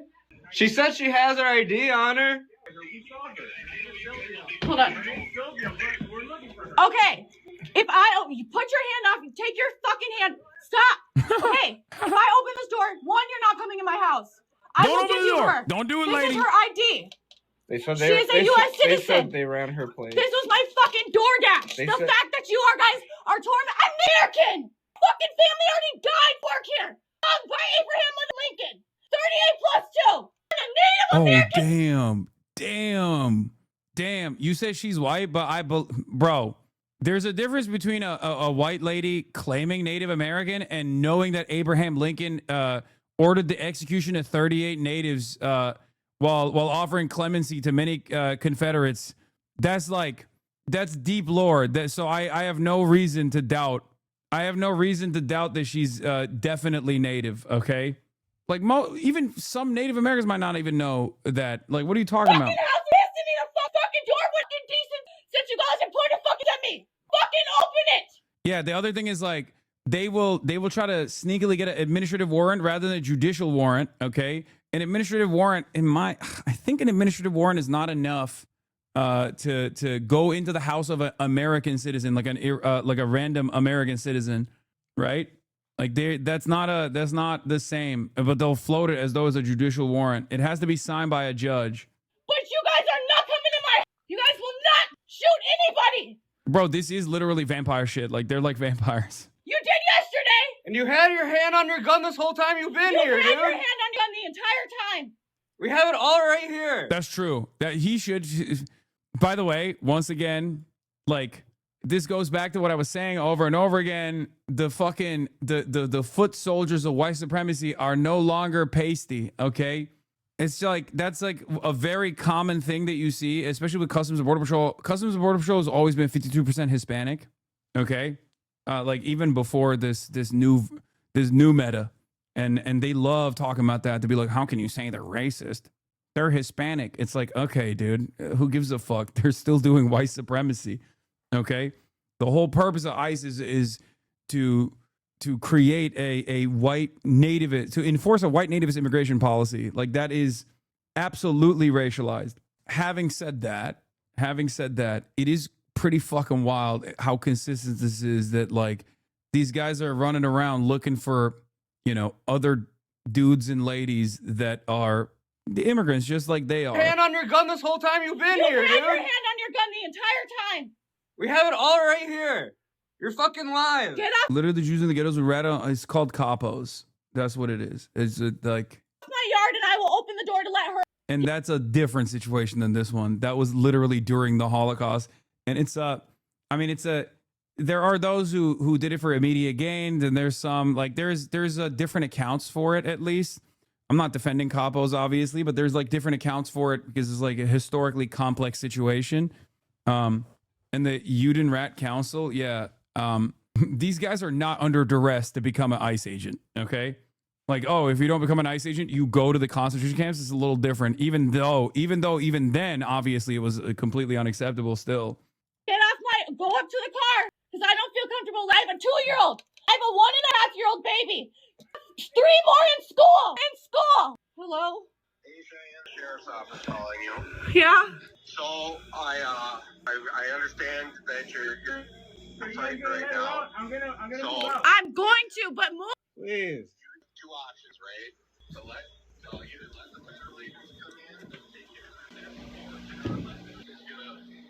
that's all I can tell you. I would just be able to tell you the same thing in person. Okay, but what do I do? Well, I think that choice is up to you. You have those. I mean, those are your 2 options. Just saying they'll charge us. You need to come with me. I have family. I'm sorry. You need to come with me, ma'am. There's nothing we can do. Come on. There's nothing we can do. Come on. Just come on. Ma'am, I am so sorry. I don't want to do this. Come on. God. I don't know what to do. I'm Native American. This is against everything I stand for. What the fuck do I do, man?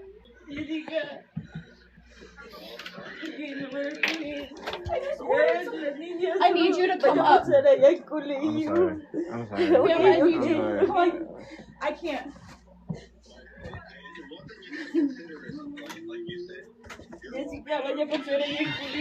Don't. No guns. No guns. Anybody. No shooting anybody. It's okay. No guns. No guns. No nothing.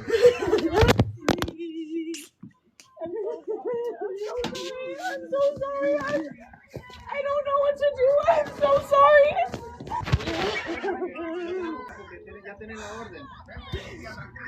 I have TikTok followers. I have this going on my TikTok. I have 11,000 followers. Everybody, what is your name? What is your name? What is your name? Let me see. What's your name? Okay, ma'am. The police said I have to let you go. Ma'am. Wait, did they let her go? I don't know what to do. No, they won't hear you. They won't hear you. How could you do this to your own fucking people? That's insane. I don't fucking care. Y'all didn't have no fucking warrant. Just give her some time. Just give her some fucking time. Y'all just shot someone and Minister DoorDash. My fucking DoorDash. fucking kidding me? American, get the fuck off right until she comes that way. You don't even have a fucking warrant. But I'm not gonna go to fucking jail because y'all pieces of shit ain't got nothing better to do because your wife still wanna suck your fucking dick. Fucking pussy. No, watch the update video. There's layers to this, by the way. This is a situation where quite literally people's treats are coming face to face with the reality of this Gestapo shit. When an American can't even order DoorDash without getting put in an Anne Frank situation, shit goes south real fast. Also worth noting, you can't work for DoorDash without a social security number. No, watch the update video. She's safe and connected with a lawyer. I mean, this woman already had the fucking wherewithal to understand that this was like a fuck situation. It wasn't like a totally out of touch person, right? Like ordering treats and then you know, realizing that this is coming for her.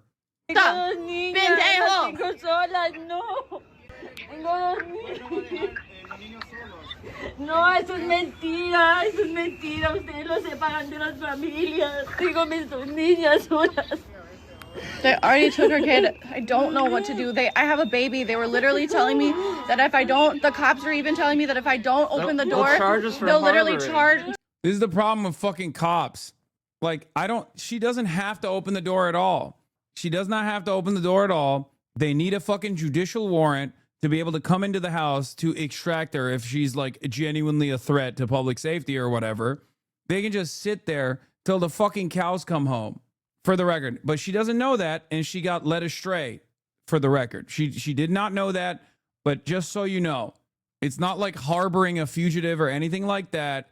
If a random DoorDasher walked into your house, you didn't like wave them in or anything like that, you're not liable at all.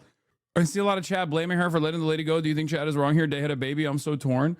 I mean, I'm being very charitable to her and saying that she was in a moment of crisis and didn't realize that she was not actually, like, they were lying to her. Like, the law enforcement led her astray.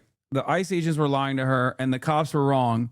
In the, you know, if you call the cops thinking that the cops are going to fucking de-escalate in the situation, if you call the cops and assume that the cops would de-escalate the situation and you don't know your rights, like, it's understandable if it's understandable to feel like you're threatened, that they're going to come in guns blazing with your children in the house. The reality is that's not the law. They need a judicial warrant signed by a judge to be able to enter your home. Charge me with harboring. I don't know what to do. Come here, ma'am. Come here. You and your family, okay? I ordered DoorDash. This lady ran into my house. They don't have they told me I was going to be charged with harboring. Oh, and then the neighbors come. Thank God. They were going to break down my door. I already did. The police told me to give them up to her, the police are saying we can't keep her in here. She's from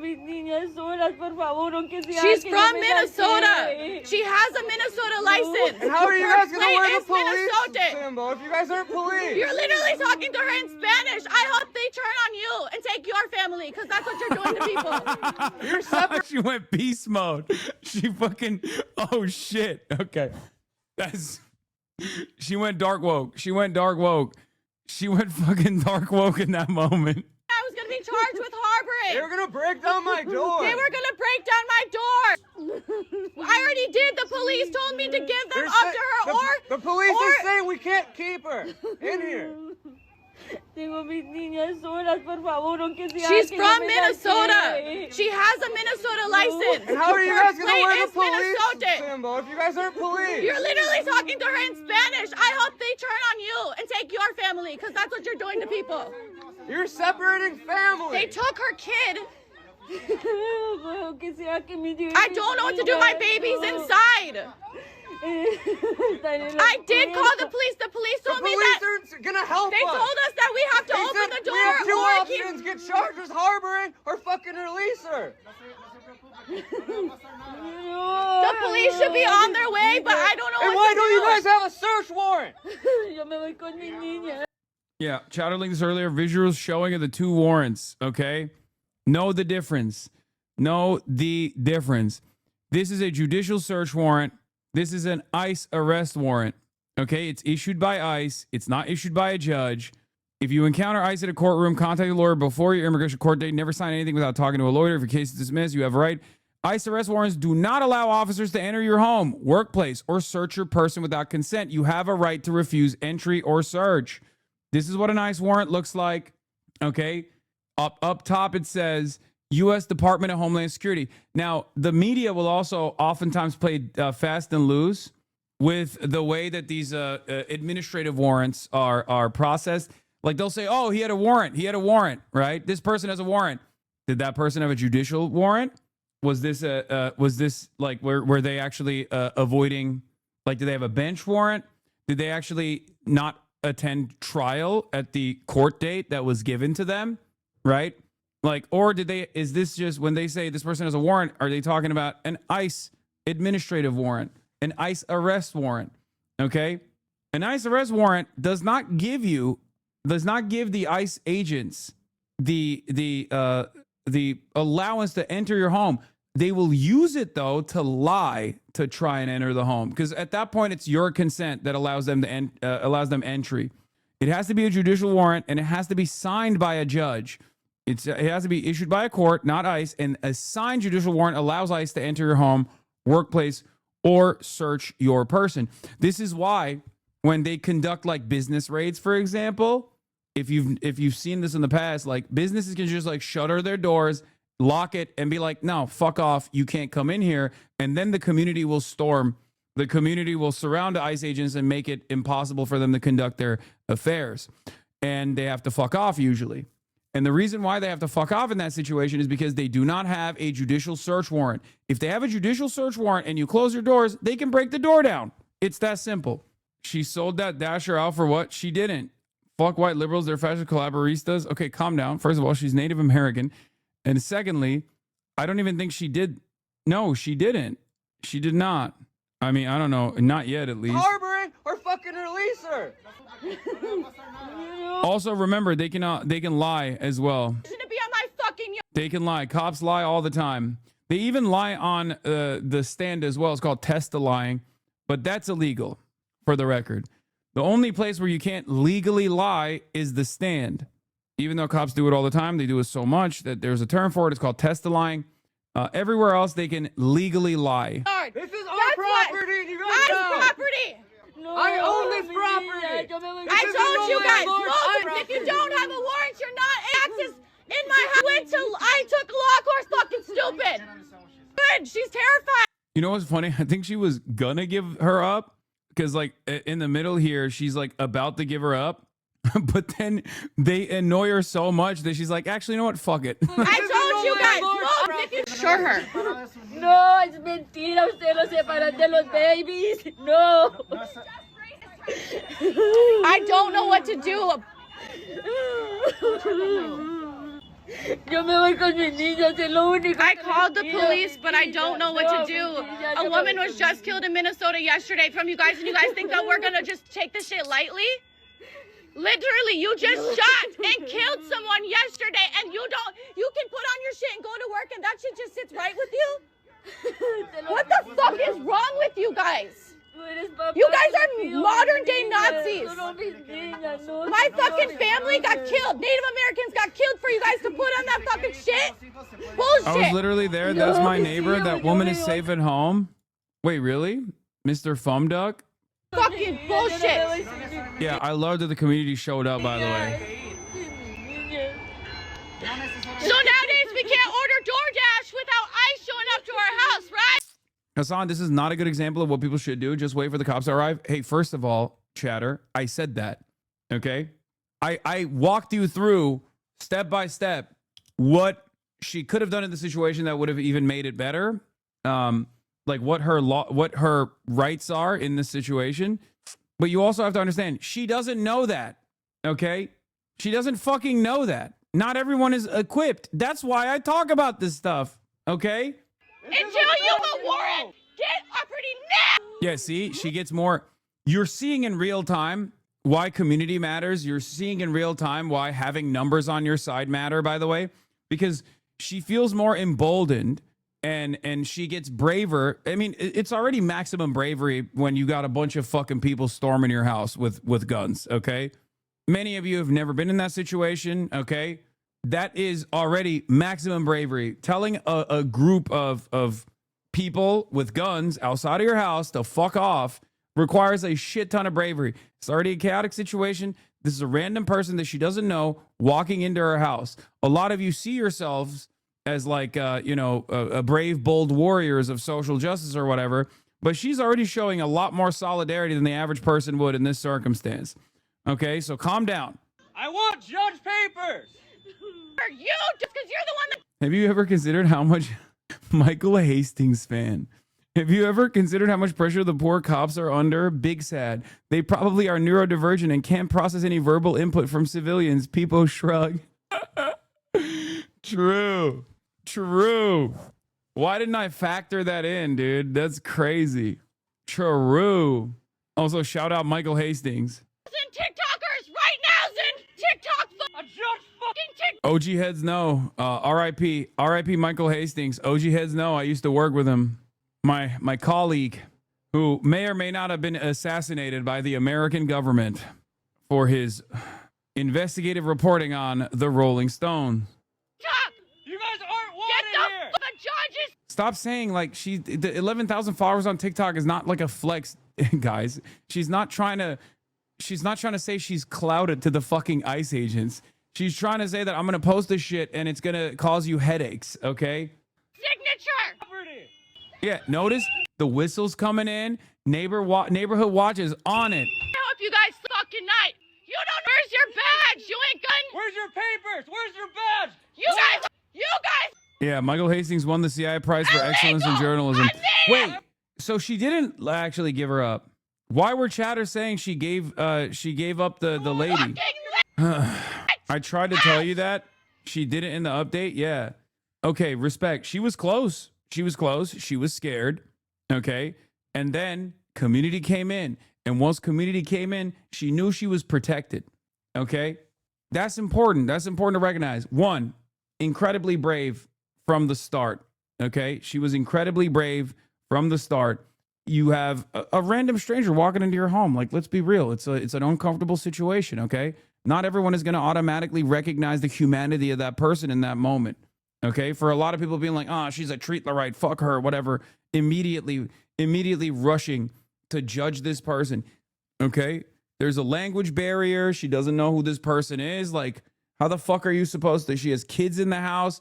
How are you supposed to make that quick snap judgment in that moment? And clearly she did make the right judgment. Okay, and now you also know what to do in a similar situation. If there's ever a similar circumstance, ever a set of similar circumstances, you now know what to do. Okay? Just because a bunch of fucking dickheads are rolling up. Hello? Doors open. We got a whole ass crew in here. Jesus. 1 second.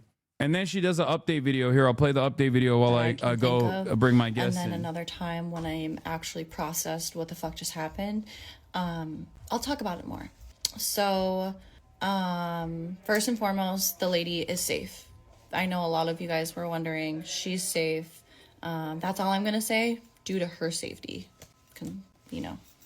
The person that they pulled out of the car was her husband. I didn't see this at the time because I was putting my groceries inside and I was at my table. So when she had already ran in my house, that's when they were taking her husband. But I didn't see. So I just assumed that it was her kid because when I'd seen them in the car, she kind of looked smaller. Anyways, I'll explain this another time. There was a group of people out there helping me, and I want to say thank you so much to those bystanders that show up because honestly, I don't know if I could have done it without them. That was a really scary situation, and all I could think about was if I don't open this door, there's a 50-50 chance that they're going to barge in here and shoot me in front of my child. So ultimately, that's what made me not want to open the door.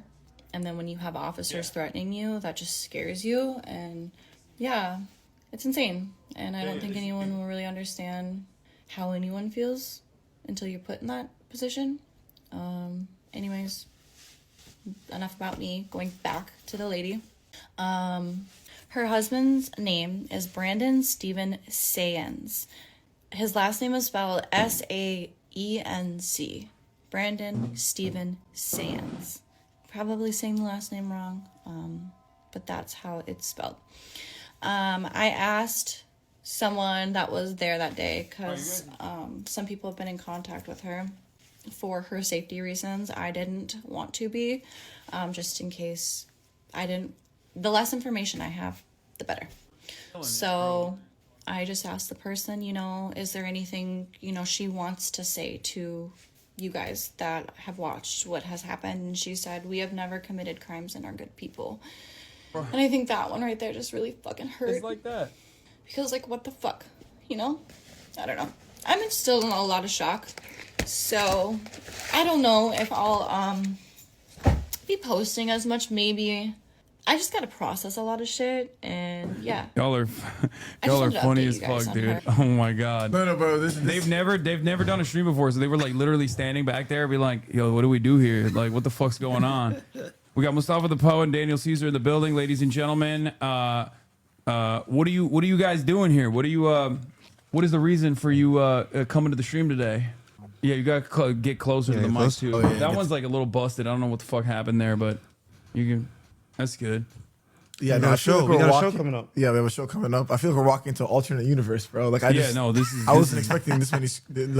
I'm sure you've seen Kai Cenat. He has people on all the time. Yeah, of course. He has celebrities on all the time. I don't usually have a lot of famous people on. I mean, I guess I have politicians on. Yeah, but I wanted to have you guys. Yeah, we're on. politicians too in some way. Yeah, exactly. You're political actors. Kai, leave him alone. What are you doing? Don't bother him. This is my little daughter. This guy used to work with Trudeau, man. Yeah, I did work with Trudeau for years. Oh, you did? Yeah, you worked with Trudeau? Yeah. I was on his council. He developed some policy advisory committee, and I was the Ontario rep for the committee. That's great. Okay, well there you go. Yeah, you're locked in. Fidel Castro's son. Yeah, Justin Trudeau. You know what I mean? I'm not gonna say he's not. Yeah, it's uncanny. Justin Trudeau, famous, uncanny. Famous for people's problematic fave. Katy Perry's problematic fave. Yeah. Have you ever shown your people the First Lady of Canada's first ever address? No. Oh no, it's the most important thing on the planet. This is insane. This is one of the darkest moments in Canadian history. Yeah, it's crazy. Okay, we got Daniel Caesar and Mustafa the Poet in the building. By the way, before I didn't even. Yeah. I didn't even do a proper introduction. But yeah, of course, we can dive right into it. Oh man, this is very important. Daniel and I have watched this 1,000 times. 1,000 times. It's very First important. Lady. You just gotta write. What is it? What is her Canadian, name? Something Trudeau. Something, Mrs. Trudeau. Miss Trudeau, MLK Day. MLK Day was her first ever address to the Canadian people, and she decided she was going to sing a song a cappella on MLK Day as her first ever address. Bro, you're spoiling it. You're spoiling it. Hold on. Oh yeah, no. I'm not spoiling anything. Let me do this camera. This camera's probably better. I'm not spoiling anything. It's actually much more exciting than I'm. Okay. Sophie Gre. Oh. Yeah, it's right there. Sophie Gregory Trudeau sings for MLK Day. Okay, let's see. Their first ever address as the First Lady. It's called Smile Back at Me. No. You need the intro. We need the intro. Okay, I'm gonna find the intro. Wait, let me fix the cameras too real quick. Boom, boom, boom. Okay. I'm so glad we're showing this. Yeah. Okay, this is. Wait, let's see. Wait, how can I find the intro? Just write Sophie. Chatter might have it. Oh, yep, there you go. We got the chatter. Because I have heard my fellow human beings and friends here today sing. This is not planned, trust me. I'm going to step up. Yes, and I'm going to sing you a song that I wrote for my daughter, Ella Grace, at a moment where I was going through a difficult time and where I remind myself of all the hope that there is in one's life and all the hope that there is in love and helping out each other. And it's called Smile Back at Me. And it goes like this. Some people doubt that angels can fly, and some people fight without knowing why. Some people live. So the whole family is goofy. Without seeing the everybody. light. It gets crazy. Everybody, it's She switches wild. genres and keys. Some people Yeah, right. live. Oh, no, no, no, no, but not quite. Teaching. And I know that good will prevail. And I could conquer the world with all the love that I feel. When you smile back at me. When you smile at me. Key change again. I see it from the corner of your eye. Like that. The day that we will say goodbye. But nothing will take away what's is like Katy between Perry you next and song. me. This is when she goes hardcore. When you smile back at me. When you smile. Like, what could the feedback be in this moment that makes her go, I'm going extra That's hard? what I'm gonna do. Like, this is the last minute and a half has gone so well that I'm gonna double down. No, it's crazy. And she has down. black liberation leaders painted behind her. Yeah, well, I mean, Look at that. One could consider Justin Trudeau a black liberation leader Yeah, as well.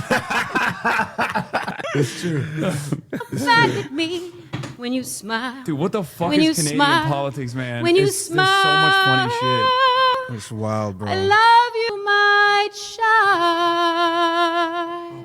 Wow. That was beautiful. It's amazing. Thank you for coming in. You know hot. what? I'm This so was- glad. Yeah, that was brought good. it. Yeah. That was. Yeah. The world needs to know about this. This is pretty much what we do on streaming. So you're already dialed in. This is like you came in with gifts. So, you know what? Incredible stuff. No, I'm so happy now. So is she gonna be attending tomorrow's event? You know what? I wish, but you know, No.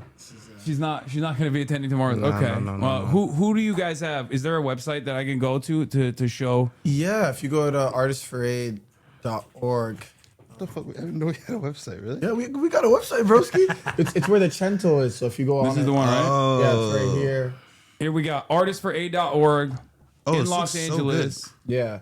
If you watch the Cento, it's a bunch of different artists that came together to recite the poetry of dead Palestinians. Oh, Sudan. Oh, Palestine. I don't know if you guys go somber on the chat in the chat. No, we go, dude. What do you mean? I've been covering this genocide every single day for the past 2 years, and you know, before you guys came in, we were talking about Minneapolis and what happened there. There's been a lot of crazy people just defending that shit, but you know, it's a similar struggle everywhere you go. But this is Artists for Aid. Artists for Aid. You guys are putting it together. It's hosted by Bella Hadid and Pedro Pascal, right? Yeah. And there's a bunch of artists coming together. Hold on, let me see if I can find the banner here because I want to show it. It's in the Shrine Auditorium, and there's still tickets available, right? No. No, tickets sold are out in sold 10 out. Okay. Yeah, I mean, you know, it's like it's kind of this is our third edition of Artists for Aid. I mean, it's always supported Sudan and Palestine thus far, but we did one in New Jersey and we did one in London, and so this is the third iteration of. And you know, it's like you guys were talking about Minnesota earlier, and it's just the reason it was so important that it's in Los Angeles because Los Angeles is a sister city of Tel Aviv, and so much of American taxpayer dollars. Obviously, you guys discuss this so often. Goes to the state of Israel, and I really do think it's the imperative of artists to try to do something to galvanize support for the Palestinian people as they are sowing. And we're essentially subsidizing the genocide in Palestine. And of course, Sudan is the largest displacement crisis in history. It's 13 million people displaced in, I don't mean to laugh when I say that, but 13 million people displaced in Sudan is the largest displacement crisis in history. So, and there's like a kindred connection between what's happening in Sudan and what's happening in Palestine. And also, of course, what's happening here. I was like, reminiscing on, Colombian president being I think he was in Dubai at that climate conference where he was talking about how like Gaza is a rehearsal for all colonial states to exercise their power against vulnerable people. And so what's happening in Minnesota is like deeply connected to what's happening in Palestine and what's happening in Sudan. And so I think these artists coming here, it's not just about what's happening in Palestine, but it's also about protecting their rights here as well. Yeah. And no, Struggle absolutely. anywhere, struggle everywhere. Yeah. So Daniel, I have questions for you. Let's go. Not to cut straight to the chase. Let's go. But when I said, and I'm sure you might have heard this, I don't know how much you guys know about my politics in general. I think we got connected through one of the Hadids. Yeah. But when I said I was gonna have, wait, what is the mic muted? Wait, what do you mean? They can hear him, right? Wait, speak for a second. Hello. Yeah, you can hear. You can hear me. Can't hear me. Damn, they're silencing you, bro. Bow, bow, bow. My mic is off. Damn. No, it's not. Who's getting? What the fuck? Your mic is shit. No, I think you're probably hearing him from the noise gate as well because I took off his noise gate because his was cutting off. Damn, I love the press vest, bro. Oh, hard. Yeah. That's very hard. Yeah. That's from when we were doing the Ice Out of LA protest. Love that. Yeah, there's no sound gate on, so you're gonna hear echo. You're hearing room audio. Oh, my fucking chat is so fucking annoying. All right, you know what? It's probably better this way. All right, so. Is it better? Do you want room ambiance? Do you want... Oh my fucking God. Here, let me see. This is the most annoying part about my job is that like when you're live streaming to fucking 36,000 people, there's going to be mad people who are just like, this is not tolerable. This doesn't... No, this is your boss. Except it's 30,000 different people. It's worse. But what I was going to say is when I said I'm going to have you on, there was mad people in the chat. They were like, Daniel Caesar, isn't he? No, they hate me. Isn't he a Trump supporter? Yeah. Where the fuck did that come from? To me, I was just like, I was like, if he's coming onto my stream, I don't think he's a Trump supporter. No. So what happened? Where did this even come from? And are you a Trump supporter? No, I'm cynical. Okay. I'm just cynical. You're cynical. Okay. So wait. You said there was an instance where I think you were talking about how you weren't a Trump supporter, right? There's a video of that out there somewhere, and you were like, yeah, exactly. Yeah. No, I'm cynical, and I'm kind of like, I kind of observe the world happening around me with the detachment. Like I don't really feel like I'm a part of it. You know what I mean? Mm. And so. My brother's stressed out. No, I'm not stressed. I'm not stressed. Wrong. But that's kind of my whole. It's just kind of like. Okay, I got off track. Bro, don't worry, they call me a Trump supporter too. No, it's what, and it's because I wouldn't endorse Kamala Harris because she would not stand against the ongoing genocide that the Democrats were contributing to at the time. Yeah, of course. I got kicked out of the DNC when they brought me in for coverage at the time, and I was. They brought me in for coverage with like creators for Kamala alongside all these other content creators. Like, I got pretty good, placement there too. Overall, like they put me in a nice setup and whatnot. And then the last day, I was really critical because they would not have a Palestinian speaker at all, and they were not listening to the demands of the non-committed movement in general, And I was very critical of that, and then they kicked me out while I was getting interviewed by the New York Times in front of 70,000 people. That's fucking, crazy. Yeah. I think it's like there's also like such a disproportionate response to anything happening on the internet. I think Trump is evil and he's hilarious. But what I do enjoy he's hilarious. But what I do enjoy about Trump is that his evil is uncovered. You know, like I just don't want someone dropping bombs on my country and then dropping a summer playlist. You know what I mean? And it's just like I just like the fact that like there is no pop culture harmony happening with Trump. You know, that he's Trump kind of just a true reflection of America. It's impossible. You know what I mean? He tries to do the pop culture shit. I think he's a queen. Yeah, I mean he's an Andrew Lloyd Webber fan. He always, I think, wanted to be loved by the liberal elite in New York. Like that's his background, you know what I mean? And he never got like that pop culture. He never got that pop culture relevance that he was desperate for, and he's just punishing the libs for that reason. Like that's I think his like driving motivator for the most part. But you see it like he wants to be loved and respected by the cultural forces, and it is just never gonna happen. Yeah. But yeah, but I like that he fails at it constantly. You know, I like that. Like yeah, he's still trying, but it's not working, and you can tell he just like fucking hates it too. He hates like he'll talk about like Graydon Carter throwing Vanity Fair parties in West Virginia to a bunch of like former coal miners. You know, who's Graydon Carter? I guess the former editor-in-chief of Vanity Fair or something from way back in the day. Okay. And he's like, her parties, his parties, they're shit now. They're not as good. And it's like, I'm sorry, but your mic is toast. I'm sorry. Watch stream, mic sounds bad. Okay, you know what? I'm gonna fucking do that. I'm gonna actually listen to the stream. Okay, you know what? I'm gonna fucking do that. I'm gonna actually listen to the stream. I think you you know sound what? great. I'm gonna fucking. Yeah, That's fine. it. Yeah, I'm bro. banning that motherfucker. Hold on. Hold on. The mic in front of you is not the one that's coming audio. Bro, this is like the Coliseum. Yeah.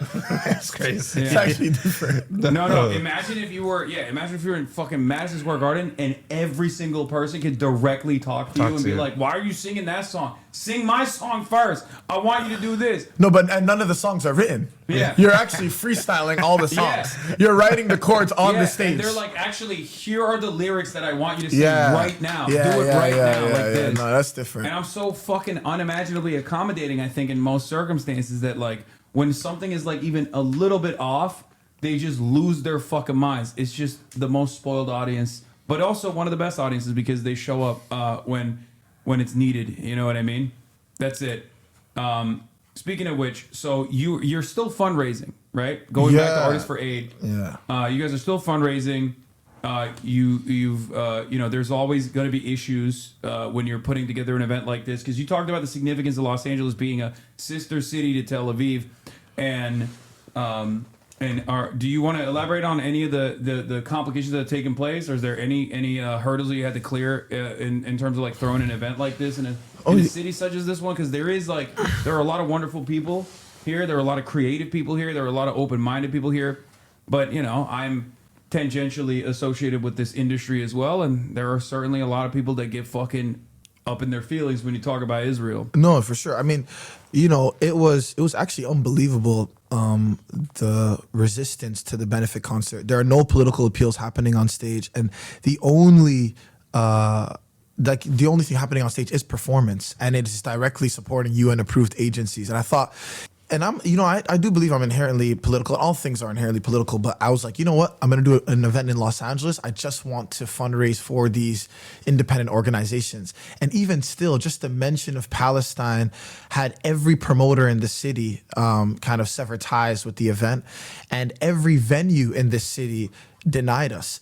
We sold 6,000 tickets in 10 minutes, and it just goes to show you the gravity of like the bill. We could have been in a 30,000 person room, but no arena would take us because of the mention of Palestine. And it's honestly, it's insidious and it's dark, and there is and that's a part of the reason why I wanted to do it here. I remember Miss Rachel wanted to do an event here. So many different nonprofit organizations attempted to do benefit concerts in Los Angeles, but I think they were so deliberate and intentional about making a statement around people not fundraising for this cause here. And, of course, some people had excuses and they tried to justify, their reasoning, but others were just blatant. They just said no, for just the mention of Palestine alone, it cut the conversation where it was. So, and I think that, if he stimulated us to return and to find a venue that would work for us, because it's important that it's happening, especially in this period, especially, now, even after all this time, we're still, the fact that this conversation is still happening. And I really do think that in Los Angeles, this is the city where, and of course, like you said, there are so many communities here that are doing wonderful work. But where you are right now, like, bro, you're in the belly of the beast, bro. You know what I mean? And No, I think, I know. yeah. I actually find it's actually really impressive that you do these streams. Yeah. In where you're doing them. Yeah, I mean, I've had some. Yeah, I had the No Other Land guys here the day before they won their Oscar. Wow, amazing. They sat right where you were sitting. Motaz Azaiza. Yeah. And numerous doctors that have come back from Palestine. I think it's important to say the truth no matter what. I mean, there were a lot of people that didn't want to hear it, especially after October 7th. Yeah. There were a lot of people that were like, the fuck? And I've been an open advocate for Palestinian emancipation, including not going after the resistance in general as well, because I think a lot of people, that's the one bridge that no one wants to actually clear. You still see it from a lot of people that get fearful when talking about BDS, boycott, divestment, and sanctions. They get fearful when talking about the Palestinian resistance in general, broadly, or they're hypercritical of it. no matter how quote unquote woke they are, no matter how much they understand it, they want people to be perfect victims in general too. They don't want anybody to fight back, and it's incredibly it's incredibly frustrating. Like it's just but I think it's important to say the truth no matter what happens, and now the environment has shifted so radically, and now people get yelled at if they're even remotely pro-Israel. Yeah. And I can't believe that happened in my lifetime. I never thought that it would happen, you know?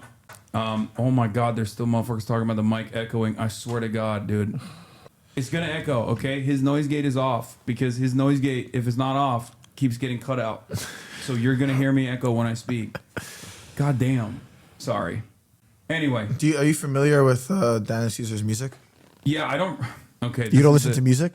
I thought that you were about to say that. That is really? what I'm about to- Bro, it's embarrassing. Really? I don't listen to any music at all. I have listened to your music though. I have. But I don't listen to any. How you don't? Bro, I do not listen to any music. What makes at all. you happy? Yeah, honestly. What makes you happy? What makes me happy is you know, seeing some of the changes take place that I push for all the time. But I know I'm autistic as fuck. I don't listen. What do you do when you're working out? What do you listen to? I literally don't say podcasts. Podcasts? Oh my God, bro, that's crazy. We finally met one of them. Wait, look! They found a tweet. They found a tweet. Hold on, where is this? Your tweet at Coachella. I think I tweeted about you performing at Coachella. Maybe I said Daniel Caesar was incredible. So let's go. I've listened to music. Yeah, it's bro. You know what, bro? When people that don't listen to music are being touched by your voice, yeah, just goes to show you. Yeah. When was it? Is this pre-Harry Styles? I don't know. This is 2022. Coachella. Yeah. This is one where Harry. I was opening for Harry. Yeah. Wow. Yeah. What a time. Damn, bro. You really reaching. Time I listened to you're music, reaching the people that are not listening. I listened to your music and I was like, I've had enough. Yeah, you're like, that's it. That was the final performance. Yeah, I was you like, went right back to the podcast. I heard everything I needed to hear.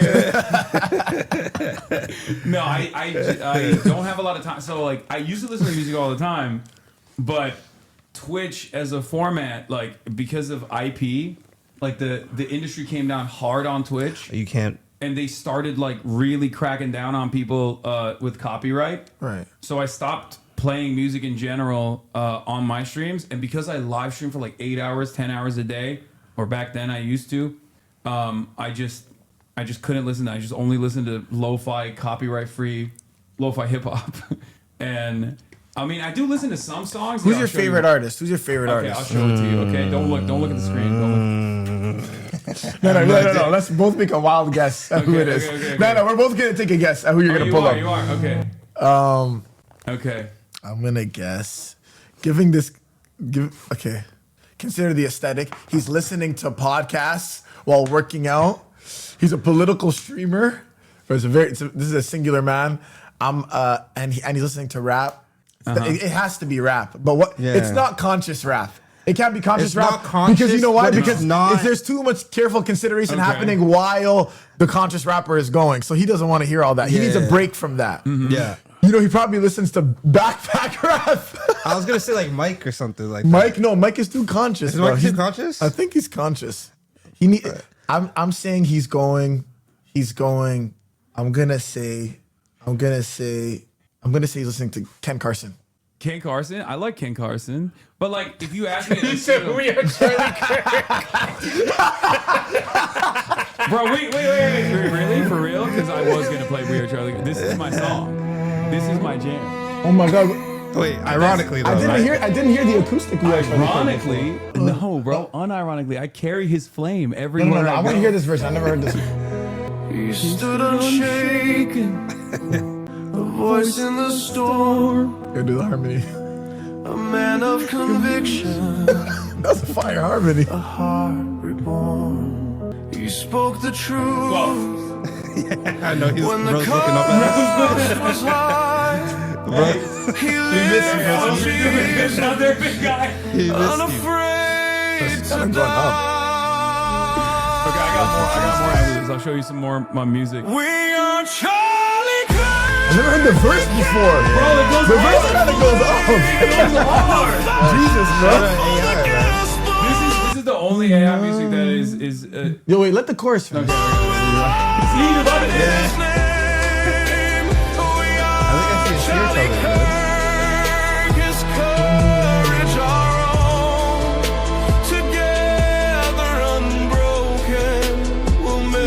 drum pattern. Yeah, I don't listen. It's gotta be tough for your death to inspire people to make AI music. Yeah, well, that's kind of like none of us are safe. So this is Yeah. I love this because it's like someone made this to honor him, Yes. right? Like this wasn't made in an insincere way. No, it's Yeah. true. And then everyone made fun of him. Yeah. So it's one of my favorite. And it also goes hard. Do you also realize is that I've never heard a human sing it yet. Oh, I've heard every iteration of AI, but I haven't heard a person sing I've it. been singing it nonstop. Wow. Like I just straight You up. should release a version of it. Yeah. We can assemble a band. That would Yeah. go And then, so and crazy. then, I mean, I listen to Kneecap. I love the Kneecap boys. You know, they're dope. Kneecap's hard. Shout out to Kneecap. But there's this one is killer Japanese vocals, bro. There's a Chinese one too. Whoa. His face, got the monolith. his face is slimmer here. Snatch. Yeah, it's Kiryu. No, he's This handsome. is Yakuza. This is a very popular video game franchise that I love as well. This is the main character. I love that your Kiryu. audience knows you so well and they're giving you the Yakuza Charlie Kirk Yeah. intersection because they want you to feel seen. Yeah, there's Damn, bro. there's also who has the Chinese one, the Chinese opera one? Does anyone have the Chinese opera one? There's a girl. There's a Chinese girl that made this. Hasan, you should make an ethical human-made cover. Okay. With no water. Yeah, an ethical waterways. human-made cover. It does sound Japanese. Oh my God. Love it. It sounds like Japanese Ciao Bella. What is that I respect it more now that it's in Japanese? Yeah. What is that? What's that phenomenon? This is the Chinese one. All right, well, this is. She's mocking him, and I don't like that. No. This is honor. Much honor to him. Just the way she's swaying back and forth, like this is not the way we sing that song. Bro. You have culture, you know bro. what I Put mean? some respect. That she's Yeah, not bro. carrying the flame. She's not carrying the flame. That's what you're A saying. flame doesn't sway like that. Yeah. We're talking about a singular flame. Okay. There's another. This is actually unironically bars though, and it's not AI made. This is another musical masterpiece that I've been fucking listening to quite a bit recently. Are you ready for this? I'm sorry. Okay. Not war, just peace, forever, forever, forever. Decirle al pueblo de Estados Unidos, no a la guerra. No queremos una guerra en el Caribe ni en It Sudamérica. goes so fucking No. hard, bro. Not war, just peace. No a la guerra loca. I feel like I had a nightmare of this one. Sure. No crazy, no crazy gore, no. No crazy gore. No, the bounce is crazy. I'm not gonna lie, bro. Don't you feel like Toronto ¿Cómo se is dice en actually inglés? like we are the founding fathers of Please, memifying Yes, politicians in the modern era? Rob Think about it. Ford? Rob Ford led the way for this practice. If Rob Ford didn't smoke crack, if Rob Ford didn't smoke crack, I don't know if we would have like having this. he really paved the way for this kind of political Was that the practice. first like clown in office? In modern, you know, in the No, I 20s. think they've definitely He's like always Caligula. had. They've But had- like, they've but had this kind clowns of in public, you know, kind of Public online facing. iteration of it. You know what I mean? It's like, you know, Rob Ford was viral on YouTube. Okay, I He got was so another one. important. I got another one. This is not going to help your allegations that you're a Trump supporter, though, because like if you respond to this, I probably positively, will. you could. I probably will. I'm scared. People say I'm a Trump supporter because I kept playing this nonstop leading up to the election, and then he won like the Hispanic vote by. I mean, he won a pretty sizable chunk of the Hispanic vote, so people think that I did that a little bit. I think I did. I also illegally voted for him too, so that's probably the reason.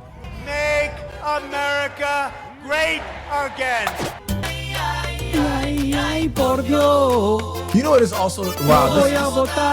Wow. Wow, you know this record. Wow, this is a lot of effort. They really like him. Bro's got 1 million views. Wow. Now we're getting loaded up into ice trucks, bro. What a life. That's crazy. It's unfortunate.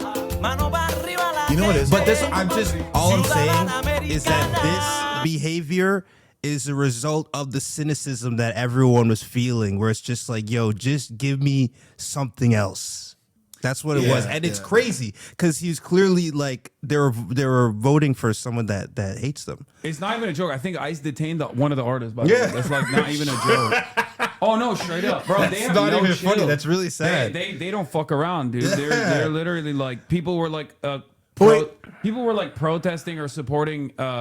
People were supporting that Trump went in and got Maduro, got him out. Right? They were like, oh my god, the Venezuelan migrants that were here. They were like, yeah, They're happy thank about God. it, yeah. He sucks. He sucks. He sucks. And then the same day, Kirsten Noem was like, we're cutting 600,000 Venezuelan migrants temporary protected status, and now you can apply for asylum. It's a much more complicated process with no guarantee that you can stay on U.S. soil, but you're done. Wow. It's so crazy that they just like very openly go like, oh, if you're a token, you're gonna get spent. It doesn't matter.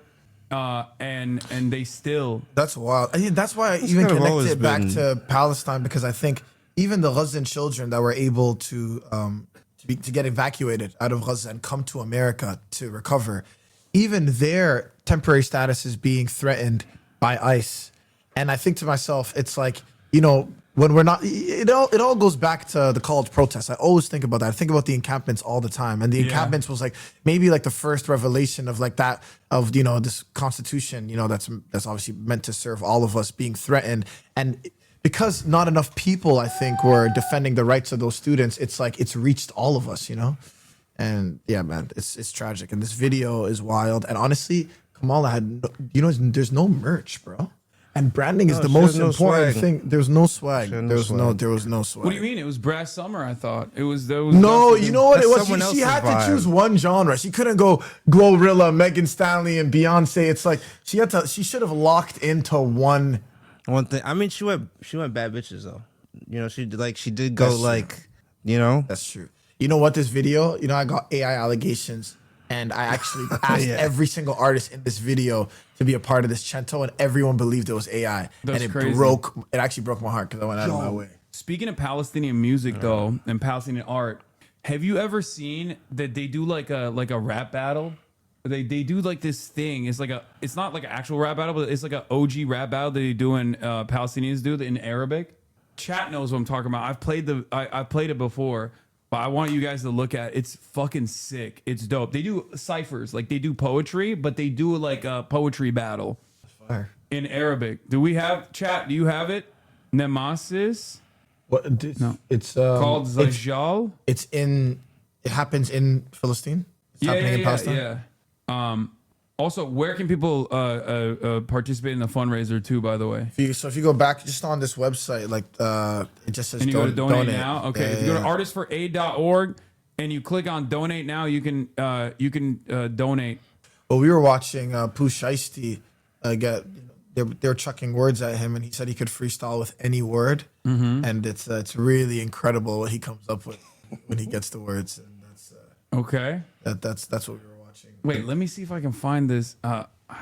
Where is it, chat? You got, what is it? Nemesis stick of gum? This is not, why are you linking this? No, this is not what I'm talking about. This is not it. This is not it. Tell them to use the donate command. Yeah, if you do !donate, you can go to the link directly and donate to the fundraiser. This is an artist from Toronto, by the way. But no, but Nemesis. this is, yeah, no, but that's not but this what is not who I was talking about.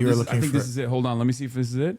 كل الدعم لأهالينا في فلسطين في وجود No, this isn't it either. No, dude. There's a lot of Palestinian rappers, bro. You're gonna have to sift through. Oh my God, they're sending me Damme Falastini. No, dude. Damme Falastini. I love that. I mean, it goes hard. It goes that's hard. That's not what I was talking about. Yeah, they're gonna send me. That's all I want for Christmas is you for Palestine. I love that song. No, but Muhammad Asaf, right? These are like old. Yeah, I think so. These are old dudes that are just like doing like a poetry slam. Damn, bro, your chat's not coordinated. I can't believe they can't figure it out. I know. I thought you guys were more locked in. No, sometimes they can't lock in. Sometimes they fuck I get it. up, I and get then it. They start sending me. You know, for a second, I felt like we were just actually walking in on a coordinated attack. Yeah. No, it did feel crazy.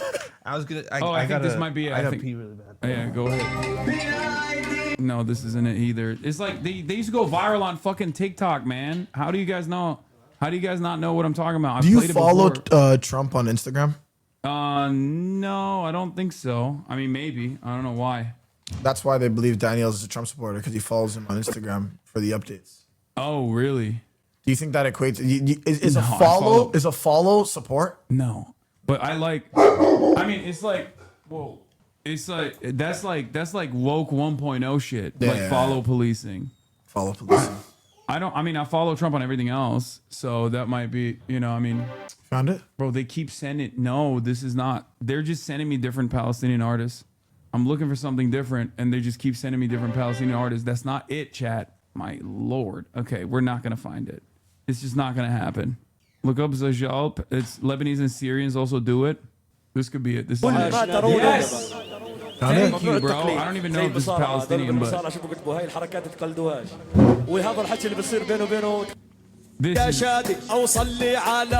This is what I was looking for. Have you ever seen this before?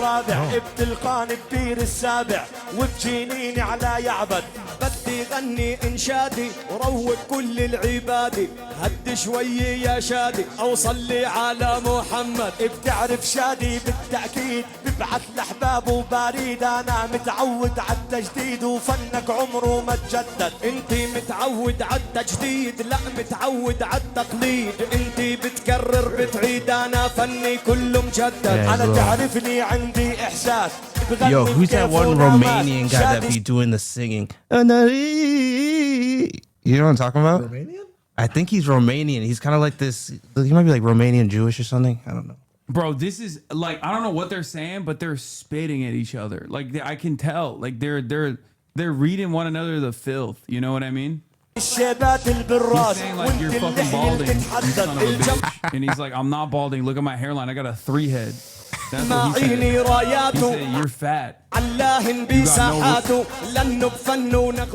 He's like, but I got hoes though. This is an older tradition than Islam itself. So like these guys have been doing rap battles before the Prophet Muhammad, peace be upon him, was even around. Think about that. Yeah, well, even the Prophet Muhammad he used to have a designated poet named Hasan ibn Thabit, and he used to send Hasan ibn Thabit to go and recite poetry against the other army, and the other army used to send their designated poet to come to the city where Muhammad and the Sahabas used to live, and then it would go back and forth. So yeah, it's a tradition. It's an Islamic tradition. There was a pulpit also in the mosque for the poet in the Prophet's mosque. Yeah, poetry is a significant practice. Oh yeah, was it my granddad loves is it Ahmad Khayyam, I think? Maybe he's one of those guys. What's your background? I'm Turkish. Oh, you're Turkish. Yeah. Yeah, Ahmad Khayyam. Play them We Are Charlie Kirk. We are Charlie. Yeah, that's why I carry the flame. Kirk. Wow. Bro, you are not beating the allegations. What the fuck? Bro, you put us onto the side. I couldn't help it, bro. It's over. This was a trap. Yo, he's got a big Trump poster behind the camera. Bro, what do you mean? Look at that up there. I got the Trump hat up there too. Yeah, bro. Yeah. That's what I'm saying, man. Yeah, no. Do you? Yeah, so you don't follow him on Instagram? I don't follow Trump I don't think I follow him on Instagram, but I follow him on everything. Who has the best friends? No, I mean, sorry. Like, were you guys acquainted? Yes. We debated. You guys debated multiple times? So we came up at the same time, and then, He's your peer? Unfortunately, yes. He is. Yeah, I mean, bro. They're from the same class. Well, it was. But we debated one another, I think in 2017, 2018 at Politicon, when he was, like, first coming onto the scene. And then we were about to debate 2 weeks before he got killed. Oh, wow. So, do you talk openly about whether you believe Mossad agents killed him, or is that not a thing? No, I mean, I talk about it all the time. I don't personally think, like, first of all, any kind of Israel slander is good in my book. Yeah. Okay, love it. I'm always on. Yeah. I'm always on board with Israel slander. Shouts out Candace Owens.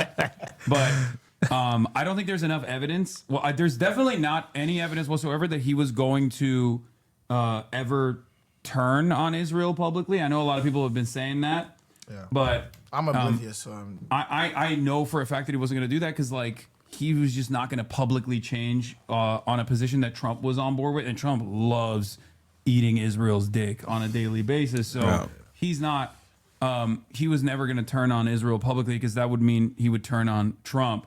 However, I just don't think that there's enough. I don't think there's enough evidence that it was Israel that killed him, and then they're like using Tyler Robinson as the fall guy, even though there is some inconsistencies, understandably. Yeah, that's some weird. Yeah, some weird you see stuff. the memes? no, some of the things they're saying are jokes. Oh yeah, no, they're saying crazy shit. But yeah, he was a huge Zionist.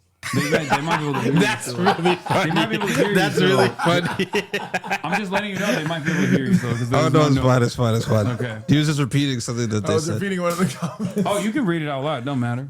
No, I always support Israel slander, even if it's fake. Oh yeah, no. It's really funny. I will entertain it. Yeah. I'll be like, what, guys?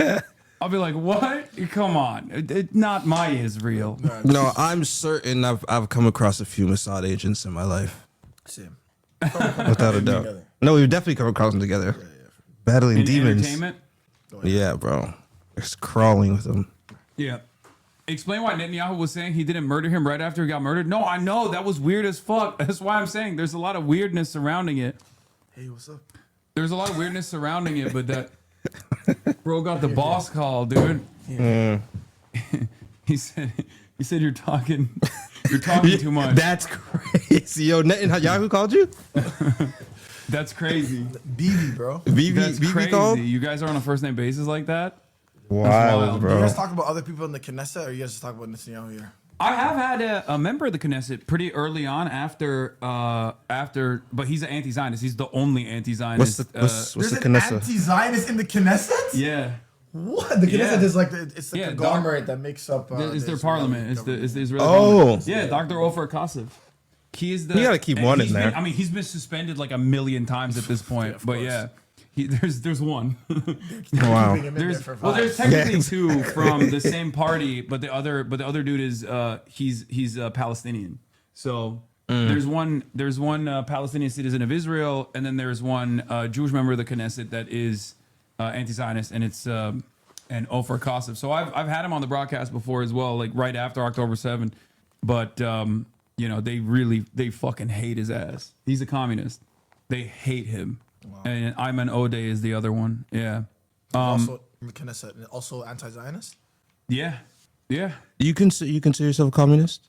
I mean, I don't have an issue with the term. I don't say I'm a communist. I just say I'm an anti-capitalist, socialist, whatever. But I don't have any issues with it. Everybody calls me a communist all the time. You know? But bro, I seen Elon Musk comment at you on Twitter, bro. That's crazy. Oh yeah, it's because. Did that feel good? I actually that's a sincere question. Oh yeah, no, I fucking hate him, and I've hated but did him it for feel a very good long to get time. attacked by him publicly? Oh, I love when my enemies hate me. Yeah. Especially like I don't like it when liberals are like trying to attack me from the perspective of a value that I don't hold. Like because like liberals will be real vicious. Like they'll be like, oh, you love Trump, like that. I hate that shit. When people say like, oh, you're a Trump supporter or whatever, it's like very clear I'm not, right? But when it's like Elon Musk, who is like very openly a fucking right-wing shithead, yeah, I love that shit. I had he's hated me for years since I had his baby mama Grimes on the broadcast. Oh shit. Yeah. So Grimes. yeah.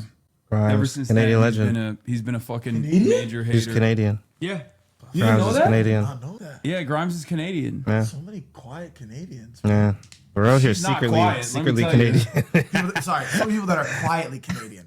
Quiet Not about their Canadianness. Quiet about their Canadian identity. Yeah. Yeah. It's because I think the Canadians that make it out tend to be the not quiet Canadians. But we're in California, and it has a larger population than all of Canada, and that's the second biggest country in the world. Wait, what? Canada's second biggest country in the world, and for its land mass. population is smaller than Oh, yeah, California. That's like 3 people per square kilometer. Yeah, bro. it's 90% of the crazy. population is literally along the U.S. border. Yeah. It's true. Yeah. What do you think about Canadians that are fucking begging to be invaded? Albertans. Oh my god! I mean, how can you be so cucked? That is, I'm not gonna lie, that is kind of like, that is Canada. You know what I mean? We still have the Queen on our money. I mean, we never really fought back. The ethos of America is rebellion. The ethos of Canada is let's work it out. The ethos of America was rebellion, I think. Ever since this Minneapolis situation, I'm beginning to realize, like, I mean, look, I've always said, like, Americans are very servile. No, you've been neutered for Yeah. sure. No, Israel neutered you guys, but I mean, But it's not even. They're such fucking bootlickers. Like they are. Americans are. We are. I'm an American too. We're such fucking bootlickers where we just like, anytime a cop does anything, we're like, oh no, that was totally valid. Like I genuinely think there are people that have been defending the ICE terrorist piece of shit that just like shot that 37-year-old woman, Renee Good, to death. Those people, if an ICE agent actually fucking shot their mothers in a similar situation, they'd be like, oh, she should have complied. You know? Well, I think I will say, I feel like a lot of it is like both sides being irritated at the other side's means of like communication. All right, you're I too feel like understanding, both. No, I'm not even. I'm dead ass serious because you really. Now I get why motherfuckers think you're a Trump supporter, bro. When you talk to these, if you really think about it, I know you're being what's the word? Facetious. Facetious. Yeah, hyperbolic. Memeing, yeah. But these people, it's like with the Trump. It's like with the Trump thing and the Mexicans, where it's like they think it's a rejection of the liberals where they're clinging to Trump and they think that it's going to be okay. It's not really about loving Trump. It's about hating liberals. I'm good. No, I got some different. I got like Monster. Are you supported by Dr. Pepper? No, I don't have any. I don't. Brought have to any you by my sponsorships are my subscribers. That's it. The Piker Broadcasting Service is sponsored by you, the people, for you, the people. Thank you. Yeah, I have. No, but honestly, I do hear what you're saying, Ashton, because it is true that liberalism is dead as a concept. And so it's like whenever people are trying to like seek refuge in any of these political ideologies, we get lost in the wash regardless. These people don't think that ICE is going to be turned on them. They just don't see it coming. It's going to be, but they don't see it. They don't see it so coming. you're gonna have to like feel a little sorry for them. And it's funny because like some people claim to be like intersectionalists, but they only care about the intersection that they stand at. Exactly. But to be intersectionalist, you have to actually be at least see that there are people that are being made vulnerable on other intersections, and they should wait until it hits their intersection. And all it takes, even in like I always say this with what happened with the blackface and Trudeau. Justin Trudeau. Obviously ridiculous and obviously manic and like it's a circus over there. But all that it takes is one trope of identity politics to be thrown in the left and everyone starts spiraling. You know? Yeah. Bro, you know what was the greatest show of solidarity I've ever seen in American politics was when everyone pulled up with the bandage on their ear. After Trump got shot. I'm not gonna lie. I was like, wow, this is kind of beautiful. Bro, they love this man, bro.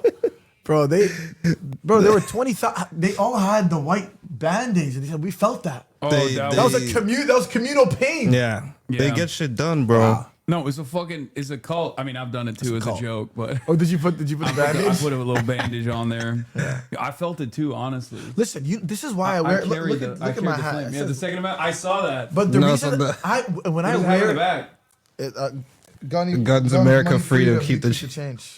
That's a fire hat. Got it in Montana. It's got a leather brim and everything. Leather brim. Damn. Yeah, and you know why I wear it? Because when I'm coming into America, I'm on an O1 visa. It's fragile. Oh, dude, for circumstance. sure. And when I'm coming in, I see a border officer and they see my hat. There's an automated love. Yeah. And all it takes is one piece of clothing. Yeah, signifier. They seen the hat and they looked at me and said, "What's the hat?" I'm like, I just wear it sometimes. He goes, and the guy looked at me and said, "Keep it on."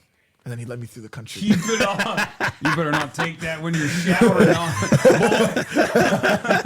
That's crazy. Yeah. Keep it on is crazy. Yeah, you're like, it stays on in bed. Because my name is Mustafa Ahmed Azzeddin, and it's the name of a long-standing terrorist. That's on the terror watch list. And so I always get thrown into secondary customs. And this hat has prevented me from secondary customs multiple times. Yeah. Wow. You know what I mean? Yeah. Yeah.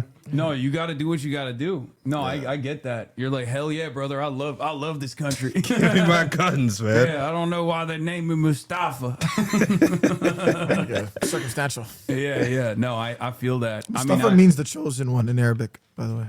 Chosen. I didn't know that. Terrorist. Yeah, it's a nickname of Prophet Muhammad sallallahu alaihi wasallam. Wait. Do you believe in God? I'm not a religious person though. I mean, I'm Muslim, but I'm not. I'm not very good. Well, yeah, Hassan, of course. Yeah, I'm not a very good Muslim. Right. Or I guess like I'm from the standards of like shit that people care about. I get mad. I get a lot of respect from real Muslims for not doing usury. Right. Because I don't play the stock market or anything like that. Yeah, cool. So I feel like real Muslims really appreciate that. That and also my advocacy and whatnot. But like, I'm not, I drink alcohol from time to time. Yeah. You know? Yeah. I eat pork. That's the biggest haram. God. That's the most haram thing you can do. You don't do usury, but you eat pork? Yeah, bro. I have my priorities twisted. I'm not gonna lie. that's crazy. Daniel might be more Muslim than you. I might be. He doesn't eat pork. Wow. He comes to Friday. Mashallah. He comes to Friday prayer. He doesn't eat pork. Yeah. What? You go to Friday? Wait, are you Muslim? No. He comes What the fuck are you doing at Bro, Friday I did do prayer? my. I got tricked into a shahad one time though. Yeah. I did. Qatar Airways. Oh, so you are Muslim? Okay, never mind. yeah. No, I mean, I've done it. technically. I've done it. Yeah. That's the other thing. I got mad Muslim points because I've made all of my kufar ass chat say the shahada. Yeah. All the kafirs in my fire. chat, they said the shahada. They're all fucking believers now. That's amazing. They spam Why me. are people spamming Qatar Airways? What's happening? No, I mean I said flying Qatar. Oh, is it? This is the best airline. It's It's Wait, actually really? like a crazy airline. They have Okay. Starlink on there. Yeah, they got Starlink on there. F Moscow, but that's Starlink. The pajamas. You can go on FaceTime. You can go FaceTime. The pajamas go hard. Yeah. We still have them to this day. Yeah. You know Sammy's doing the new pajamas. Sammy Gentry. Yeah. One of the homies is designed. Oh, all right, it's all sorry. good. It's all good. I didn't Wait, know. what happened? try Oh to yeah, see the you're deep. live. I'm gonna get shot No. by Qatar. All right, whatever. But yeah, Qatar Airways. No, I'm obviously #1 funded.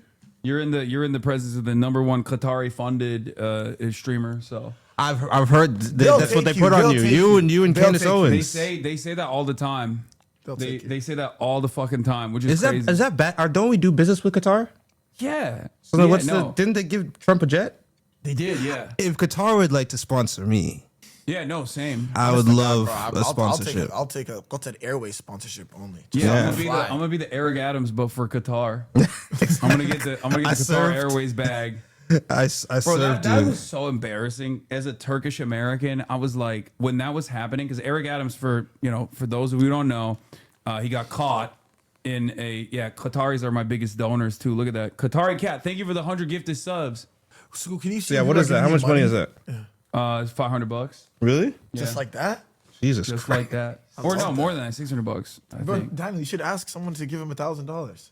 Yo, it's someone. I need 1,000 right now. How many Give him subs is 1,000. that? How are they gonna give you that? No, it's for you. It's for you, brother. For me. Okay, hell yeah. Can someone give $1,000. Well, you can like cash Honestly, out yo, me bro, later. could you vow to not eat pork for 1 month if someone gives you $5,000? Easy. I 6 mean, months. 6 months. It's fine. I don't care. 6 months, $5,000. If like you're a true Muslim, give $5,000 so this guy can begin his journey of pork abstinence. Bro, it's because bacon is so good. No, brother. Well, like, there's so many good alternatives. It's so funny. That's the one thing. Every Muslim, when you say, you could be like, oh, I do drugs, I drink, I do all this, I'll do all that. And the one thing is no pork. No, it's you know what it is. No It's pork, so man. avoidable. Pork Yeah. is just such a rogue. No, bacon is. I miss it. Yeah.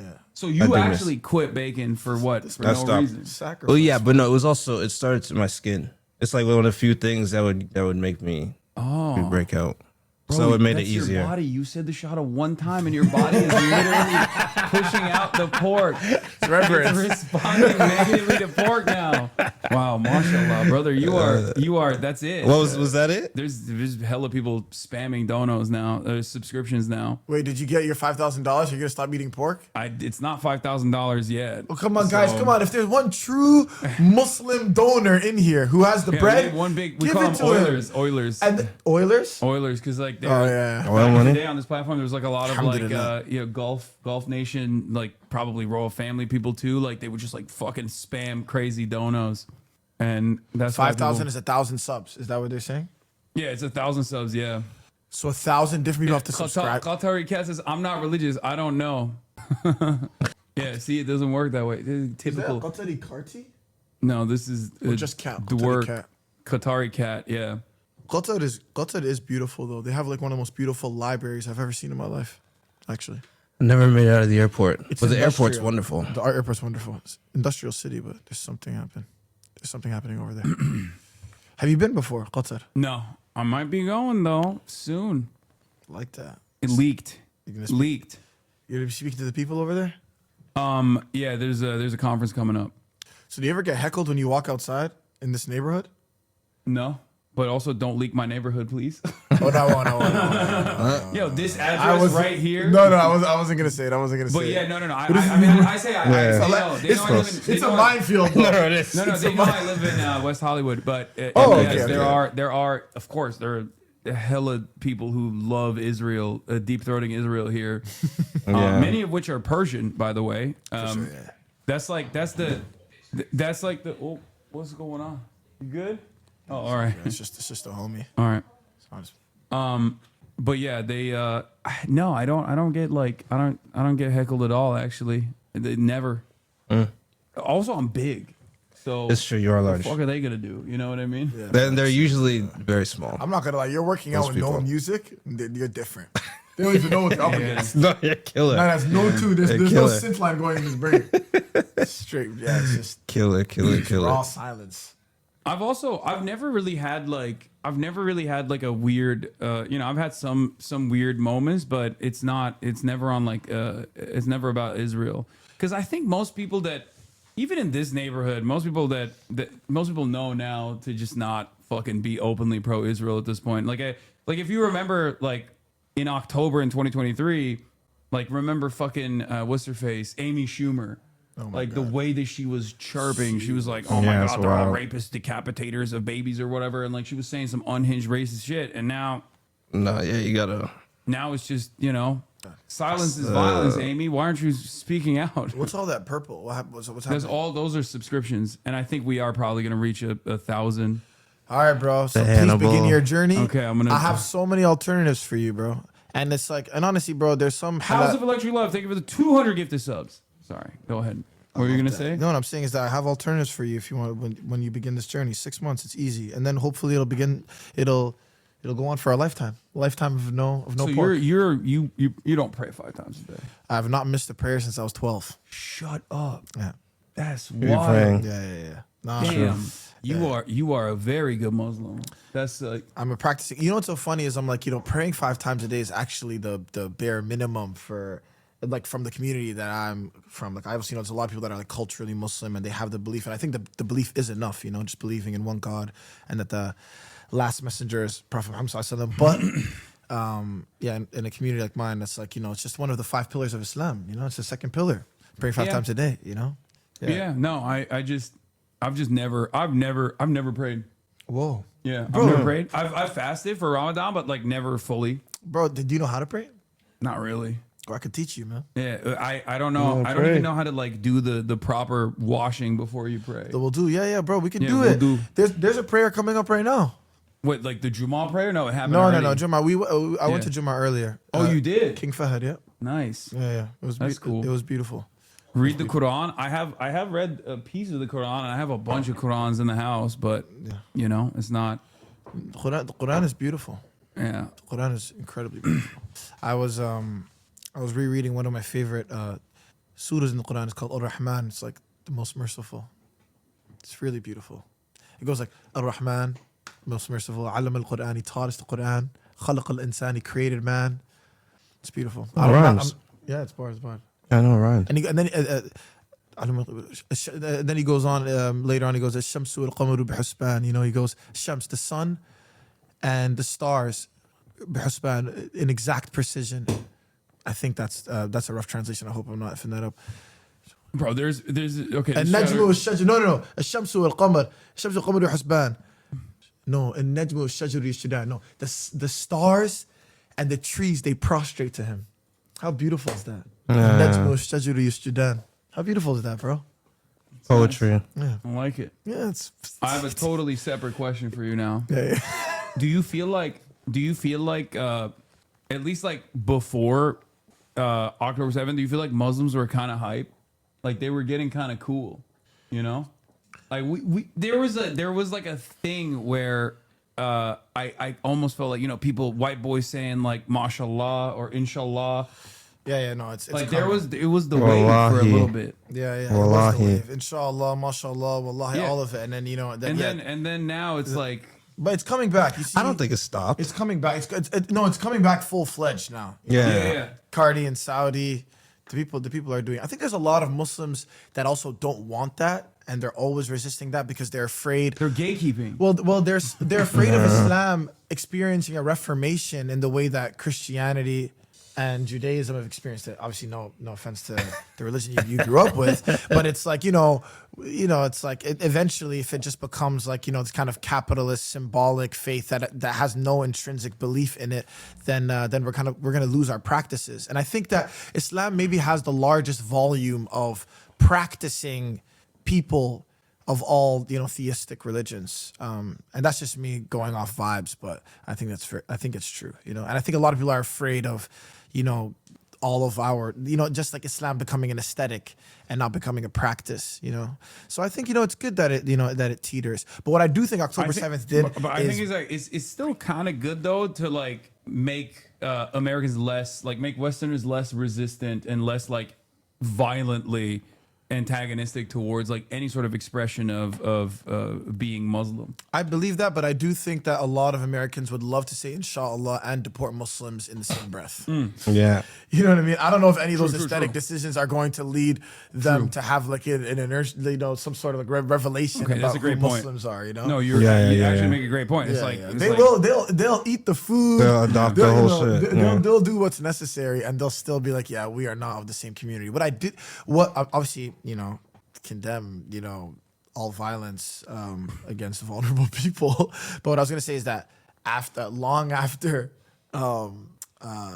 before October 7th, I do think that there was like grave division in the Muslim community, and there's something about the genocide against the Palestinian people that brought a lot of Muslim communities together, and I think that, and it's in a way that I have not seen before, and that has been really beautiful. Like even just on like, just even in an intimate way, like people that I know that haven't spoken in so long, community organizers that haven't spoken in so long, I watched them come together on the grounds of Palestinian liberation, and I think we've always had like this kind of like unwavering commitment to Palestinian liberation, and we're always against apartheid, but we weren't doing it in, the kind of, with this kind of harmony, because we have to do it with this kind of harmony now because we have no other choice, Yeah. I mean, look, I think the political situation is still devastating in many Muslim countries. Unfortunately, they're so controlled and dominated by America and play the role of a willing servant. I mean, Egypt comes to mind instantly. I mean, look at Jordan. Obviously, Jordan's a different situation in altogether. But the people are united. You're right. Yeah. It's just that they don't have they don't have a real say in the process as far as it's having their governments turn into anything but like vassals for American empire. Of course, and so much is American empire. I mean, even a lot of music, like the industry we're in, it's like a lot of pop artists have been absorbed by the American empire, and they are just tools for that empire and I think that, for us, I think gathering these artists it's gathering artists that are anti-establishment and that are criticizing the establishment, criticizing the empire. And so many artists, I think that they are part of what, the violence that the empire is sowing in so many countries in the world. They don't even realize it. It's actually, it's pathetic, honestly. Yeah. Anyway, all right. Well, let's watch the cool video that. Let me explain what it is, because it's actually a really cool thing. It's not cool. It's devastating, but Acento is an old practice in poetry, and it's a poem that's comprised of lines of poetry from other poems, and so all of the lines here are from different Sudanese and Palestinian poets who have passed away, with the exception of one line by Naomi Shihab Nye, who's like a Palestinian poet, and she's the only surviving poet from every line shared in this poem. And it was assembled by myself and Safia Al-Halu, which is an American Sudanese poet who's incredible. And all of the poets, all Sudanese and Palestinian poets, are dead, and most of them murdered by the Israeli state. Yeah, I know Refat is in here as well. There's like lines from him as well. Yeah. And there's no AI. I know all the artists that are in this video. And why the fuck do people think it was AI? No, it's strange. I think because, Bill Skarsgård, he just is doing it in such a stoic way. And I think that they just thought it was AI. And he's too good. He's too good. And we also mixed it. We also, the music, when we mixed it, it's like, the voices got a little distorted, which I thought was charming, but I didn't know it would result in AI allegations. But yeah. And oh, Palestine. Dig no grave for me. I shall lie in every inch of the earth. I shall lie like water on the Nile's body. I never forsook my homeland, the land of ultimate beauty. I am from there. I am from here. I am not there, and I am not here. I live in you and cannot remain neutral in sorrow. I have two names, which meet and part, and I have two languages. I forget which of them I dream in. Oh, little light in me, don't die, even if all the galaxies in the world close in. If a single night could pass. With no interrogation, apprehension, no heavy feet chasing us along the sidewalk. No surge beneath our skins. I'd tear a map to be right next to you. I cool out. You, who are pouring forth like rainfall. Don't you recall our times together? In a field of ember, we've been waiting for you. You would hide your intimate face inside me. Like a warm star, I, too, will hide your intimate face inside me. O little light in me, say, enter my heart in peace. Like the sun over my homeland's fields. The likes of me never take a grave for an abode. I write to you from a place that no longer resembles life. If I must die, you must live to tell my story. إن كان علي الموت ولا بد فلتحيا أنت لكي تحكي القصة. يا فلسطين يا سودان. Tell Palestine, all Sudan. Wow. It's like a supremely better version of the Imagine video. Yeah, that's really powerful. That's great. Yeah, no, it felt good. I know. Shout out to all the artists in there. Brennan from Turnstile, Anake, the Marias, Jeremy Allen White, Rosalia, Bill, Skarsgård, Oh, Sudan. Daniel. Appreciate all of them, man. Honestly, it's been so nice to get people on board with the cause. And you know what it is. It's like once you see it, you can't unsee it. I guess Gal Gadot wasn't available for this. We was calling her up, bro. I sent her. I said, "Yo, Gal, bro, what's going on?" Because she really knows how to put these videos together. She does. She actually opened and closed the Imagine one. Yeah, that's why it was so powerful. When Yeah. I think we were gonna very use the well same. received. Yeah, She can act and sing. Yeah. Get out of town, man. How is she so? She's incredible, bro. I had a real viral. I got interviewed by Vanity. Was it Variety or Vanity Fair? I think it was. I always fucking mix it up. But they asked me about Gal Gadot, and I was like, she's fucking dog shit. And that shit went LeBron numbers on Twitter. Like, it went super fucking viral. It was in print. Variety straight up said she's dog shit. Not only is it's a war crime the way she acts, on top of defending Israel, which is unacceptable. No, I she's think Mossad, when she was man. doing that Imagine video, she was probably fresh off that IDF suit. Bro, look at this. They posted it too. Variety. You guys look like you guys about to act in a movie. No. This is like a Deadline article. I'm dying. You guys look great together. South Africa calls Gal Gadot a They dog look shit mad actress cute. and quips she has no business being at the Oscars for the crime of what she's done, not only to the DC franchise, but really any movie she's been a part of. Jesus. And then I talked about more serious stuff, but Variety put this up, and I mean I was right, but it was just crazy to me that she might have seen this. No, this is definitely beautiful. She saw it. Yeah. And she knows, but she always knew. Yeah. I mean, yeah. She has to link up with Quentin Tarantino now. Yeah, that's true. They got to shoot a little Indian in Tel Aviv. Yeah, I was gonna say they're in Tel Aviv. So what are your 2026 predictions? Did you do them? Oh my god, bro, I did. Oh god. One of my fucking listen. We can't do ours? I do it on stream. But last year, I got 19 out of 20 predictions locked and loaded. What? Wow. I mean, 19 predictions. The only one I got wrong was Canada. Because I said this was before Justin Trudeau dropped out. So I said Pierre Poilievre is probably going to win in Canada with the same wave of right wing. But then Canada responded very negatively to Donald Trump being like, I'm going to annex you guys. So that was very cool. Shouts out W Canada for that one. Even though fucking Mark Carney's ass too, but whatever. Yeah. So that was the only one I got wrong.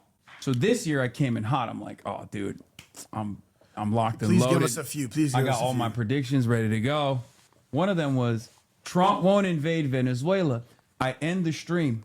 An hour after I ended the stream, announcements start coming in. I get text messages like, bro, are you seeing this? Are you seeing what the fuck's going on in Venezuela? Oh no. Trump does the fucking military operation to extract Maduro, kidnap Maduro. I'm like, fuck. First I'm gonna prediction out of the gate. An hour later, he reversed me. Don't come. But what else? I mean, there's a text file here somewhere we can find, but Yeah, the ones that we can say. We had some great ones, but a lot of them we can't say. All right, let's we have some predictions. Yeah. Hassan's fault confirmed. Yeah, it was the death note, dude. It was crazy. But also, you make sure you don't show your phone to the camera. Oh, up there, okay, we can read it.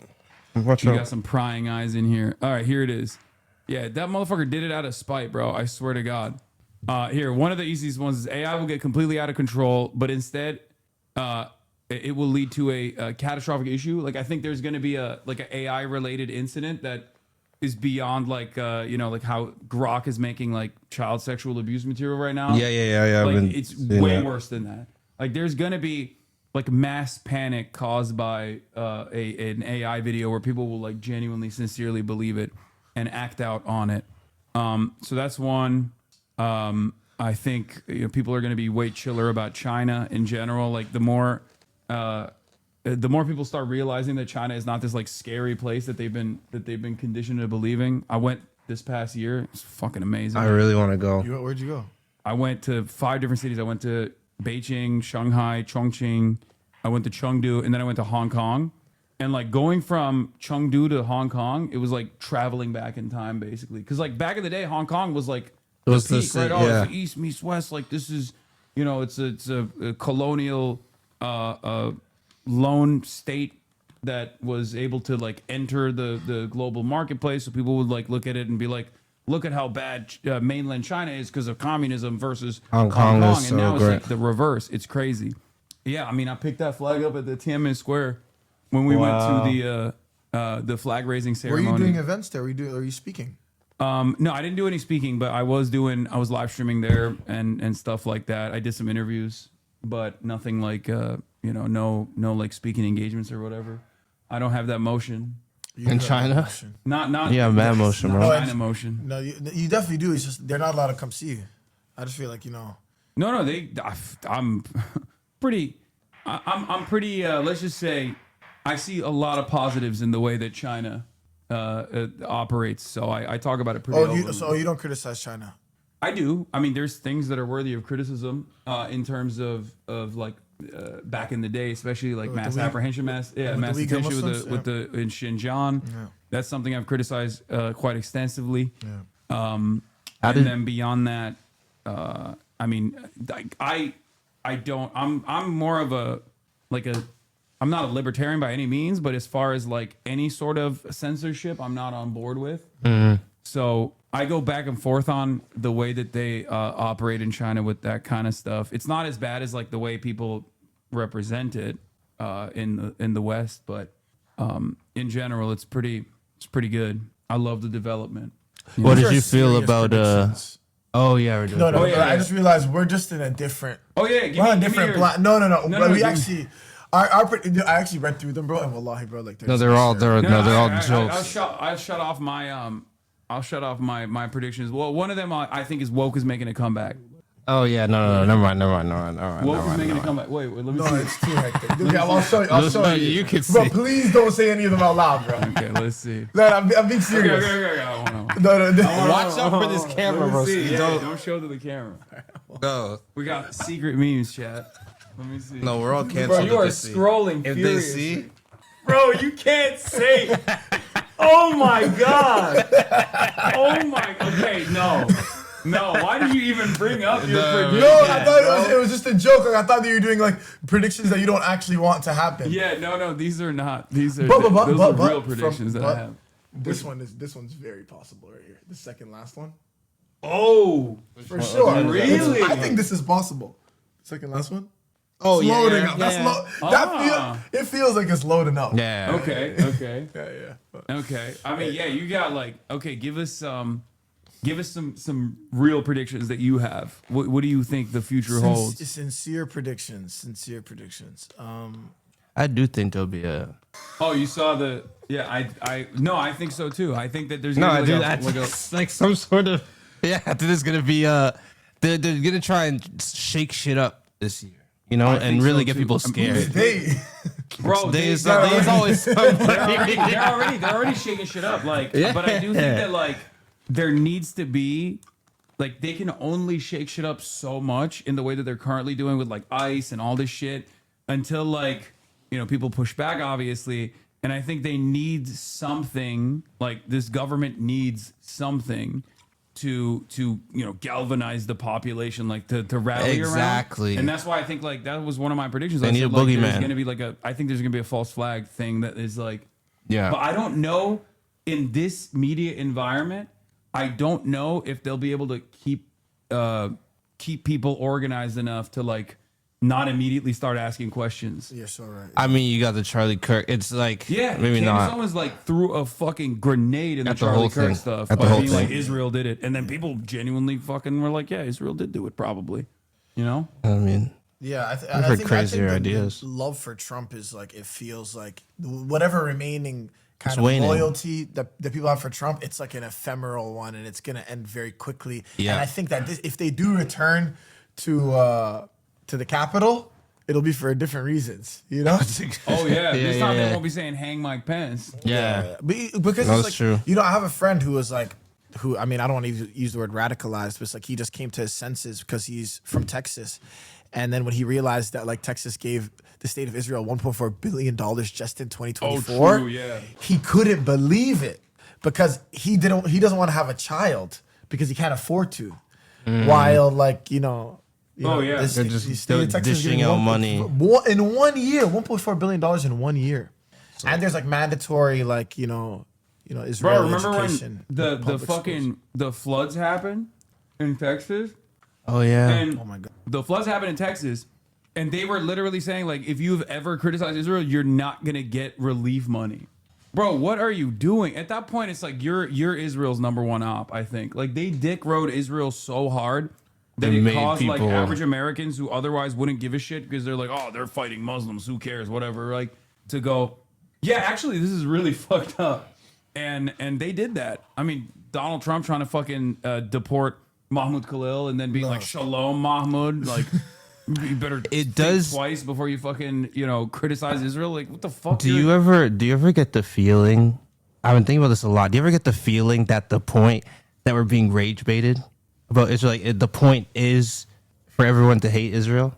Because it feels like they're not trying anymore.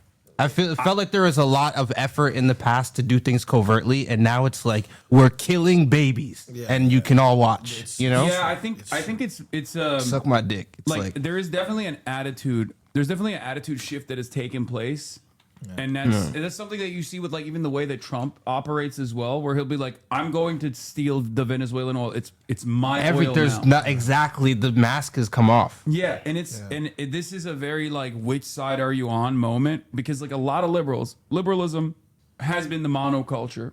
Even Republicans to varying degrees behave in the same exact way as like liberals do in general, right? And now that like liberalism is seen as like a failed political project because capitalism is failing and unwinding right in front of our eyes, and as the contradictions worsen, you have this moment where Trump is basically saying, no, this is the truth, and we're doing it, and it's good, right? We're going to Venezuela, and we're stealing their oil, and it's good. And it creates this unique environment for a lot of liberals, self-identifying liberals who think like, oh, I'm a progressive guy. Maybe I believe America is not the best power in the world, but is trying its best. It's the world police for a good reason. Now those guys have to sit back and go, wait a minute. We're not the fucking world police. It's not for good reason. This guy's saying it out loud. bullies, Like, what yeah. the fuck's This going on? headline's insane. Yeah, that's from the ACLU. Texas City tells people no Hurricane Harvey aid unless they promise not to boycott Israel. How bro, are you it's telling rage bait. It's American rage people bait. that? It's rage bait. It's rage bait. It's rage No, bait. but Holy But the shit. same fucking, I call it peasant mindset. The same attitude that a fucking hog MAGA Trump supporter has when they see a 37-year-old mother get shot by an ICE agent for like, the ICE agent having a bad day, right?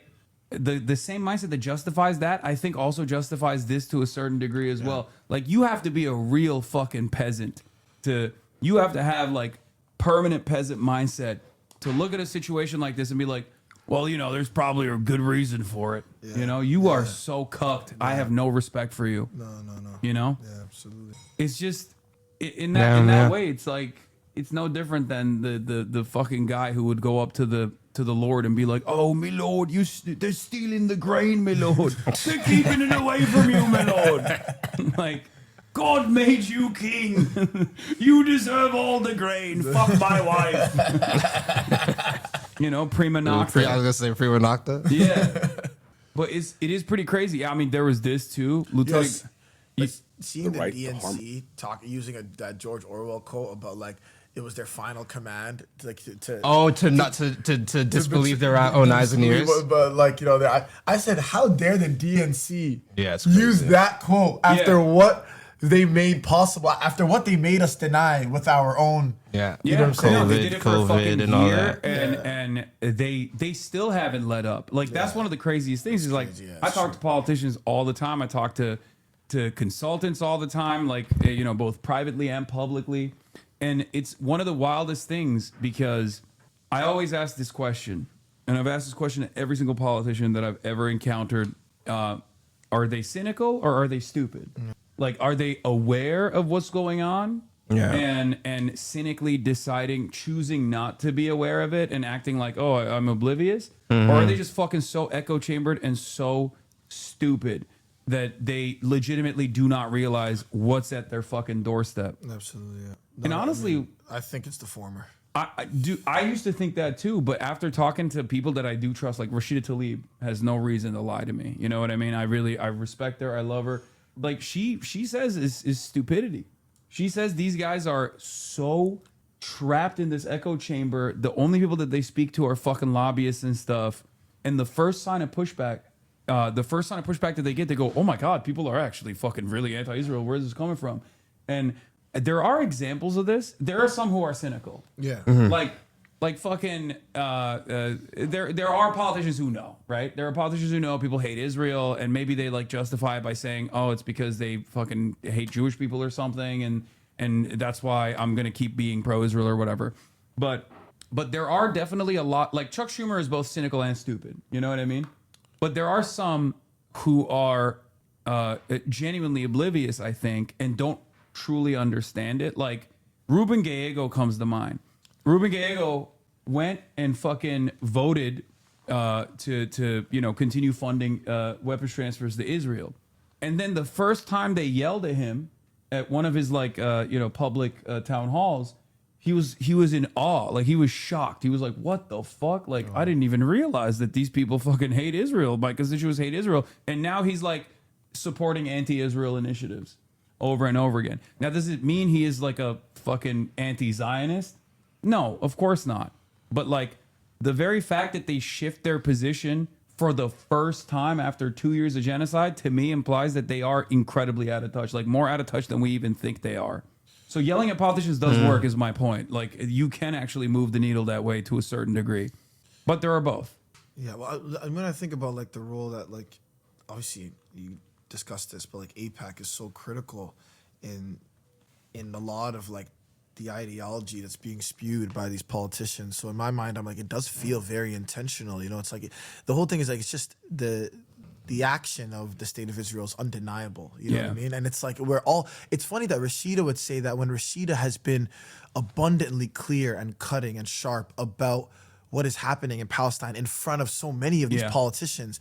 And I'm like, I just don't know how that could dissolve. Like her speech, her knowing, it's like, and it's not even like hysteria. Like she's just being so clear, like, you know, and evidential. And I don't understand. It just feels purely evil. And we were discussing this. We were talking about Epstein and talking about, you know, the kind of evil that we're dealing with, where I'm like, of course. Comic book evil. It's comic book evil because it's like, what makes, you know, those files a possibility is the same thing that makes, you know, the Democratic Party's evil a possibility. You know, the fact that they can continue on after seeing, like, you know, entire families wiped from civil registries. It's like, I just think all of that evil is from the same family. And honestly, you're the reason that I even came to that thinking after that conversation we had with Broski at the. Well, it's for the record, it's still ignorance especially at this point, is still evil. Your output is still evil regardless. Whether you're cynical or stupid, it doesn't matter. Don't you think like ignorance just absolves them of responsibility? Yeah. No, you know? and I don't think that should happen. Yeah, It's where I'm like, we call someone ignorant or stupid. It's like all of a sudden it's as if they are not aware of what they're doing and what it's sowing. Oh no, I'm not saying that at all. So that wasn't my point at all. The reason why I always think about that is because there are some who are movable, and it's important to identify who those people are and just keep applying pressure to them because we can't give up. It's a multifaceted front. You have artists do whatever they can. They fundraise like you guys are doing. And then people take it to the streets and they protest. Like a lot of people will say, "Oh, these protests didn't do shit." Like the No Kings protest, they didn't do shit. I don't ever, I'll never look at someone sincerely trying to move the needle and discourage them from doing so, because I think it's important to keep hammering this over and over again. You're so right, and they're energizers. Like of course all protest is performative, but it's like they serve as energizers for people, and it helps open doors for people to see things. I think so much of the benefit also does that. Like I invite so many of my friends and people that have been incredibly apathetic, because I just want them to be a part. There's something about being present in that also changes something psychologically, Yes. And I think I've watched that happen with the last 2 benefit concerts where people that, never made a statement at all, they continued forward on their own, and I think that's important. But there's also like the Holy Trinity, which is you could be stupid, evil, and ignorant all at once. Yeah, no, for and sure. aware. No. Stupid, evil, and aware. Yeah. No, you know what I mean? There are plenty of people like that too. Yeah, you can be aware and stupid and evil. I think experiencing solidarity, at least from my perspective, experiencing solidarity, going to pro-Palestine protests and initiatives like speaking in marches and whatnot, and I've done this like all around the world. I've gone to pro-Palestine protests in France, and for me, like it's having so many like-minded individuals who see this severe crisis, who see what's going on and want to do something about it, is the closest expression of love that you can ever experience with tens of thousands of other people, sometimes millions of other people all around the world. France, Japan, Australia, exactly. So my point is, I always urge people to go out and participate in these sorts of actions for sure. It's so true. Have you ever tried to radicalize other streamers? Yeah, all the time, and I think I've seen some success in that. But it's hard, and I'm sure you know this from your personal experiences. Like when people are really rich and really they are very out of touch. Yeah, so they just go, "Why the fuck should I care about this?" Yeah, it's true. It's true. Especially because as streamers, like their money, and same with like artists, musicians, and the like your money does come from. It goes back to the Michael Jordan take. Like Republicans buy sneakers too. Yeah. It just like cuts your audience in half. So I've had some fairly successful, some fairly successful moments, but then I've had some spectacular failures. I mean, you know who Aiden Ross is? Yeah. Of course. Yeah, Aiden Ross. I tried to, before he did the Andrew Tate shit, I was so actively trying to make sure that he doesn't get led astray. And then he just went head first into that fucking seat. Is he Canadian? No. All right, I'm really lost. No, you on guys who's don't need to take Canadian that and one. who's not. No, but he dove head first into that seat, and by that I mean he smelled Andrew Tate's seat when Andrew Tate got up. He did do that back in the day, and now he's getting Wait, literally speaking, or you're talking figuratively, bro. I mean, bro, you need to. Let me put you on game real quick. Oh, that's crazy. Where you going? Andrew Tate gets up from the seat. And I just want to say, bro. Wait, could you play it again? Oh, you weren't Sorry, even looking. I wasn't locked in. Yeah, lock in. Where you going?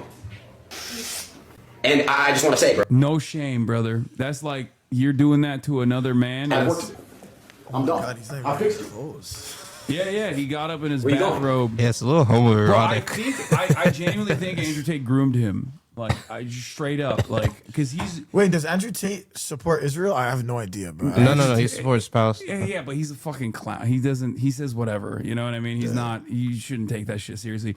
But... That was a big L for us when he converted to Islam. I know that. Bro, it was... You know what it is, though? It was fake. But you know what? I'm not going to lie. It was... prime move from Andrew Tate, because one thing a Muslim loves, yes, bro, my is fucking a transformation. They love a conversion, dude. Bro. A conversion, bro. You know when someone converts at an Islamic conference, there is a line, bro. 1,000 people waiting to exchange numbers with this person, bro, to help them continue on their journey. So I was like, damn. When he converted to Islam, I said, wow. You know what?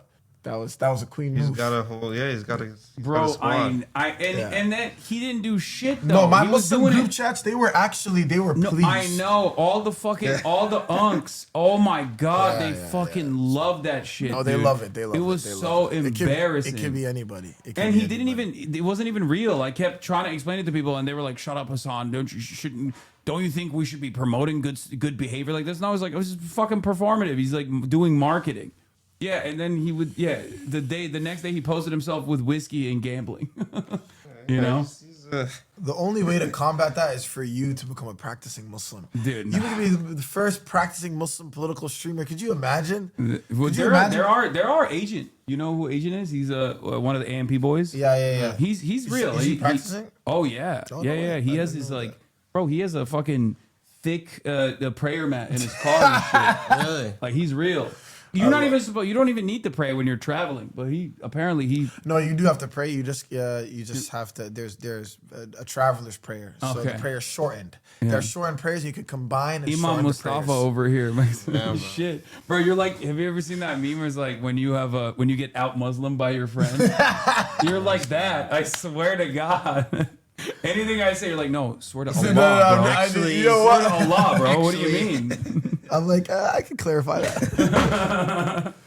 Yeah, he's doing the opposite of Reddit atheism. You're doing Reddit Islam. Wait, what's Reddit atheism? Oh, the actually, God is not real. You can't prove it. Like is that called Reddit atheism? Yeah. When you're like a militant anti-theist, yeah, you are fucking extremely online. I can tell. I can tell you're brain broken. It's straight up. Yeah. Do you guys?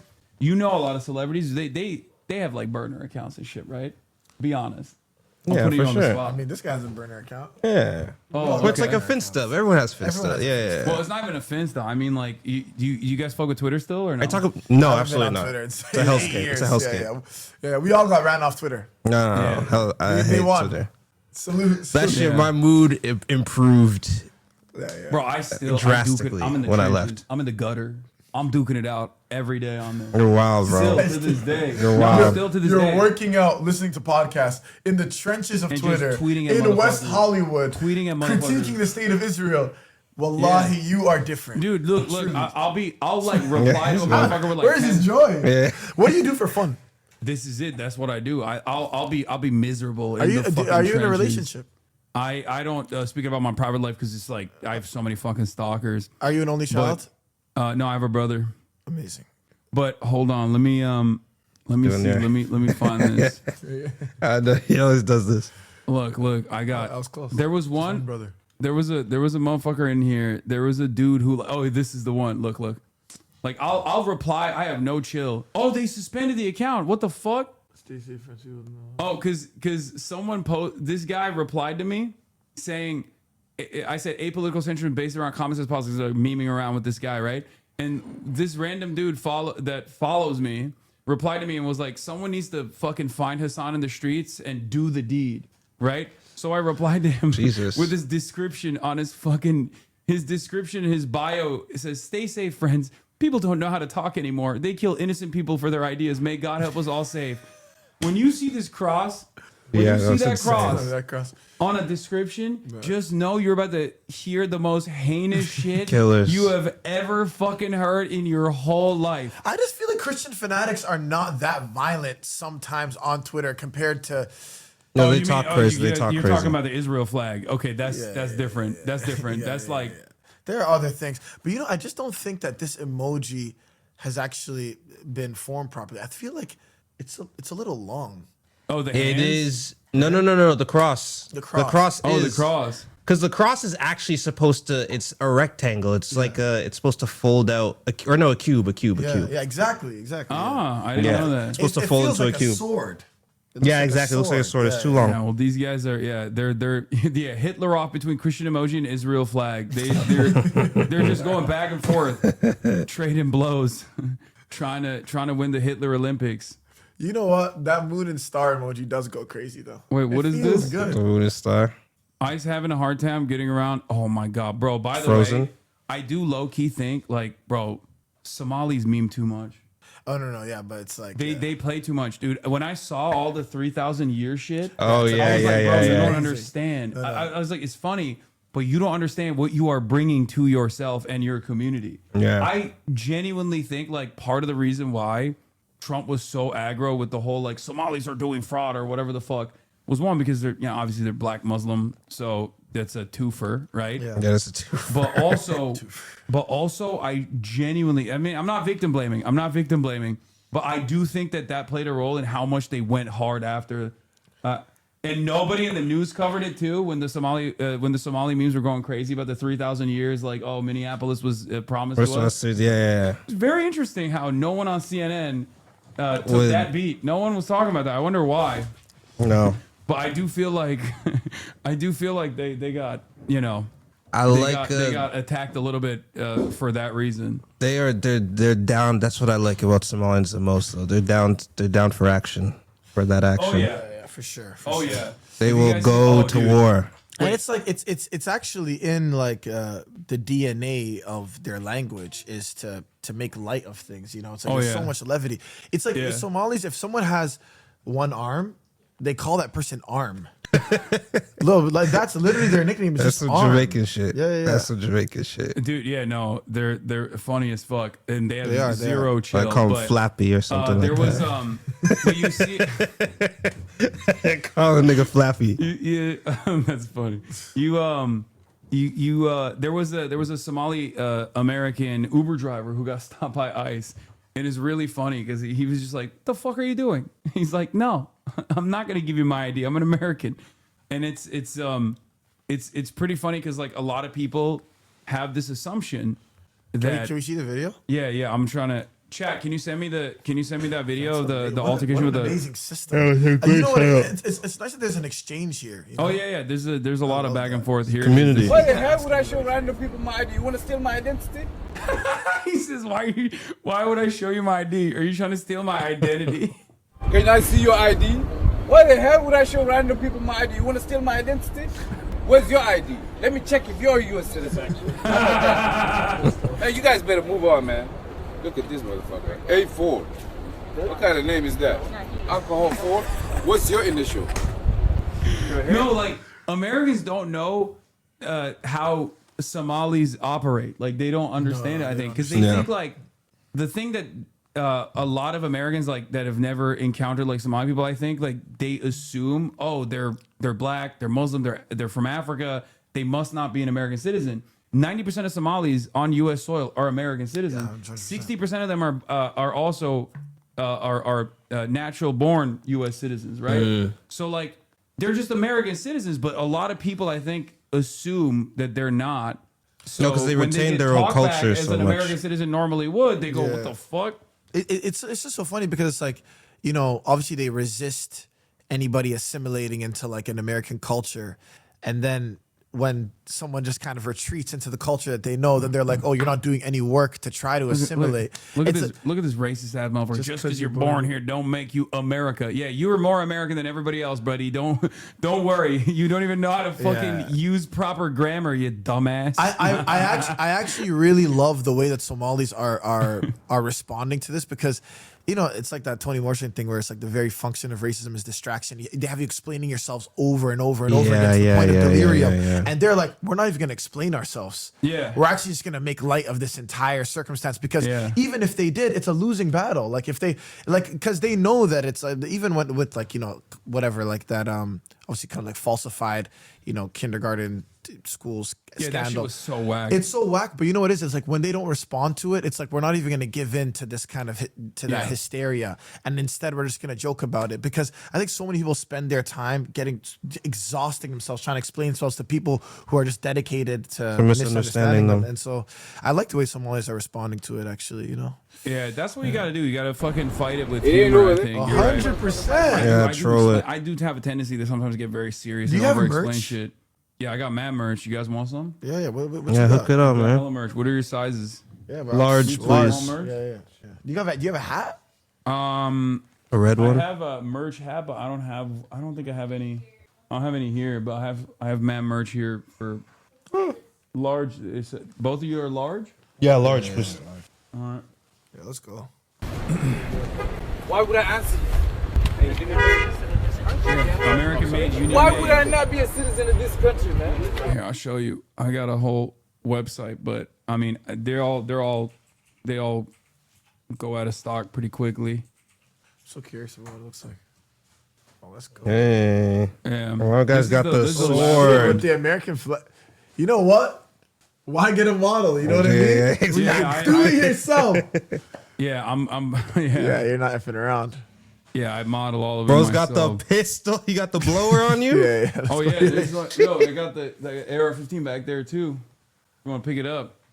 Wait, I do want to pick it up. Yeah, bring it. Not gonna lie, guns are my favorite. Guns, money, freedom. Guns. What is the Glock? And then this is the big one. Here you go. Oh wait. Oh no, sorry. I thought there was a bullet in the So Hey, is this no, it's airsoft. It's airsoft. It's not real. But it is like 1-to-1, like weight and everything. Yeah. Oh, wow. Yeah, we got that. We got the guns. We got the merch. Do we have any of the newer ones, or is it just these? Oh, we got one. Not Your Empire. Okay, these are the only ones that are like remaining. That's why here. Not Your Empire. Wait, hold on. I'm gonna grab it from my room. I have some extra ones upstairs. Are you sure you want to leave us in the state with your people? What? Yeah, I don't care. But I'll grab it later. But yeah, I got a bunch of different ones. But these are the new. This is the newest collection. This one's the one that everybody loves. The capitalism is voluntary. Get bread or get dead with the Marlboro. That's fire. Get bread or get dead. See, I like. Yeah, let's go. These are the baby tees. So we had to get a model to do the women's. You should have done it. I can't fit in it. I like it. I like Not Your Empire a lot. This doesn't have all of the collections, but yeah, I do. So you got $5,000, right? And so which means you're gonna not. Bro, I don't think I did, bro. I don't think I did. I don't know. I mean, sure, for you. You know what, man? What's the most you've ever got? What's the most you've ever got? The Muslims didn't show up, man. I don't know. I mean, I probably like during the election, maybe. I don't know. Because like the most subscribers, because I currently have 50,000 subscribers, almost 51,000 subscribers, but the highest amount of subscribers I've had, I don't know, maybe like 70,000 or something. Chat would know. Wow, what a community. Abi amına koyayım şu Dungeons & Democracy'yi alacaktım. Gümrük vergisi %80 yaptılar. Götüme girdi bir ara. Türkiye'ye gelirsen getirsene. Let's go. He's saying, you I was going to buy the Dungeons & Democracy shirt, but the entry fee, like the tax, is now 80%, and they shoved it in my ass. So if you ever come to Turkey, please bring it with you. Much love. 80K range? All right. So yeah, I had the most subscribers I had is 80,000. Whoa. Wait. What is? But subscribers is One subscriber is $5. Okay. Yeah, bro. That's what streamers got it like that. No, I mean, I'm also one of the top. 85,125 is the most I've had. Most subscribers I've had. I love this community. But I'm one of the. I'm. You know what I mean? Like the average streamer is not like that. Obviously, I'm one of the biggest Twitch streamers for like the last almost 6 years. You know. Mm-hmm. So it's different. And also, all of my revenue comes from subscriptions. I don't run ads any longer. I used to when I had a contract, but I don't run any ads. I don't do any of that stuff. Wow. So that's the reason. It's just like mostly. You just step into subs. the Coliseum every single day. Yeah. Yeah, you stream every day? Every day, 7 days a week. Whoa. Yeah, I rarely ever take breaks, but I will be taking a break this weekend for some family stuff. But yeah, I stream every day, 7 days a week usually. Wow. Yeah. Bro, there's a lot of news to cover. Does it you don't talk about your personal life, but Does it cut into it? Yeah, how Yeah. so surely you could see it. But for me, it's like I got this house so I could be here with my family. You know, I brought my mom out here. Amazing. My dad comes and visits and stays with me for like 3 months at a time usually. So I'm always around my friends and my family. So I always, every moment that I'm not on stream, I'm spending time with my friends and family. So it's fine. But it definitely does cut into it. Like I don't do a lot of social stuff. You know what's amazing is because they're coming and watching you every day, they definitely know when he is just like when his emotional state is even teetering. If you're even a little off balance, they should. They can assess that for sure. Yeah, no, they do. They get annoying. It's called parasocial. It's like they have of course, the parasocial relationship. But honestly, it's like this is a parasocial relationship that feels like it has some value. It has some value. That's for sure. It's you're nailing it. That's the whole point. I understand that this medium creates this kind of sensibility, but I try to use it for good because, like, we've fundraised millions of dollars for Gaza, and after the earthquakes in Syria and Turkey, again another like $2-3 million. Like we're always. A lot of people in this community are, journalists, community organizers, activists. Wow. There were so many people that went and door knocked for Zoran early on. You know what I mean? Like some of their, a lot of people from this community go into politics. So there is definitely that. Except for this guy, he said, "I just joined DHS, yo." Fuck you, dude. Department of Homeland Security. I'm giving you an hour off. Oh my God, you can put people on timeout? Oh yeah, I've been banning. I banned that motherfucker who was like, just because you're born here doesn't mean you're America. I banned that shit permanently. Wow. Yeah, it's pretty good. But it also gets bad. Like. Whoa. Oh, yeah. Hey. Wait, where'd you find them? Oh, in my closet? Yeah, give them all of it. They might be like, the sleeves might be cut off, some of them, but. No, this is great. I like these colors. I love this American. Yeah, that's from the newest collection. Americana. Tap in, guys. It's good quality. Okay, they're not gonna wear fucking 4 t-shirts. I feel like we're just like shoving these things at them. This is my favorite. Yeah, you can look at it. But I can't pray in this. That's the only thing. I always try to get no skulls? I can pray in just because of the. Oh, because of the skull. Yeah. Yeah, but I say it's like protest merch, but there's a lot of people that will like. Wear them when they go out to protest or do things like that. Yeah. Love that. Does your streaming community have a name? I just call them HasanAbi heads. It's a long ass name. Yeah, you know what? Yeah, I don't have like a cool name for it. A lot of people have cool names for them, but I don't really. I've never figured out a cool name for it. I mean, I say parasocialists. I saw someone say that, and I like that. Parasocialists. I love that. That's amazing, it, bro. Yeah. You know what? This is actually an incredible experience. It was. I've never experienced something like it. Yeah, bro. It's a sport. Yeah, it's a new thing, and it's hard to enter and to navigate. Yeah. It's easier to go on a stage. But you guys, you guys are really you're chill with it because like sometimes like Kai will have like everybody on. You know what I mean? And sometimes you can tell when someone famous goes on a stream and they're just like uncomfortable. Yeah. You guys were a little worried at first, but you were on it. You came in hot with the Justin Trudeau first. You know what? Yeah, Shout out to that woman. Yeah. Because we needed that. But her voice gave way for hours, and she did it on MLK Day. So maybe you know what? She helped us speak. And that's what she was trying to do on that day. Beautiful. Have you seen the David Guetta one? I love that. That's a classic. Shout out to George Floyd and his family. I love the edit where the My favorite is Madonna's son dancing in the kitchen of her home during BLM. There's so many I love, but that's one of my favorites because he was wearing a shirt. Can you tell Mustafa one of my moms said, can you tell Mustafa that said this? Mustafa, I'm from Toronto, born and raised in Jane and Finch. We love you, man. Thank you for everything. I remember when you released Stay Alive, and I've been following you ever since. Oh, man, I really appreciate that. Shout out to Jane and Finch. It's a legendary intersection right there. And we are intersectionalists, so I care about that intersection as well. This guy fucking Fizz, are you doxing yourself? What the fuck? Is that the intersection? Me? No, I'm saying Fizz. Jane and Finch. My mod. No, it's a famous area. Okay. Yeah. It's a famous area, and there are so many hoods that all intersect at Jane and Finch. Oh, I didn't even know that. Yeah. So it's just like Driftwood is. Wait, Danny, where are you from? I'm from Toronto. I'm from Oshawa, so I'm from like the suburbs, an hour outside. So what do you guys think about the Toronto slang then? You know what? We were Are raised, people putting that on, or is that real? No, they're in the crevices of Scarborough. There are people that are speaking like that. Yeah, for real. Actually, like it's from like honestly, we know some people that will lie. That is their language. Yeah, that's true. They just straight up like, why are you cheesing? If I call someone, I could call someone right now that would speak just like that for sure. Yeah. No way. 100%. A lot of people put it on. A lot of people put it on. There are people who are like they're locked into the speech for sure. Yeah. Let's see. But it is real. Would you have imagined that it would take to become the center stage? Yeah. Of all things. No. And you know what's unfortunate? How popular it is. But there's no rapper that is coming forward from the city to Have you be the seen this beacon. guy? Yeah. My producer March fucking loves this guy.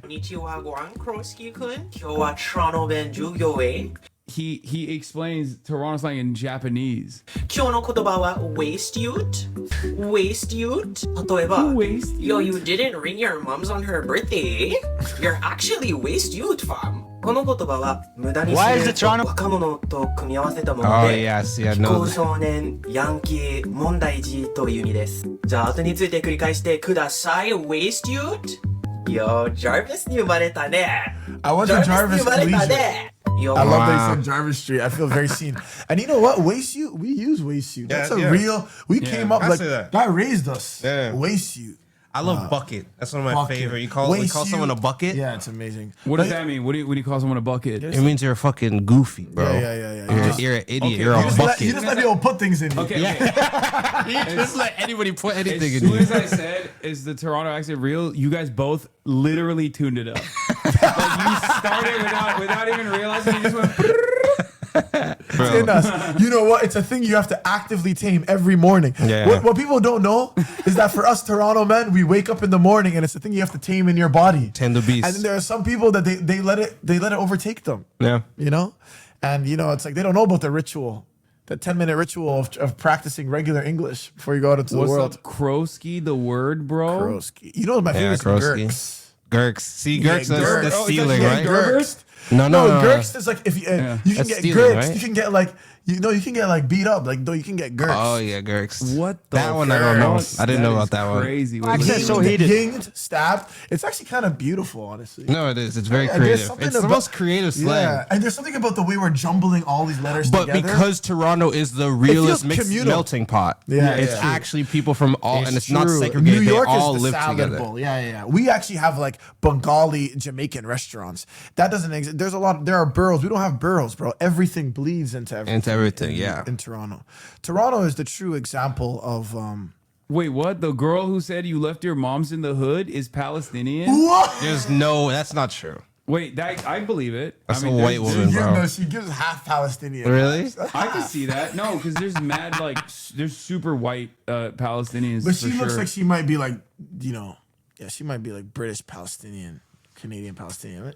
Wait, does anyone have the clip of her? Because You know what? She's also saying a very noble thing. She is. And no one's talking about that. It's true. If you left your moms in the hood, somebody go and smoke this No, person. it's crazy. It is who left crazy. their moms in their cities, Make bro. me sick to my I kind stomach. of respect that. It You know does what? make me sick to my stomach. And you know what? There is like And true what I connection don't between like- her and the first lady of Canada. But also at the same time, it's like, maybe you don't, maybe we don't want to claim this. As if the business is true, that you left your moms in the hood, somebody go smoke that youth. You don't leave your moms nowhere. You have money and you left your moms there? Yo, you're sick to my stomach, fam. But if it's not... No, I mean, This time I felt it. I felt it. No.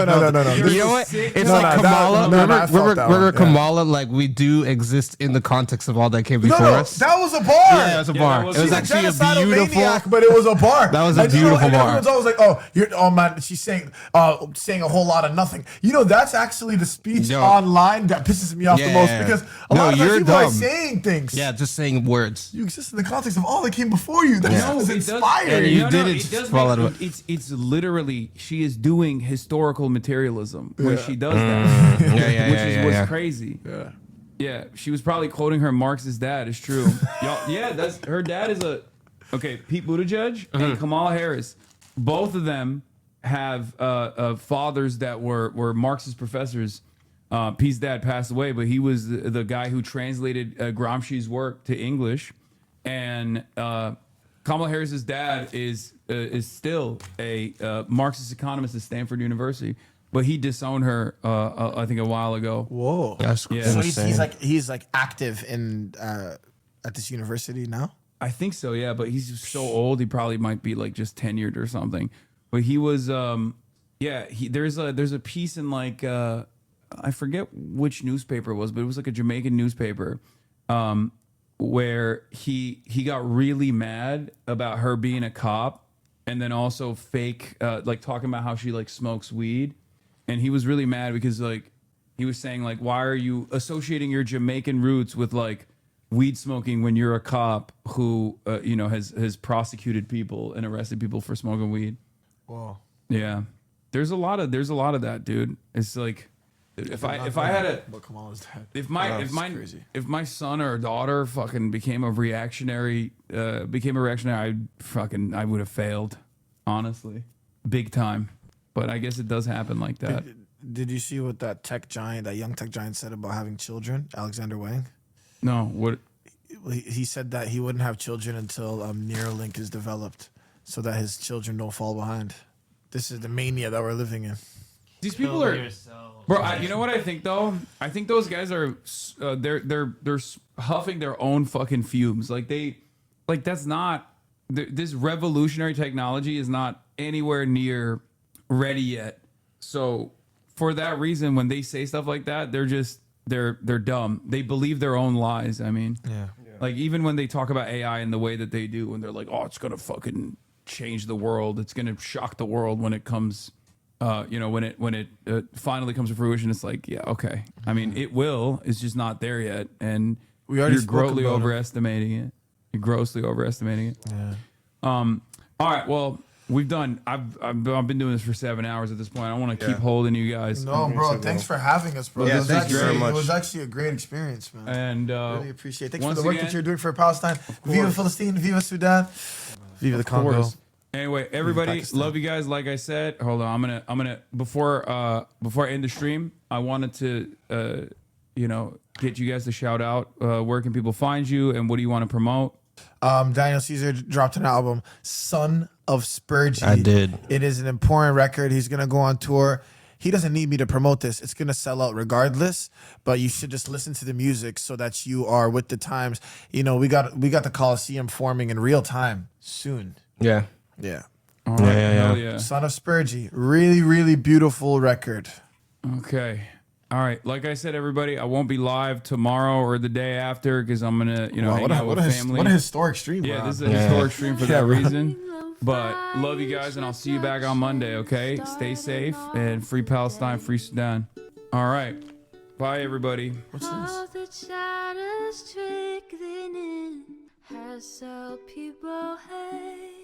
Sunny Los Angeles, California, says Hasan. The starlight to the starlight to the topic just begun. There he is again. Hasan is streaming. Hasan is streaming. There he is again. Hasan is streaming. Hasan is streaming. Reviewing the P.O. box. Uncle Uger's face. Sat in Discord at Chip Prop. Great names take on break. Tiny Bernie Sanders, LGBTQ Air Force. The whole left at your fingertips, Ane at your door. H3 crowded debate, the Young Turks online show.